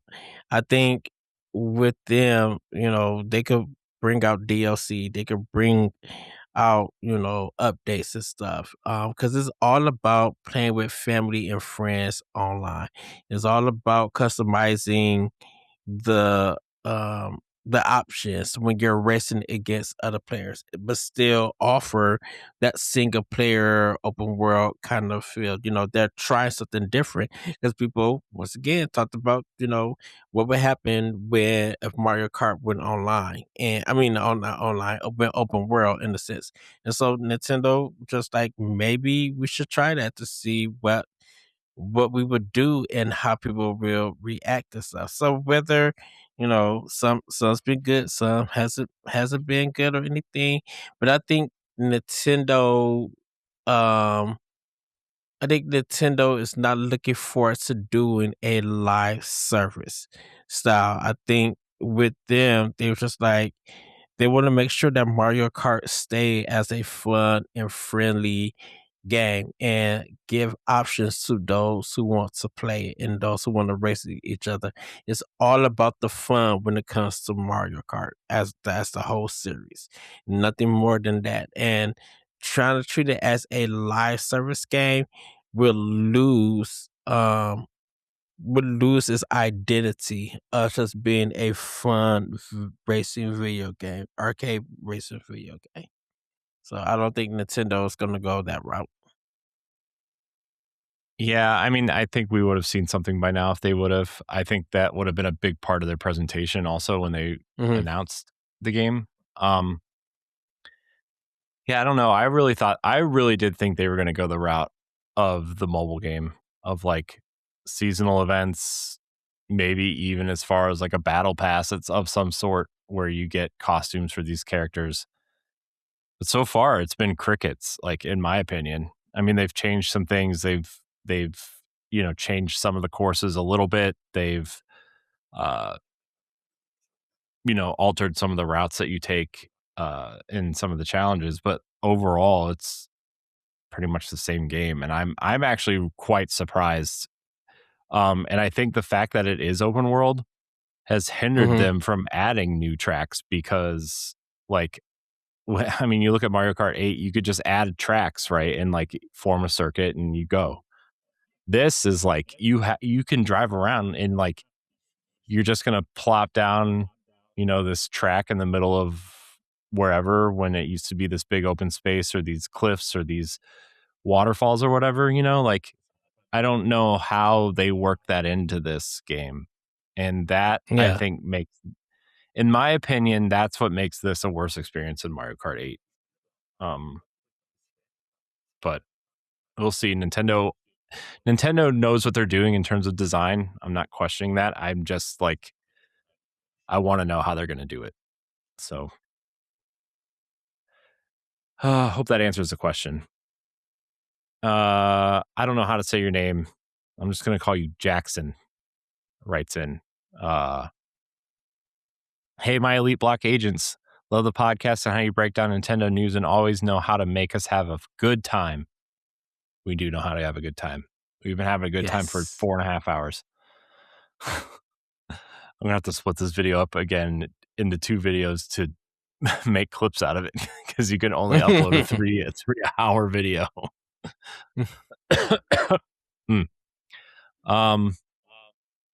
My question is about the switch to third-party support in 2026. We are seeing a lot more AA and indie games coming to the platform, plus stronger ports of current-gen games. Do you think Nintendo is quietly building Switch 2 into a true, quote, primary console for third-party gaming, or will it always sit in a hybrid space where first-party defines the system? Thanks for all you do. Have an elite weekend. So, I don't think Nintendo is building Switch 2 to be a primary console. That is always going to be up to the player, to the person who own it. It's not going to be a hybrid space where where the first party defines the system. Because the thing about it is that is the stereotypical way of thinking about Nintendo and their products, that their first party is going to define the systems and just ignore all the indies and third party. I think what Nintendo is trying to do, they're trying to build it where this is the I'm like, if you want to play games, if you just enjoy video games, we have the machine where you could just come in, you could put a game in and just play it. We're not doing all of this high tech stuff. We're not doing streaming or Hulu or YouTube or stuff like that. We are a video game system, and we offer great first party games. We offer great indies. Offer great third party and stuff like that. We got exclusives that us as Nintendo make, but we also exclusives that we work with other partners who make games to make stuff. You know, if you want to play a game like it's a PC and stuff, because it's a PC game first, you can take our Joy-Con and use it as a mouse, so you still have that PC feeling. I think with Nintendo, they're just trying to offer different ways to enjoy video games, play the way that you want to play, and enjoy their creativity while enjoying others. You know, so the if it was gonna be a primary console, there would have been more stuff in it, and they would have gave more marketing words that don't mean nothing. You Mhm. know, they would have did all of that, and that stuff just doesn't pay off. I've said this about PlayStation, and I said this about Xbox. Don't tell me this thing that goes up to 60 frames and all of this stuff. Give me Arcade Blitz, and then I'm still doing 30 frames and still having problems with these third party games on a powerful system that should be able to handle it. And you're a big third party market maker and stuff. If I'm going to be investing into your system, you should be at the point where all your games are 60 frames per second and stuff. Nintendo doesn't do anything of that. If everybody want to say it's 4K and all of this and all of that, the glitz and glamour and use the techno babble, go ahead and do it. But Nintendo's just like, we're just here for games. So I think what Nintendo was just doing is just they're trying to continue to build an ecosystem where you could just enjoy games, not only from them, but for their partners and the indie developers from around the world to uh to play their games on their platform. Yeah. I mean, I think Nintendo, again, I hate to say this, but I feel like Nintendo still doesn't care about their their third party. Like, I mean, they care about having third party support, right? I don't think that's Mhm. one. I just think they know that their console is primarily a first party machine, which is why they have always continue to put out first party content, and why they have more in a year than the other two have in a generation. Um, but with that said, I think that Furukawa is definitely, um, this Nintendo is definitely more, uh, uh they want to be more financially sound, and I think to do that you need those third party games, and I think they're making the right calls on who to partner with to market these things, right? Capcom is obviously a clear a favorite of theirs right now, and Square-Enix, Mhm. and Koei Tecmo with their Warriors games and stuff. So like I think that Nintendo knows that first party is always going to be the most important thing, but third party is becoming increasingly more important as the Switch ecosystem kind of grows, especially as people start locking into their digital ecosystems and not wanting to switch platforms because they don't have games, right? So that's where I'm at. All right. let's move on here. It's typing something, I can tell. Ah, yes. All right. Let's read this next question and I'll begin while Ed takes care of his business. Retro Warp N64 writes in. Hey, Edward and Corey, hope you both are doing great. And thanks for all the awesome Nintendo coverage over the years. Your discussions always feel like hanging out with some friends who actually get Nintendo. My question is about the current Switch 2 lineup, with Nintendo confirming more unannounced titles coming later this year and reports of a quieter holiday window. Do you think Nintendo is intentionally pacing big franchises like Mario, Zelda, and Animal Crossing for a 2027 push? Or are we just in a transition gap while third-party support carries the system? Thanks for everything you do for the community. I mean, in my opinion, I don't think Nintendo's having a slow year. I think this year is pretty amazing, in my opinion, so far.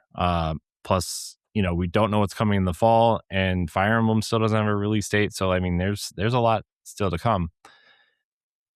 As for Zelda and Mario, the rumor is that a major 3D Mario is coming next year. That's the rumor I've seen floating around. I don't know how true that is.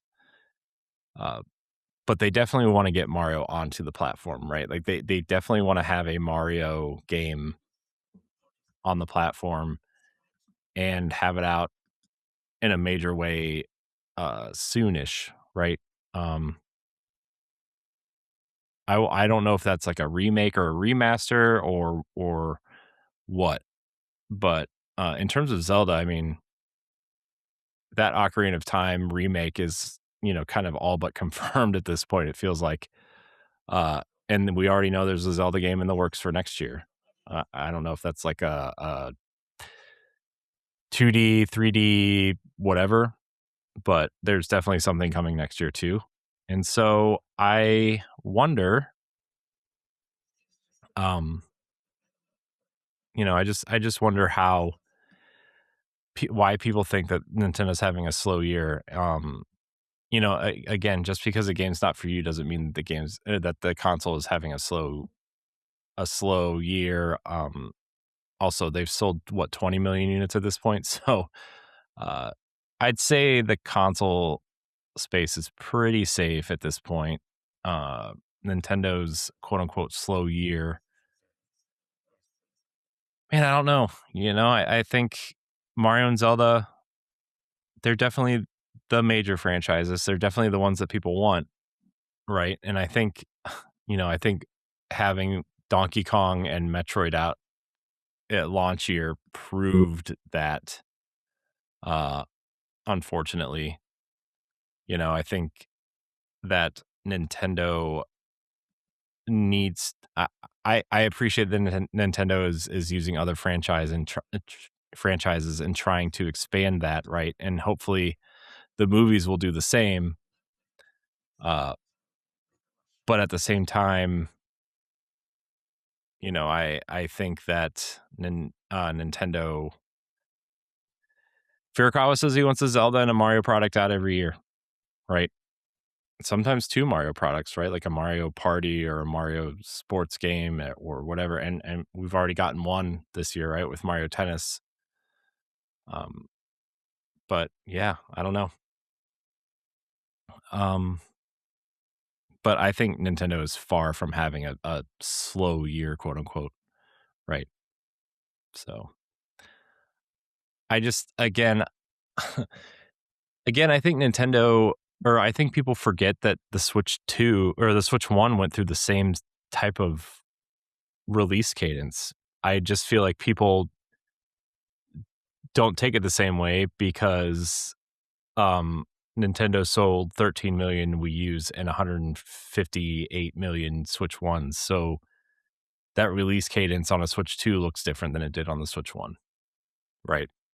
Remaster, remake, new game, Nintendo Switch Online releases, that sort of cadence looks much different to a popular device than it did to an unpopular device. So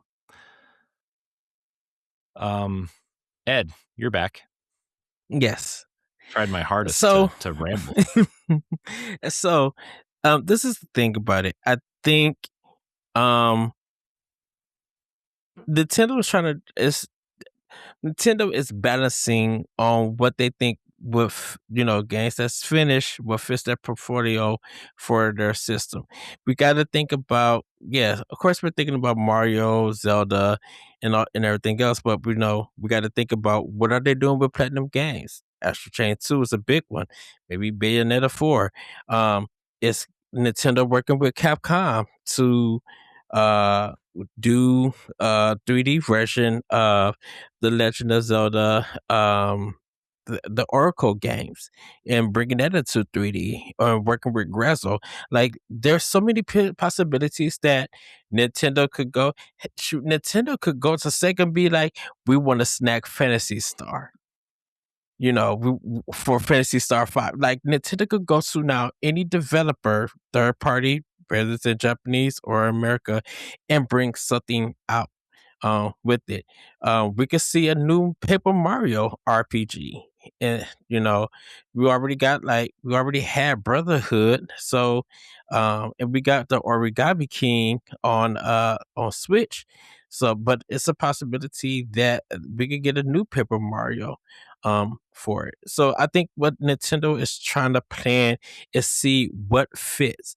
There's just like with Sega have dominant franchise that they haven't made.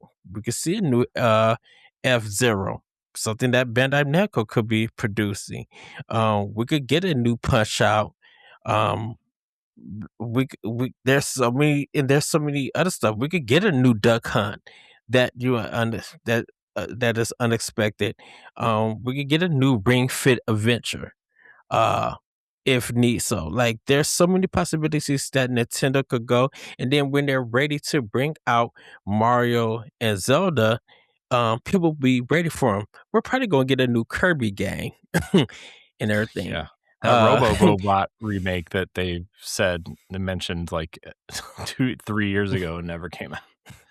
Yeah. Pikmin 5 might be in development. Xenoblade Chronicles 4 or Monolith Soft. Like, there's so much stuff, and we could be thinking about Fire Emblem, but like Intelligent System could be also bringing out a new IP, or they could be bringing out code name Steam, like, to the forefront. Like, we get a Wario game. Nintendo might end up going back to Treasure Games and be like, make us Sin and Punishment 3. Here's money. Like, they have so much that they could do. It's in the realm of possibilities that a lot of these games could happen. And then when it's time for Mario and Zelda to come out, they'll release them in the right time. Zelda has a 7-year development cycle, because look, the game will be ready to come out. They'll delay it. We won't hear nothing. We see something we'll love, and they might also get delayed again. So we'll probably see something with that. Like, there's so much stuff that Nintendo can be doing or will do. Just right now, we just have to sit back and wait. I keep mentioning ARMS 2. There could be Splatoon 4. Like, there's a lot that could be happening. And when it comes to the fall, or even the 2027, right now, the only game that's leading it from Nintendo is Wind and Waves, I'm sorry, for Pokemon. That's the only game we really know for 2027 that is leading Switch 2 from Nintendo. So with Mario, and we could be talking about another Mario game, but it could be anything. It don't always have to be a 3D. It could be someone made a new Super Mario collection where that was my thought, was like, what if we get because we were just talking about that, like, new Super Mario Brothers Wii has never been off of the Wii. What if you package that DS, like, make like an ultimate collection of like, you know, the DS and the Wii versions or whatever, right? And like put those levels out, you know. I don't, maybe HDify them all and something like that. Yeah. So there's just so many things that we could see in the future. Right now, we literally just have to wait and everything. You know, we could see Pokemon Conquest. Like we could see more. We could see their Wii U in NSO or 3DS NSO. Like there's so much that we don't know, but it's in the possibility realm. So we got to think outside of just Mario and Zelda and Metroid and Donkey Kong. Like they're well-known franchise. We got to think outside with that because Nintendo could surprise us with anything, whether it be for first or third party or even indies. You know, that Necro Dancer with Link and stuff. Oh, Necromancer with Link. Like that was a big surprise. You know. Yeah. So yeah. Yep. So, all right, we got two more. Let's fly through these real quick. Hi, Edward and Corey. Love the chemistry between you both. Oh, this is from Brittany K via email. The way you break down Nintendo without overhyping rumors. My question is a bit more nostalgic. What classic Nintendo era do you think still influences modern game design the most? SNES, N64, GameCube. And do you see the modern Switch 2 titles actually capturing the same magic today? Thanks for the great podcast every week. I mean, I think we talked about this when Breath of the Wild came out, right? With the original Legend of Zelda, very evocative of that kind of explore at your own risk type feeling. Even the art of him, you know, looking out over the landscape, right? Yes. Definitely very reminiscent, but also like I think that modern game design takes a lot of what came before it and tries to apply it with modern technology and context, right? Like I think that's everything. I mean, it's not just games, it's everything. And Nintendo really loves to play up the nostalgia, especially around big major releases. So I don't know, Ed, you were gonna say something and I just kind of kept going. Sorry. No, that's okay. So I'm gonna address the first question. What classic Nintendo ever do you think still influences modern game design the most? You put SNES, N64, or GameCube? Actually, all three. Because with the SNES, just even outside of Nintendo, one of the biggest thing is Chrono Trigger with the new Game Plus. That being a big thing that influenced about a majority of games today that still have that functionality and showing how important replayability is when you have that, whether you're indie first or third. N64, the analog controller itself, moving Mario in 3D with that analog controller. Look at all the games that now use that analog controller, and it's just how it feels and everything. GameCube has so much more. The Waybird, you know, being wireless as a controller. Look how that has set the precedent of not just only the Wii and Wii U, but also the 360, the PS3. Just that functionality, being able to control your games without being attached to your system with the wire. With it, like the that's how big the Waybird is. You got the multiplayer in the GameCube with the 4 controller ports and stuff. And you know, it just kind of showed how important multiplayer is when everybody's in the room together.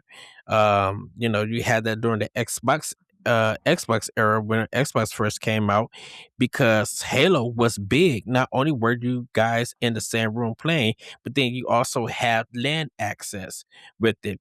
Why you think you still got the 4 ports in the Dreamcast when you see it? And I think Sega Saturn also had it too at some point. So like pretty much just like outside of the games and stuff, just with the hardware, and everything, the SNES got 6 buttons.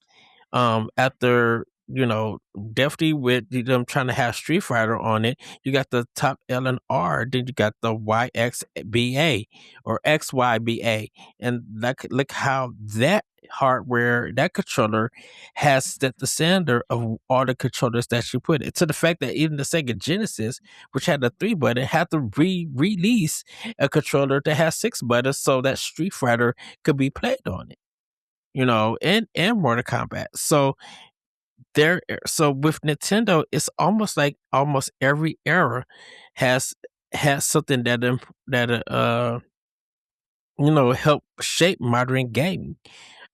Today, 360, like when we came out with the motion controller, PS3 went with the Move, Xbox went with the Kinect. When the Wii U came out, um, Xbox did the Spark Glass with it. I don't think Sony did anything, maybe with Vita, but I don't Well, think so. they did Move, right? I mean, they did Move, and Mhm. they did the Vita kind of they tried to do the Wii U thing, but it was very half-baked and very Heaven. unsuccessful. Yeah. And then you look at Switch now, that also that took all even Nintendo's past hardware and everything, and now look how Xbox got the Xbox Rock Alley, right? How you think PS5 have their wired their handheld system, while all the PCs jumped in, because everybody, don't forget, at the time, everybody, some of the people in the PC community was saying that the consoles was trying to be PC. Now it's flipped, that the PC market is trying to be like the console market. They're trying to be like Nintendo. They're trying to be Nintendo's success, I should say. Not be better than Nintendo. They're trying to be a success. So I think if we're going to think of an era, we have to include all the eras from Nintendo, because there's so much, just even hardware that came out that allowed you to enjoy the way that you play and acquire games today, with it. Um, do I see any modern Switch 2 titles actually capturing that same magic today?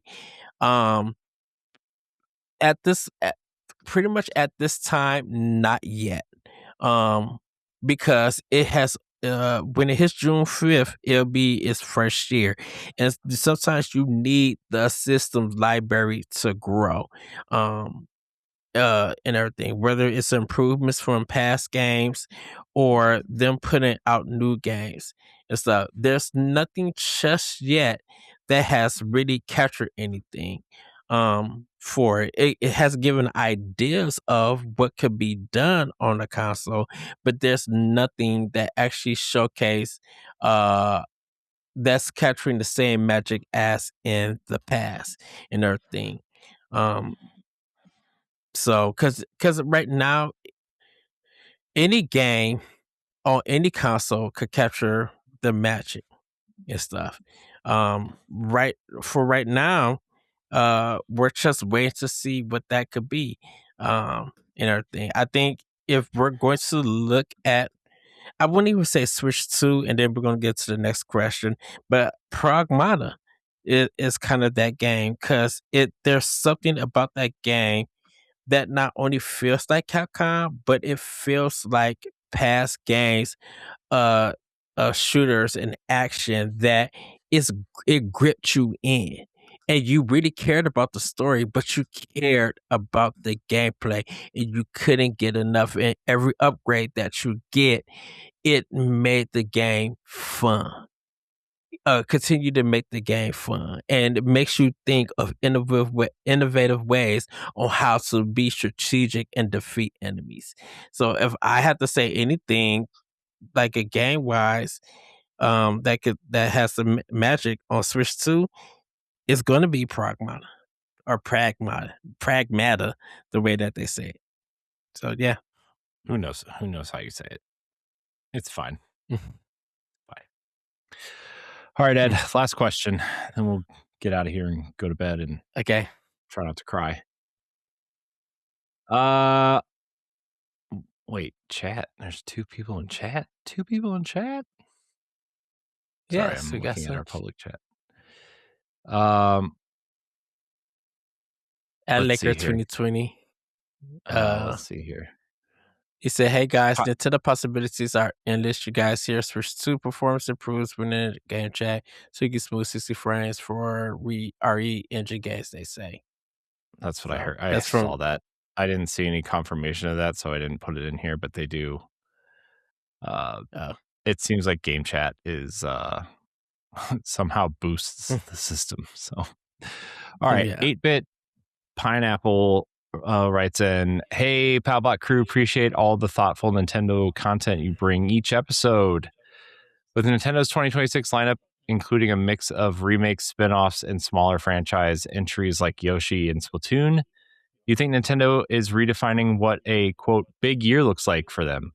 Or are fans still expecting the traditional 3D Mario and Zelda drop every cycle, just need to adjust expectations for modern development timelines?" So I kind of answered this a couple questions ago. I think people just don't understand you can't whip out a Mario and Zelda game every year, right? Like a new AAA 3D one, right? And Nintendo already said that they only really want one of those each generation, right? Because of A, how long they take to make, and B, you know, when you have more than one, like, does it really affect the console or anything like that? So, yeah, I don't know. I think I think Nintendo's having a big year regardless of what you think of these games. I mean, look at Tomodachi Life, look at Animal Crossing, like that upgrade pack sold like something ridiculous, like 3 or 4 million units, I think. So like just the upgrade pack alone. Splatoon Raiders, I think, is going to be huge. Fire Emblem's going to be huge, and we don't even know it's coming in the second half of the year. So again, I think Nintendo's having a big year. Is it the biggest year they've ever had? No, but it's really hard to beat 2017 and 2019 in my mind. So, Ed, what do you think? I don't think Nintendo is redefining what a big year is. I think we as the consumers will define if it's a big year for Nintendo. The reason being is that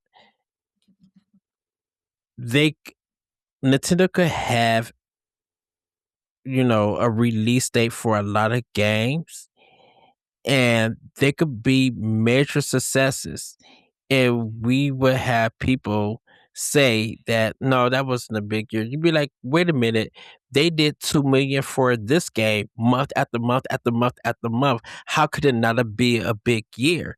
And then people would give their reasons for why they don't feel like it's a big year. I think with Nintendo, if they're going to have a big year, and I continue to say this. I'm like 2019 was a big year for Nintendo because like look at all the games that they releases. Look at how the Switch kind of stayed as number one and everything. How when to me, I personally feel like if Nintendo's going to have a big year, like you said, Corey, earlier in the show, there's too much to play. And that's when you have first, third, and indie all drop and everything. Just like I said, just this month, RGP fans eating almost this whole summer because of all the greatness of RPGs that's dropping. Does that make should Nintendo define as a big year? Not really, because there's only one subset, there's only one community who is eating. Not everybody is eating. Not everybody into RPGs. So I think for us as fans, we define what is a big year. Expecting the traditional 3D Mario and Zelda, that is I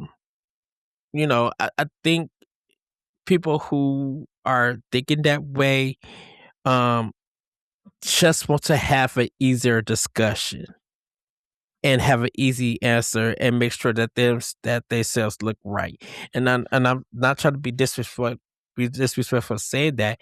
That just shows that people don't understand Nintendo's library or are focused to have more than just the expectation of a Mario and Zelda game in the library.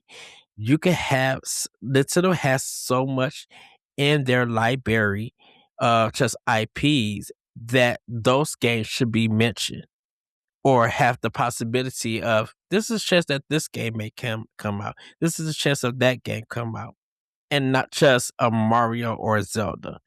Because if you just say Mario or Zelda, that means that means that you feel safe giving that answer because you think that if you don't say those games, the answer that you get back might make you look bad in a sense. And it's okay if you give a different answer. I always say that, hey, it's a year that we could get RS2. I may be wrong every year. We may never get RS2, but I know Nintendo's library. And that's a possibility that could come out because there is a community for ARMS. And and as a new IP, there's a possibility that Nintendo could be like, yeah, we went out, we thought about it, we tried some things, we actually found a footing. Let's bring out Arms 2. Star Fox wasn't supposed to happen. Why? Because Star Fox Zero got clowned as a game. And everybody said, well, that's going to be the death of Star Fox. No, not the death of Star Fox. Nintendo was just like, we got to find something that works. Yeah, it's a remake or a reinterpretation of the instance for the game, wherever you want to think. But I bet you it's going to be fun as ever. You know, we we still got Rob the Robot stuff. You know, I mentioned Duck Hunt earlier. That's a possibility to come out. Punch Out, has a history and everything. And then there's games from the Famicom and from Japan that never came to America. Those games could get remade and dropped. We got a new Famicom Detective on Switch. And that was Nintendo's first mature game. We didn't expect that to have.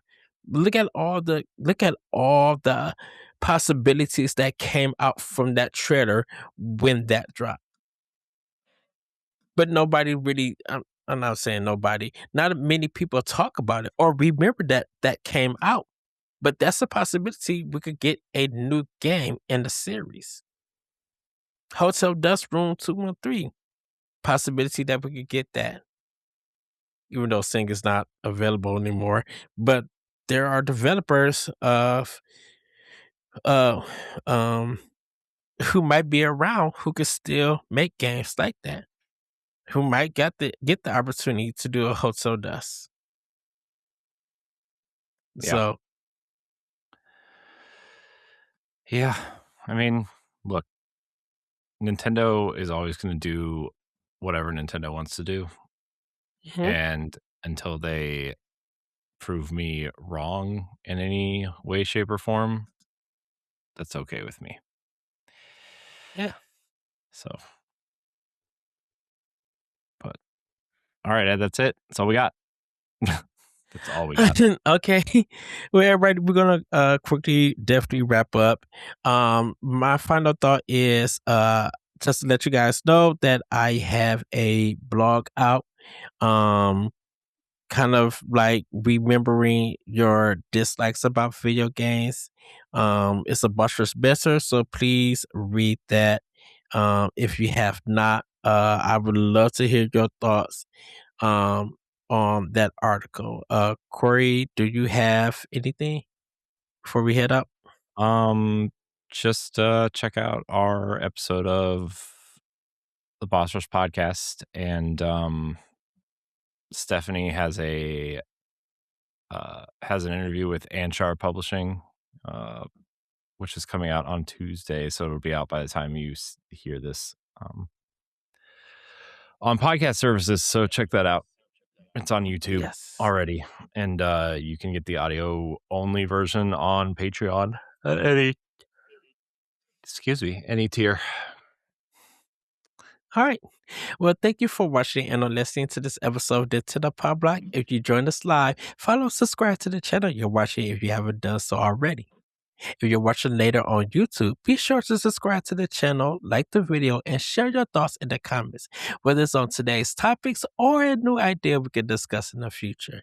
If you're listening on Spotify or Apple Podcasts, consider leaving us a 5-star rating and a nice review, as it helps us with discoverability and reach.